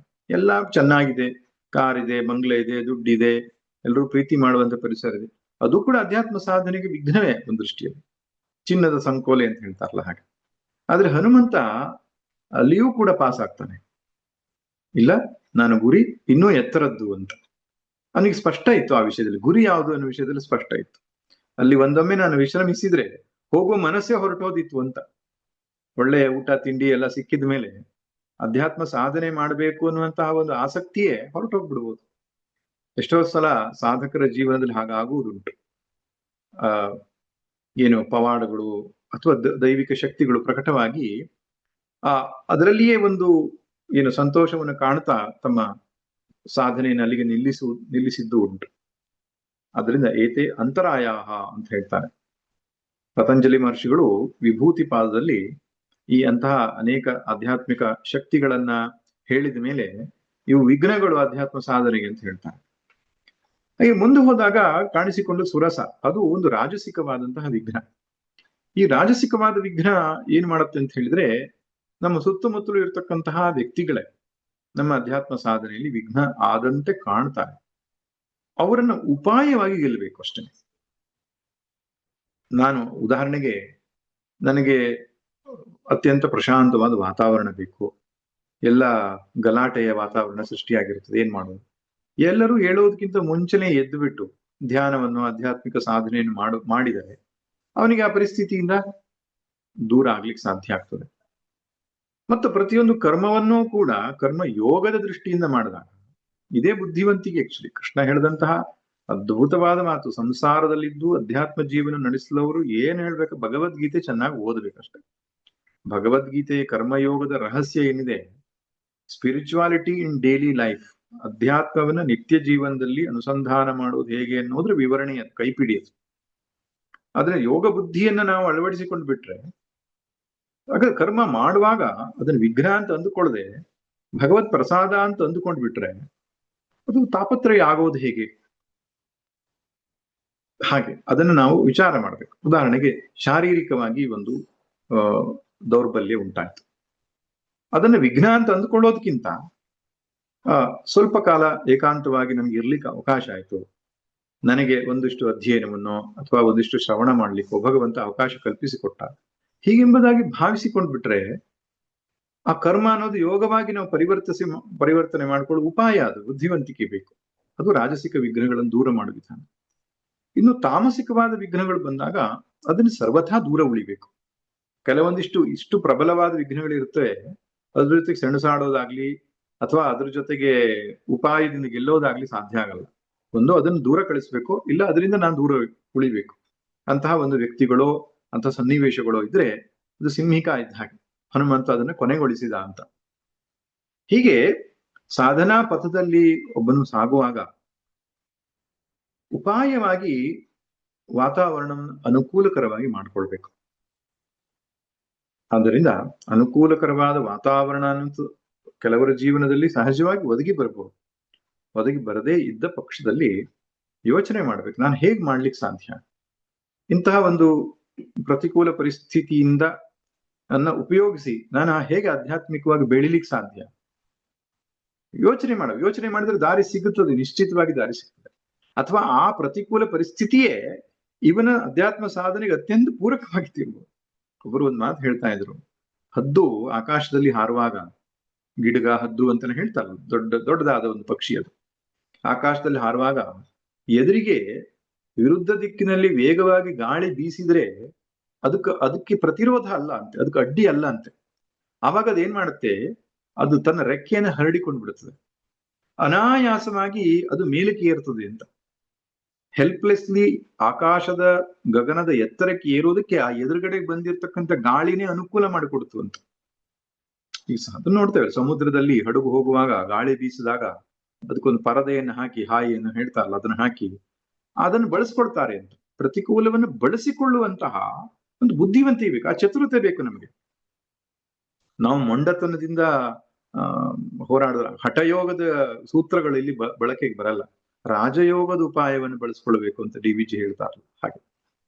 ಆ ರೀತಿಯಾಗಿ ಒಬ್ಬ ಮನುಷ್ಯ ಯೋಚನೆ ಮಾಡಿದ್ರೆ, ಅದು ಎಲ್ಲದಕ್ಕಿಂತ ಮುಖ್ಯವಾದ ಸಂಗತಿ ಏನಿದೆ, ಸ್ವಧರ್ಮ ಅನ್ನೋದು ವಿಷಯ ನಾನು ಹೇಳಿದೆ, ಕರ್ಮಯೋಗದ ಸೂತ್ರ ಅನ್ನೋದು ಹೇಳಿದೆ. ಮೂರನೇದೊಂದು ಪ್ರಯಾರಿಟಿ ಅನ್ನೋದು ಸ್ಪಷ್ಟ ಆಗ್ಬೇಕು. ಎಷ್ಟೋ ಜನರಿಗೆ ಆಗುವ ಸಮಸ್ಯೆ ಅದು, ನನ್ನ ಜೀವನದ ಆದ್ಯತೆ ಯಾವುದು ಅಂತ. ಪರಮಾರ್ಥ ಎನ್ನುವುದೇ ಬದುಕಿನ ನಿಜವಾದ ಪ್ರಾಪ್ತಿ, ಅದೇ ನನ್ನ ಬದುಕಿನ ಧ್ಯೇಯ, ಉಳಿದೆಲ್ಲವೂ ಅದಕ್ಕೆ ಪೂರಕವಾದ ವ್ಯವಸ್ಥೆ ಅನ್ನೋದು ಮೊದಲು ಸ್ಪಷ್ಟಪಡಿಸ್ಕೊಳ್ಬೇಕು ನಾವು. ಅದೇ ಸ್ಪಷ್ಟ ಇಲ್ಲ ಅಂದಾಗ ಗೊಂದಲ ಆಗ್ಲಿಕ್ಕೆ ಶುರುವಾಗ್ತದೆ. ಅದಕ್ಕೆ ಶ್ರವಣ ಮಾಡ್ಬೇಕು, ವೇದಾಂತ ಶ್ರವಣ, ಗುರುಮುಖೇನ ಸತ್ಸಂಗ ಶ್ರವಣ, ಅಧ್ಯಯನ ಅನ್ನೋದು ಯಾಕೆ ಮುಖ್ಯ ಅಂದ್ರೆ ಪ್ರಯಾರಿಟಿ ಸ್ಪಷ್ಟ ಆಗ್ತದೆ, ಆದ್ಯತೆ ಅನ್ನೋದು ಮೊದಲು ಗೊತ್ತಾಗ್ಬೇಕು. ಮಕ್ಕಳಾಗ್ಲಿ, ಗಂಡನಾಗ್ಲಿ, ಹೆಂಡತಿ ಆಗ್ಲಿ, ಅಥವಾ ಈ ವ್ಯವಸ್ಥೆ ಆಗ್ಲಿ, ಎಲ್ಲ ಸ್ಟೆಪ್ಪಿಂಗ್ ಸ್ಟೋನ್ಸ್, ನನ್ನ ಅಧ್ಯಾತ್ಮ ಪಥಕ್ಕೆ ಇರತಕ್ಕಂತಹ ಮೆಟ್ಟಿಲುಗಳು. ಆದ್ರಿಂದ ಗೃಹಸ್ಥ ಆಶ್ರಮ ಅನ್ನೋ ಶಬ್ದವನ್ನು ಸೇರಿಸಿದ್ದಾರೆ ಅಲ್ಲಿ. ಆಶ್ರಮ ಅಂತ ಹೇಳಿದ್ರೆ ಆ ಸಮಂತಾತ್ ಶ್ರಮ್ಯಂತೆ ತಪ್ಯಂತೆ ಇತಿ ಆಶ್ರಮ ಅಂತ, ತಪಸ್ಸು ಮಾಡ್ಲಿಕ್ಕೆ ಇರ್ತಕ್ಕಂಥ ಒಂದು ವ್ಯವಸ್ಥೆ, ಆದ್ರಿಂದ ಆಶ್ರಮ ಅಂತಲ್ಲಿ ಹೇಳಿರೋದು. ಗೃಹಸ್ಥಾಶ್ರಮದ ಭೋಗಕ್ಕಿರೋ ವ್ಯವಸ್ಥೆ ಅಂತಲ್ಲ, ತಪಸ್ಸಿಗಿರತಕ್ಕಂಥ ವ್ಯವಸ್ಥೆ. ತಪ್ಪಿಸ್ಬೇಕಲ್ವೇ? ತಪ್ಪಿಸ್ಬೇಕು ಅಂದ್ರೆ ಸುತ್ತಲಿನ ಪರಿಸ್ಥಿತಿ ಬೇಕು ಅದಕ್ಕೆ. ಗುರುವಿಲ್ಲವೆನಬೇಡ ಜಗವೇ ಜಗದ್ಗುರುವೋ, ಅರಿಮಿತ್ರ ವಿಭುಭೃತ್ಯ ಸತಿಪುತ್ರ ವರ್ಗ, ಪರಿಪರಿಯ ಪಾಠಗಳ ಕಲಿಸುತ್ತಿರ್ಪರು ನಿನಗೆ, ಅರಿತುಕೊಳ್ಳಲನು ಆಗೋ ಮಂಕುತಿಮ್ಮ. ಪರಿಪರಿಯ ಪಾಠಗಳನ್ನು ಕಲಿಸ್ತಾ ಇರ್ತಾರೆ. ಈ ಅವಮಾನ ಮಾಡುವವರು, ತಿರಸ್ಕಾರ ಮಾಡುವವರು, ನಮ್ಮ ಮೇಲೆ ಕಮೆಂಟ್ ಮಾಡುವವರು, ಅವರೆಲ್ಲ ಇಲ್ಲದಿದ್ರೆ ಏನಾಗ್ತದೆ, ಎಲ್ಲೋ ಒಂದ್ ಕಡೆಗೆ ನಾನು ಜೀವನ್ ಮುಕ್ತ ಅಂತ ಅನ್ಸ್ಲಿಕ್ಕೆ ಶುರುವಾದ್ರೂ ಆದೀತು. 4 ಶಬ್ದಗಳನ್ನು ಕಲ್ತ ಮೇಲೆ ಏನು ಆನಂದವಾಗಿದ್ದೇನಲ್ಲ ಅಂತ. ಆದ್ರೆ ಅವಾಗ ಚುಚ್ಚಿ ನಮ್ಮ ಮನಸ್ಸಿನ ಸಮಾಧಾನವನ್ನ ಕೆಡಿಸ್ತಾರಲ್ಲ, ಅವಾಗ ನಮ್ಮನ್ನ ಪರೀಕ್ಷೆ ಮಾಡ್ಕೊಳ್ಲಿಕ್ಕೆ ಆಗ್ತದೆ, ಎಷ್ಟರ ಮಟ್ಟಿಗೆ ಸಮತ್ವವನ್ನು ನಾನು ಸಾಧಿಸ್ಕೊಂಡಿದ್ದೇನೆ ಅಂತ. ಹಾಗೆ ಇವೆಲ್ಲ ಪರಿಸ್ಥಿತಿಗಳು ಕೂಡ ಖಂಡಿತವಾಗಿ ವಿಘ್ನಗಳಲ್ಲ. ನಾವು ಸ್ವಧರ್ಮವನ್ನ ಆಶ್ರಯಿಸಿ ಬದುಕಬೇಕು, ಮತ್ತೆ ಪ್ರತಿಕೂಲವನ್ನ ಅನುಕೂಲಕರವಾಗಿ ಮಾಡಿಕೊಳ್ಳುವ ಬುದ್ಧಿವಂತಿಕೆ, ಚತುರತೆ ನಮಗೆ ಬೇಕಾಗ್ತದೆ. ಅದೆಲ್ಲದರೊಟ್ಟಿಗೆ ಜೀವನದ ಧ್ಯೇಯ ಅನ್ನೋದು ಅತ್ಯಂತ ಸ್ಪಷ್ಟವಾಗಿರ್ಬೇಕಾಗ್ತದೆ. ಯಾಕಂದ್ರೆ ಮಿಥ್ಯಾ ಪ್ರಪಂಚವನ್ನ ನಾವು ಸತ್ಯ ಎಂಬುದಾಗಿ ಭಾವಿಸಿದ್ರಿಂದ ಇದು ಒದ್ದಾಟಗಳಾಗೋದು. ಎಲ್ಲವೂ ಮಿಥ್ಯಾ ಪ್ರಪಂಚ, ಅದು ಶಾಸ್ತ್ರ ಮುಖೇನ ಗುರುವಾಕ್ಯದಿಂದಲೇ ನಮಗೆ ತಿಳಿಯಲ್ಪಡುವಂತಹ ವಿಷಯ. ಆದ್ರಿಂದ ಹೆಚ್ಚು ಮಹತ್ವ ಕೊಡಬೇಡ ಅದಕ್ಕೆ ಎಂಬುದಾಗಿ ಹೇಳ್ತಾರೆ ಹಿರಿಯರು. ಕೆಲವು ಕೆಲಸಗಳಾಗಬಹುದು, ಆಗದೇ ಇರಬಹುದು, ಯಶಸ್ಸು ಅಪಯಶಸ್ಸು, ಸಿದ್ಧಿ ಅಸಿದ್ಧಿ, ಈ ಎಲ್ಲ ವೈರುಧ್ಯಗಳನ್ನು ಕೂಡ ಬಹಳ ಮುಖ್ಯವಾಗಿ ಗಮನಿಸಬೇಡಿ. ನಿನ್ನ ಲಕ್ಷ್ಯ ಇರಬೇಕಾದದ್ದು ಎಲ್ಲಿ? ಅಧ್ಯಾತ್ಮ ನಿಷ್ಠೆಯಲ್ಲಿ. ನನ್ನ ಅಂತಃಕರಣ ಶುದ್ಧವಾಯ್ತಾ? ನನ್ನಲ್ಲಿ ರಾಗದ್ವೇಷ ಶಿಥಿಲವಾಯ್ತಾ? ನನ್ನಲ್ಲಿ ಪ್ರಸಾದ ಬುದ್ಧಿ ಹೆಚ್ಚಳವಾಯ್ತಾ? ನನ್ನಲ್ಲಿ ಕಾಮಕ್ರೋಧಾದಿಗಳು ಕ್ಷೀಣವಾಯ್ತಾ? ಈ ಒಂದು ಪರೀಕ್ಷೆಯಲ್ಲಿ ಒಬ್ಬನು ತನ್ನನ್ನು ತೊಡಗಿಸ್ಕೊಳ್ಬೇಕೇ ಹೊರತು ಪ್ರಪಂಚದಲ್ಲಿ ಅವರು ಹಾಗಂತಾರೆ, ಇವ್ರು ಹೀಗಂತಾರೆ, ಅದು ಹಾಗಾಯ್ತು, ಇದು ಹೀಗಾಯ್ತು, ಅದ್ರ ಬಗ್ಗೆ ತಲೆಕೆಡಿಸಿಕೊಂಡು ಪ್ರಯೋಜನ ಇಲ್ಲ. ಯಾಕಂದ್ರೆ ಅದು ಕೊನೆಯಾಗುವ ಸಂದರ್ಭವೇ ಇಲ್ಲ ಅಂತ. ಅಥವಾ ಇನ್ನೊಂದು ಮಾತು ಹೇಳ್ತೇನೆ, ಎಲ್ಲಾ ಅನುಕೂಲಕರವಾಗಿ ಒಂದು ಪರಿಸ್ಥಿತಿ ನಿರ್ಮಾಣ ಆಗತ್ತೆ, ಆಮೇಲೆ ನಾನು ಧ್ಯಾನ ಕೂತ್ಕೋತೇನೆ, ಆಮೇಲೆ ನಾನು ಸತ್ಸಂಗ ಕೂತ್ಕೊಳ್ತೇನೆ ಅಂತ ಆಗೋದಿಲ್ಲ. ಪ್ರಪಂಚ ಇದು ದ್ವಂದ್ವಾತ್ಮಕವಾದದ್ದು. ಅದು ಏನೆಲ್ಲ ಒಂದು ರೀತಿಯಲ್ಲಿ ಹೊಟ್ಟೆ ನೋವು ಇಳಿಯುತ್ತೀರೆ, ರಟ್ಟೆ ನೋವು ಎನ್ನುವುದು ಮಟ್ಟ ಸವೆ ತಿರೆ ಹರಿವು ಮಂಕುತಿಮ್ಮ ಅಂತ. ಒಂದಲ್ಲ ಒಂದು ಬರ್ತಾ ಇರ್ತದೆ. ಅದರಿಂದ ತಿರೆ ಅಂದ್ರೆ ಭೂಮಿ ಮಟ್ಟಸವಾಗಿರೋದಿಲ್ಲ, ಅದು ಒಂದೇ ಲೆವೆಲ್ ಅಲ್ಲಿ ಇರಲ್ಲ, ಏರುತಕ್ಕೂ ಇರ್ತದೆ. ಅದ್ರ ಮಧ್ಯದಲ್ಲಿ ನಾವು ಆ ಉತ್ಕಟವಾದ ಇಚ್ಛೆ, ಜಿಜ್ಞಾಸೆ, ಮುಮುಕ್ಷತ್ವ ಅಂತ ಏನೆಲ್ಲ ಕರೀತಾರೆ, ಅದನ್ನು ಬೆಳೆಸಿಕೊಂಡ್ರೆ, ಗುರುಶಾಸ್ತ್ರ ಉಪದೇಶವನ್ನ ಮತ್ತೆ ಮತ್ತೆ ಮಾಡ್ತಾ ಇದ್ರೆ, ಒಬ್ಬನಿಗೆ ಎಂತಹ ವಿಪರೀತ ಪರಿಸ್ಥಿತಿಯಲ್ಲೂ ಕೂಡ ಅಧ್ಯಾತ್ಮ ಸಾಧನೆ ಯಶಸ್ಸನ್ನು ಕಾಣ್ಲಿಕ್ಕೆ ಸಾಧ್ಯ ಆಗ್ತದೆ. ಅದಿಲ್ಲದಿದ್ದ ಪಕ್ಷದಲ್ಲಿ ಎಲ್ಲವೂ ಅನುಕೂಲಕರವಾಗಿದ್ದರೂ ಕೂಡ, ಯಾವುದೇ ವಿಘ್ನಗಳಿಲ್ಲದಿದ್ರೂ ಕೂಡ ಅವನು ಗುರಿಯನ್ನು ಮುಟ್ಲಿಕ್ಕೆ ಸಾಧ್ಯ ಆಗಲ್ಲ. ಯಾಕೆ? ಅವನಿಗೆ ಒಳಗಡೆ ಹಸಿವೇ ಇಲ್ಲ. ಅವನಿಗೆ ಒಳಗಡೆಗೆ ಬಾಯಾರಿಕೆಯೇ ಇಲ್ಲದಿದ್ದವನಿಗೆ ನೀರಿನ ಸುದ್ದಿಗೆ ಯಾಕೆ ಹೋಗ್ತಾನೆ? ಒಳಗಡೆಗೆ ಆ ಹಪ್ಪಹಪ್ಪಿ ಇಲ್ದಗಿದ್ರೆ ಯಾಕೆ ಅವನು ಪಡಿತಾನೆ? ಅದರಿಂದ ಉಪನಿಷತ್ತು ಅತ್ಯಂತ ಸ್ಪಷ್ಟವಾಗಿ ಹೇಳುವ ಒಂದು ಮಾತು, ಯಮೇ ವೈಷ ವೃಣುತೆ ತೇನ ಲಭ್ಯ ತಸ್ಯೈಷ ಆತ್ಮ ವಿವೃಣುತೆ ತನೂಗು ಸ್ವಾಂ. ಕಠೋಪನಿಷತ್ತು ಹೇಳುತ್ತೆ, ಮುಂಡಕವು ಹೇಳುತ್ತೆ, ಯಮೇ ವೈಷ ವೃಣುತೆ, ಯಾವಾತನು ಈ ಆತ್ಮನ್ನೇ ಆಯ್ದುಕೊಳ್ತಾನೆ, ತನ್ನ ಜೀವನದ ಆದ್ಯತೆಯಾಗಿ ಮಾಡಿಕೊಳ್ತಾನೆ, ಅವನಿಗೆ ಇದು ಸಿಗುತ್ತೆ ಅಂತ. ಹಾಗೆ ಅಡ್ಡಿ ಆತಂಕಗಳು ಇರಬಹುದು, ಆದರೆ ನಮ್ಮ ಇಚ್ಛೆ ಪ್ರಬಲವಾಗಿದ್ರೆ ದೂರ ಆಗ್ತದೆ. ಇನ್ನೊಂದು ಉಪಾಯವನ್ನ ಈ ವಿಷಯದಲ್ಲಿ ಹೇಳೋದಾದ್ರೆ, ಭಗವಂತನಲ್ಲಿ ಪ್ರಾರ್ಥನೆ ಮಾಡಿಕೊಳ್ಳೋದು, ಅನನ್ಯವಾಗಿ ದೇವರಲ್ಲಿ ಬೇಡ್ಕೊಳ್ಳೋದು. ಏನಪ್ಪಾ, ಈ ಎಲ್ಲ ವಿಘ್ನಗಳನ್ನು ದೂರ ಮಾಡುವ, ಆಂತರಿಕ ಮತ್ತು ಬಾಹ್ಯವಾದಂತಹ ಏನೇನು ಅಡ್ಡಿ ಆತಂಕಗಳಿದೆಯೋ, ಅಧ್ಯಾತ್ಮ ಸಾಧನೆಗೆ ಭಂಗ ತರುವಂತಹ ಯಾವ್ಯಾವ ಅಡ್ಡಿ ಆತಂಕಗಳಿದೆಯೋ ಎಲ್ಲವನ್ನ ದೂರ ಮಾಡಪ್ಪ ಅಂತ ಪ್ರತಿದಿನ ದೇವರಲ್ಲಿ, ಸರ್ವಶಕ್ತನ ಪರಮಾತ್ಮ ಮಾಡ್ಕೊಳ್ಬೇಕು. ಅವನ ಅನುಗ್ರಹ ಇಲ್ಲದೆ, ಅವನ ಕೃಪೆ ಇಲ್ಲದೆ ಪೂರ್ವದ ವಾತಾವರಣ ಸೃಷ್ಟಿ ಆಗೋಲ್ಲ. ಅದರಿಂದ ಆದಷ್ಟು ದೇವರಲ್ಲಿ ಮೊರೆ ಹೋಗಬೇಕು ಈ ವಿಷಯದಲ್ಲಿ. ಅದು ತುಂಬಾ ಸಹಾಯ ಆಗ್ತಕ್ಕಂತಹ ವಿಷಯವೇ ಆಗಿದೆ. ಒಟ್ಟಿನಲ್ಲಿ ಮೊದಲನೇದಾಗಿ ನಾವು ಸ್ವಧರ್ಮವನ್ನ, ಮೊದಲನೇದಾಗಿ ಅಡ್ಡಿ ಆತಂಕಗಳಿರ್ತವೆ ಅನ್ನೋದನ್ನು ಒಪ್ಪಿಕೊಳ್ಳುವಂಥದ್ದು. ಅದಿಲ್ಲದ ಒಂದು ಪರಿಸ್ಥಿತಿ ಇರುತ್ತೆ ಅಂತ ಯಾರ ಜೀವನದಲ್ಲೂ ಆಗಲ್ಲ. ಇವನ್ ಸಿದ್ಧಿ ಆದ್ಮೇಲೂ ಕೂಡ, ಆತ್ಮಜ್ಞಾನ ಆದ್ಮೇಲೂ ಕೂಡ ಅಡ್ಡಿ ಆತಂಕಗಳು ನಿವೃತ್ತಿ ಆಗಲ್ಲ. ಆಗ್ಲೂ ಅವನು ಎದುರಿಸ್ತಾನೆ ಇರ್ಬೇಕಾಗ್ತದೆ. ಅದರಿಂದ ಅದನ್ನ ಎಕ್ಸೆಪ್ಟ್ ಮಾಡುವಂಥ. ಎರಡನೇದು, ಆದಷ್ಟು ಸ್ವಧರ್ಮದಲ್ಲಿಯೇ ನಿರತನಾಗುವಂಥದ್ದು, ಪರಧರ್ಮವನ್ನ ಸ್ವೀಕಾರ ಮಾಡದೇ ಇರು. ಮೂರನೇದು, ಚತುರತೆ, ಉಪಾಯದಿಂದ ಅದನ್ನ ನಾವೇ ಸಮಯವನ್ನು ಹೊಂದಿಸಿಕೊಳ್ಳುವಂಥದ್ದು, ನಾವೇ ಆ ಒಂದು ವಿಘ್ನಗಳನ್ನು ಮೀರಿ ನಿಲ್ಲೋದಕ್ಕೆ ಪ್ರಯತ್ನಿಸುವಂಥದ್ದು. ನಾಲ್ಕು, ನಮ್ಮ ಆದ್ಯತೆಯನ್ನು ಸ್ಪಷ್ಟಪಡಿಸಿಕೊಳ್ಳುವಂಥದ್ದು. ಐದನೇದಾಗಿ, ಪರಮಾತ್ಮನಲ್ಲಿ ಪ್ರಾರ್ಥನೆ ಮಾಡಿಕೊಂಡು ವಿಘ್ನಗಳನ್ನ ದಾಟುವಂಥದ್ದು. ಅದೆಲ್ಲದಕ್ಕೂ ಪೂರಕವಾಗಿ ನಮ್ಮಲ್ಲಿ ಇರ್ತಕ್ಕಂತಹ ಒಂದು ತೀವ್ರವಾದ ಇಚ್ಛೆ, ಮುಕ್ಷುತ್ವ ಅನ್ನೋದು, ಅದನ್ನು ಬೆಳೆಸಿಕೊಳ್ಳುವಂಥದ್ದು. ಇದೆಲ್ಲ ವಿಘ್ನಗಳಿಗೆ ಒಂದು ಪರಿಹಾರ ಎಂಬುದಾಗಿ ನಾನು ಭಾವಿಸ್ತೇನೆ.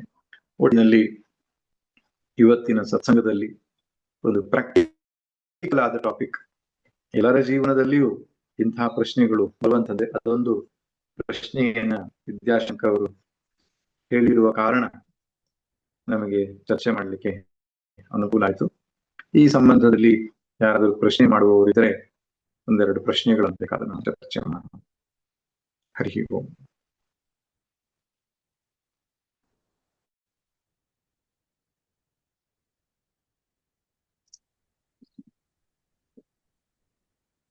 ಹರಿ ಓಂ ಗುರುಜಿ. ಹರಿ ಓಂ ಗುರುಜಿ. ಹರಿ ಓಂ. ನಮಸ್ತೆ. ನಾನು ಸತ್ಯವತಿ ಮಾತಾಡ್ತಾ ಇರೋದು. ಹರಿ ಓಂ.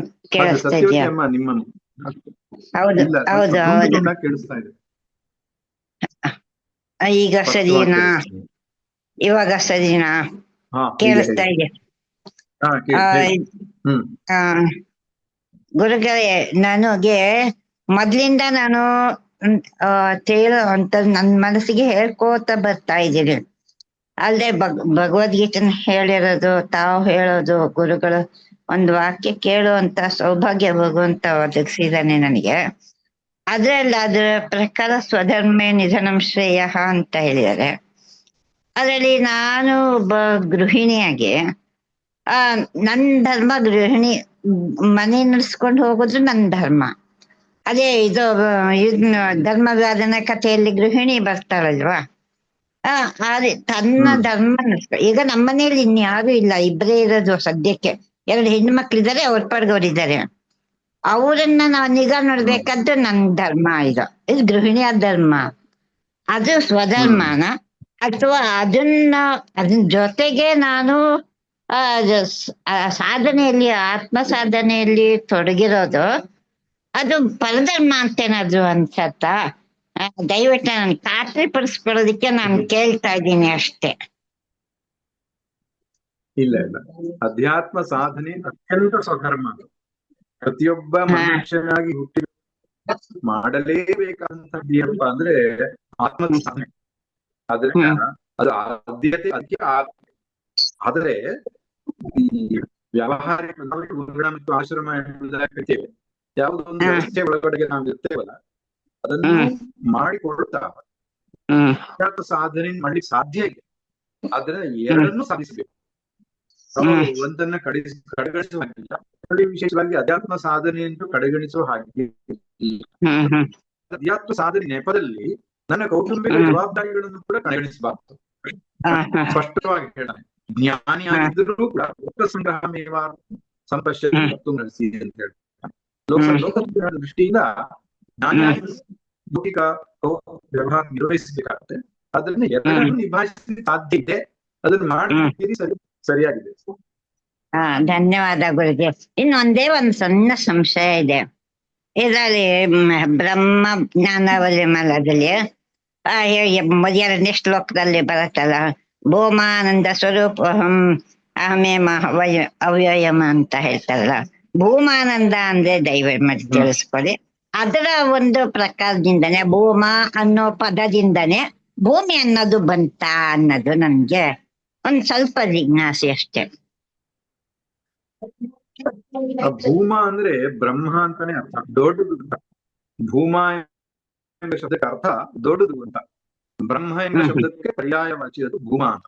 ಆದ್ರಿಂದ ಭೂಮಾನಂದ ಬ್ರಹ್ಮಾನಂದ. ಸ್ವಲ್ಪ ಇಂಟರ್ನೆಟ್ ಪ್ರಾಬ್ಲಮ್ ಇದೆ. ನಿಮ್ಮ ಮಾತು ನನಗೆ ಕಟ್ಟಾಗಿಸ್ತಾ ಇದೆ, ನನ್ನ ಮಾತು ಬೇರೆಯವರಿಗೆ ಕೇಳಿಸ್ತಾ ಇಲ್ಲ ಅಂತ ಕಾಣಿಸುತ್ತೆ. ಇಲ್ಲ, ನಿಮ್ಮ ಮಾತು ಕೇಳಿಸ್ತಾ ಇದೆ, ಸ್ಪಷ್ಟವಾಗಿ ಕೇಳಿಸ್ತಾ ಇದೆ, ನನಗ್ ಸ್ಪಷ್ಟವಾಗಿ ಕೇಳಿಸ್ತಾ ಇದೆ. ಹೌದು ಹೌದು. ಸರಿ ಸರಿ. ಆದ್ರೆ ಅದರಿಂದ ಭೂಮಿ ಅನ್ನೋ ಪದ ಏನೋ ಆಗಿಲ್ಲ ಅಲ್ಲ. ಭೂಮಿ ಅನ್ನೋ ಭೂಮಿ ಇಲ್ಲ, ಭೂಮಿಗೆ ಇಲ್ಲ, ಭೂ ಸತ್ತಾಯ ಬಂದಿರೋದು. ಭೂ ಅನ್ನುವಂಥದ್ದು, ಭೂಮಿ ಅನ್ನುವಂಥದ್ದು ಇರುವಂತದ್ದು ಎಂಬ ಅರ್ಥದಲ್ಲಿ ನಮಗೆ ಆಧಾರವಾಗಿರುವಂತದ್ದು ಎಂಬ ಅರ್ಥದಲ್ಲಿ ಭೂಮಿ. ಸರಿ ಸರಿ, ಧನ್ಯವಾದ ಗುರುಗಳೇ. ನಮಸ್ಕಾರ. ಶರಣಂ ಶರಣ.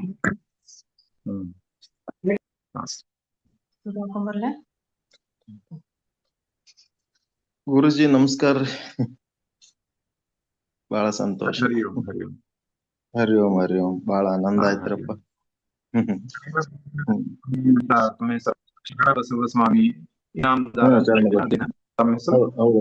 ಹೌದ್ರಪ್ಪ, ಶರಣ ಬಸವಸ್ವಾಮಿ ಇನಾಮದಾರ್, ರಾಯಚೂರಿಂದ ಮಾತಾಡೋದ್ರಿ. ಪ್ರತಿನಿತ್ಯ ವಿಚಾರ ಸಾಗರ, ವಿಚಾರ ಚಂದ್ರೋದಯ ಇವೆಲ್ಲ ನಾವು ಇಲ್ಲಿ ಗ್ರೂಪ್ ಸ್ಟಡಿ ಮಾಡ್ತಾ ಇರ್ತೀವಿ. ನಿಶ್ಚಲ್ ದಾಸರು, ಉಪನಿಷತ್ತುಗಳು, ಭಗವದ್ಗೀತೆ ಪಾರಾಯಣ, ಬಟ್ ನಮ್ಗೆ ಎಷ್ಟು ತಿಳಿತದ ಅಷ್ಟು ಟಚ್ ಮಾಡ್ಕೋತ ಹೋಗ್ತಾ ಇದ್ದೀವಿ. ಇದು ತಮ್ದೇನ್ ವಾಟ್ಸ್ಆಪ್ ಗ್ರೂಪ್ ಅದ? ಇದು ವಾಟ್ಸ್ಆಪ್ ಗ್ರೂಪ್ ಅದ ರೀ? ಈಗ ರೆಕಾರ್ಡ್ ವಾಟ್ಸ್ಆಪ್ ಗ್ರೂಪ್ ಇದೆ. ಅದು ನಮ್ಮನ್ನ ಅದ್ರಾಗ ಸೇರಿಸಬಹುದು. ಏನೋ ನನ್ಗೆ ಕೇಳಿಸ್ತಾ ಇಲ್ಲ. ವಾಟ್ಸ್ಆಪ್ ಗ್ರೂಪ್ ಇದ್ರೆ ನಮ್ಮನ್ನ ಸೇರಿಸಬಹುದು. ನಮ್ಮಲ್ಲಿ ನಾವು ಯಾರಿಗೆ ಕಾಂಟ್ಯಾಕ್ಟ್ ಮಾಡ್ಬೇಕು? ನಂಬರ್ ನಮ್ಮಲ್ಲಿ ವಿದ್ಯಾಶಂಕರ್ ಅಂತ ಇದ್ದಾರಲ್ಲ, ಈಗ ಅವ್ರ ಹತ್ರ ನಂಬರ್ ತಕೊಳ್ಳಿ. ಇದರಲ್ಲಿ ಇದ್ದಾರೆ. ಅವರಿಗೆ ಹೇಳ್ಬೋದು, ಅಥವಾ ನಮ್ಮ ನರಹರಿ ಹೆಗ್ಡೆ ಅವರಿಗೆ ಕಳಿಸ್ಬೋದು, ಅಥವಾ ನನಗೂ ನಿಮ್ ನಂಬರ್ ಕಳಿಸಿ, ಯಾರಿಗಾದ್ರು ಕಳಿಸ್ಬೋದು, ನಾವು ಕನೆಕ್ಟ್ ಮಾಡ್ತೇವೆ, ಜಾಯಿನ್ ಮಾಡ್ತೇವೆ. ಈಗ ನನ್ ನಂಬರ್ ಯಾರಿಗ್ ಕಳಿಸ್ಬೇಕು ಹೆಂಗ್ ಗೊತ್ತಾಗ್ಲಿ? ಇದು ಜೂಮ್ ಆಪ್ ಇದ್ದದಕ್ಕೆ ಮುಂದೆ ಏನ್ ಮಾಡ್ಬೇಕು? ಏನ್ ಹೇಳಿ? ಜೂಮ್ ಆಪ್ ಇದ್ದಿದ್ದಕ್ಕೆ ಇದು ಯಾರ್ದು ಫೋನ್ ನಂಬರ್? ಇಲ್ಲಿ ವಿದ್ಯಾಶಂಕರ್ ಅಂತ ಬಂತು ತಾಡ್ರಿ. ವಿದ್ಯಾಶಂಕರ್ ಅವ್ರು ಕಳಿಸಿದ್ದಾರೆ ಅವ್ರ ನಂಬರ್ನ, ಚಾಟ್ ಅಲ್ಲಿ ಇದೆ ಅದು, ಬಿಟ್ರೆ ನಿಮಗೆ ಸಿಗುತ್ತೆ. ಅವ್ರು ಹಾಕಿದ್ದಾರೆ 9845578335 ಅಂತ ಇದರಲ್ಲಿ ಇದೆ. 984 ಅವ್ರ ನಂಬರ್ ಹಾಕಿದ್ದಾರೆ 9845578335 5783 ಅದರಲ್ಲಿ ಕಳಿಸಿ, ಅವ್ರಿಗೆ ಕಳಿಸಿ. ಅವ್ರನ್ನ 98455783 9845578335 ಚಾಟ್ಸ್ ಅಲ್ಲಿ ನೋಡಿ, ಚಾಟ್ ಸೆಕ್ಷನ್ ಹೋದ್ರೆ ಕಾಣುತ್ತೆ. Chat section. ಆಯ್ತ್ರಿ. Sorry for disturbance. Thanks. Vidyashankar ಅವರು ನಾನು ಮಾಡಿದ ಮಾತು ಕೇಳಿಸ್ತಾ ಇದೆ ನಂಗೆ, ಯಾಕೋ ಅವ್ರ ಮಾತು ಸ್ಪಷ್ಟವಾಗಿ ಇಲ್ಲ ಡಿಸ್ಟರ್ಬೆನ್ಸ್ ಇದೆಯಾ? ಡಿಸ್ಟರ್ಬೆನ್ಸ್ ಇದೆ, ಹೌದು, ಕಟ್ ಆಗಿ ಬರ್ತಾ ಇದೆ, ಡಿಸ್ಟರ್ಬೆನ್ಸ್ ಇದೆ ಇಂಟರ್ನೆಟ್. ಹೌದಾ? ಲಾಸ್ಟ್ 5 ಮಿನಿಟ್ಸ್ ನಾವು ಮುಗಿಸ್ಬಿಡೋಣ ಇಲ್ಲಿಗೆ, ಸುಮ್ಮನೆ ಮಾತಾಡಿ ಪ್ರಯೋಜನ. ಹೌದು, ಕೇಳಿಸ್ತಾ ಇಲ್ಲ, ಸರಿಯಾಗಿ ಕೇಳಿಸ್ತಾ ಇಲ್ಲ. ತಾವ್ ಹೇಳಿದ್ದು ನೀಟಾಗಿ ಕೇಳಿಸ್ತಾ ಇದೆ, ನಾವ್ ಹೇಳಿದ್ದು ನಿಮಗ್ ಕೇಳಿಸ್ತಾ ಇಲ್ಲ. ಏನೋ ಸಮಸ್ಯೆ ಆಗಿದೆ. ನಿಮ್ಮ ಪಾದಗಳಿಗೆ ಶರಣಾರ್ಥಿ. ತಮ್ಮ ಪಾದಗಳಿಗೆ ಶರಣಾರ್ಥಿ. ಅನಂತ ಶರಣಾರ್ಥಿ. ತಮ್ಮ ದರ್ಶನ ಕೊಟ್ಟದ್ದಕ್ಕೆ ಧನ್ಯವಾದ. ಬಹಳ ಸಂತೋಷ ಆಯ್ತಪ್ಪ. ಯಾಕಂದ್ರೆ ನಾವು ಮುಗಿಸೋಣ. ಸರ್ವೇ ಭವಂತು. ಗುರುಗಳೇ ನಮಸ್ತೆ ಗುರುಗಳೇ, ನಮಸ್ಕಾರ. ಅಲ್ಲ, ನನ್ಗೆ ಕೇಳಿಸ್ತಾನೆ ಇಲ್ಲ. ನಾವು ಚರ್ಚೆ ಮಾಡೋದು ಹರಿ ಓಂ. ನಮಸ್ಕಾರ ಗುರುಗಳೇ, ಕೇಳಿಸ್ತಾ ಇದೆಯಾ? ಕೇಳಿಸ್ತಾ ಇದೆ ಗುರುಗಳೇ. ಇಲ್ಲ, ಸ್ವಲ್ಪ ಡಿಸ್ಟರ್ಬೆನ್ಸ್ ಇದೆ ಅಂತ, ಸರಿಯಾಗಿ ಕಟ್ ಆಗ್ತಾ ಇದೆ ಅಂತ ಅನಿಸ್ತಾ ಇದೆ ನನಗೂ. 10 ನಿಮಿಷದಿಂದ ಸರಿಯಾಗಿ ಕೇಳಿಸ್ತಾ ಇಲ್ಲ. ಹೌದು, 10 ನಿಮಿಷದಿಂದ ಸರಿಯಾಗಿ ಕೇಳ್ತಾ ಇಲ್ಲ. ನಾವ್ ಹೇಳೋದು ಕೇಳ್ತಾ ಇಲ್ಲ, ಅವ್ರು ಹೇಳೋದು ಕೇಳ್ತಾ ಇಲ್ಲ, ಎರಡೂ ಇಲ್ಲ. ಹೌದೌದು, ಆತರ ಆಗಿದೆ. ಏನ್ ಮಾಡೋಣ ಇವಾಗ? ಯಾರೋ ಪ್ರಶ್ನೆ ಕೇಳಬೇಕು ಅಂತ ಬಯಸಿದ್ರು. ಇಲ್ಲ, ಚಾಟ್ ಸೆಕ್ಷನ್ ಹಾಕಿದ್ರೆ ನೋಡಕ್ ಆಗುತ್ತಾ ಅಂತ ಒಂದೇ ಒಂದು ಪ್ರಶ್ನೆನ ನೋಡ್ಬೇಕಷ್ಟೇ. ಯಾರೋ ಕೇಳಿದ್ರು, ರಂಜಿನಿ ಅಂತ. ಕೇಳಿಸ್ತಾ ಇದೆಯಾ ಗುರುಗಳೇ? ನಮಸ್ತೆ ಗುರುಗಳೇ. ಅದೇ ಕಟ್ ಆಗ್ತಿದೆ, ಕೇಳಿಸ್ತಿದೆ. ಕೆಲವು ಕೇಳಿಸ್ತೇ, ಕೆಲವು ಕೇಳಿಸಲ್ಲ, ಹಾಗಾಗಿದೆ. ಹೌದು, ನೀವು ಮಾತಾಡೋದು ಕಟ್ ಕೇಳಿಸ್ತಾ ಇದೆ. ಸರಿ, ಮುಂದಕ್ಕೆ ನಾವು ಯಾವಾಗಲೂ ಚರ್ಚೆ ಮಾಡುವ. ಆಯ್ತು ಗುರುಗಳೇ, ಆಯ್ತು, ಮುಗಿಸೋಣ. ಆಯ್ತು. ಸರ್ವೇ ಭವಂತು ಸುಖಿನಃ, ಸರ್ವೇ ಭದ್ರಾಣಿ ಪಶ್ಯಂತು, ಮಾ ಕಶ್ಚಿತ್ ದುಃಖವಾಗ್ ಭವೇತ್. ಓಂ ಶಾಂತಿ ಶಾಂತಿ ಶಾಂತಿ. ನಾರಾಯಣ ನಾರಾಯಣ ನಾರಾಯಣ.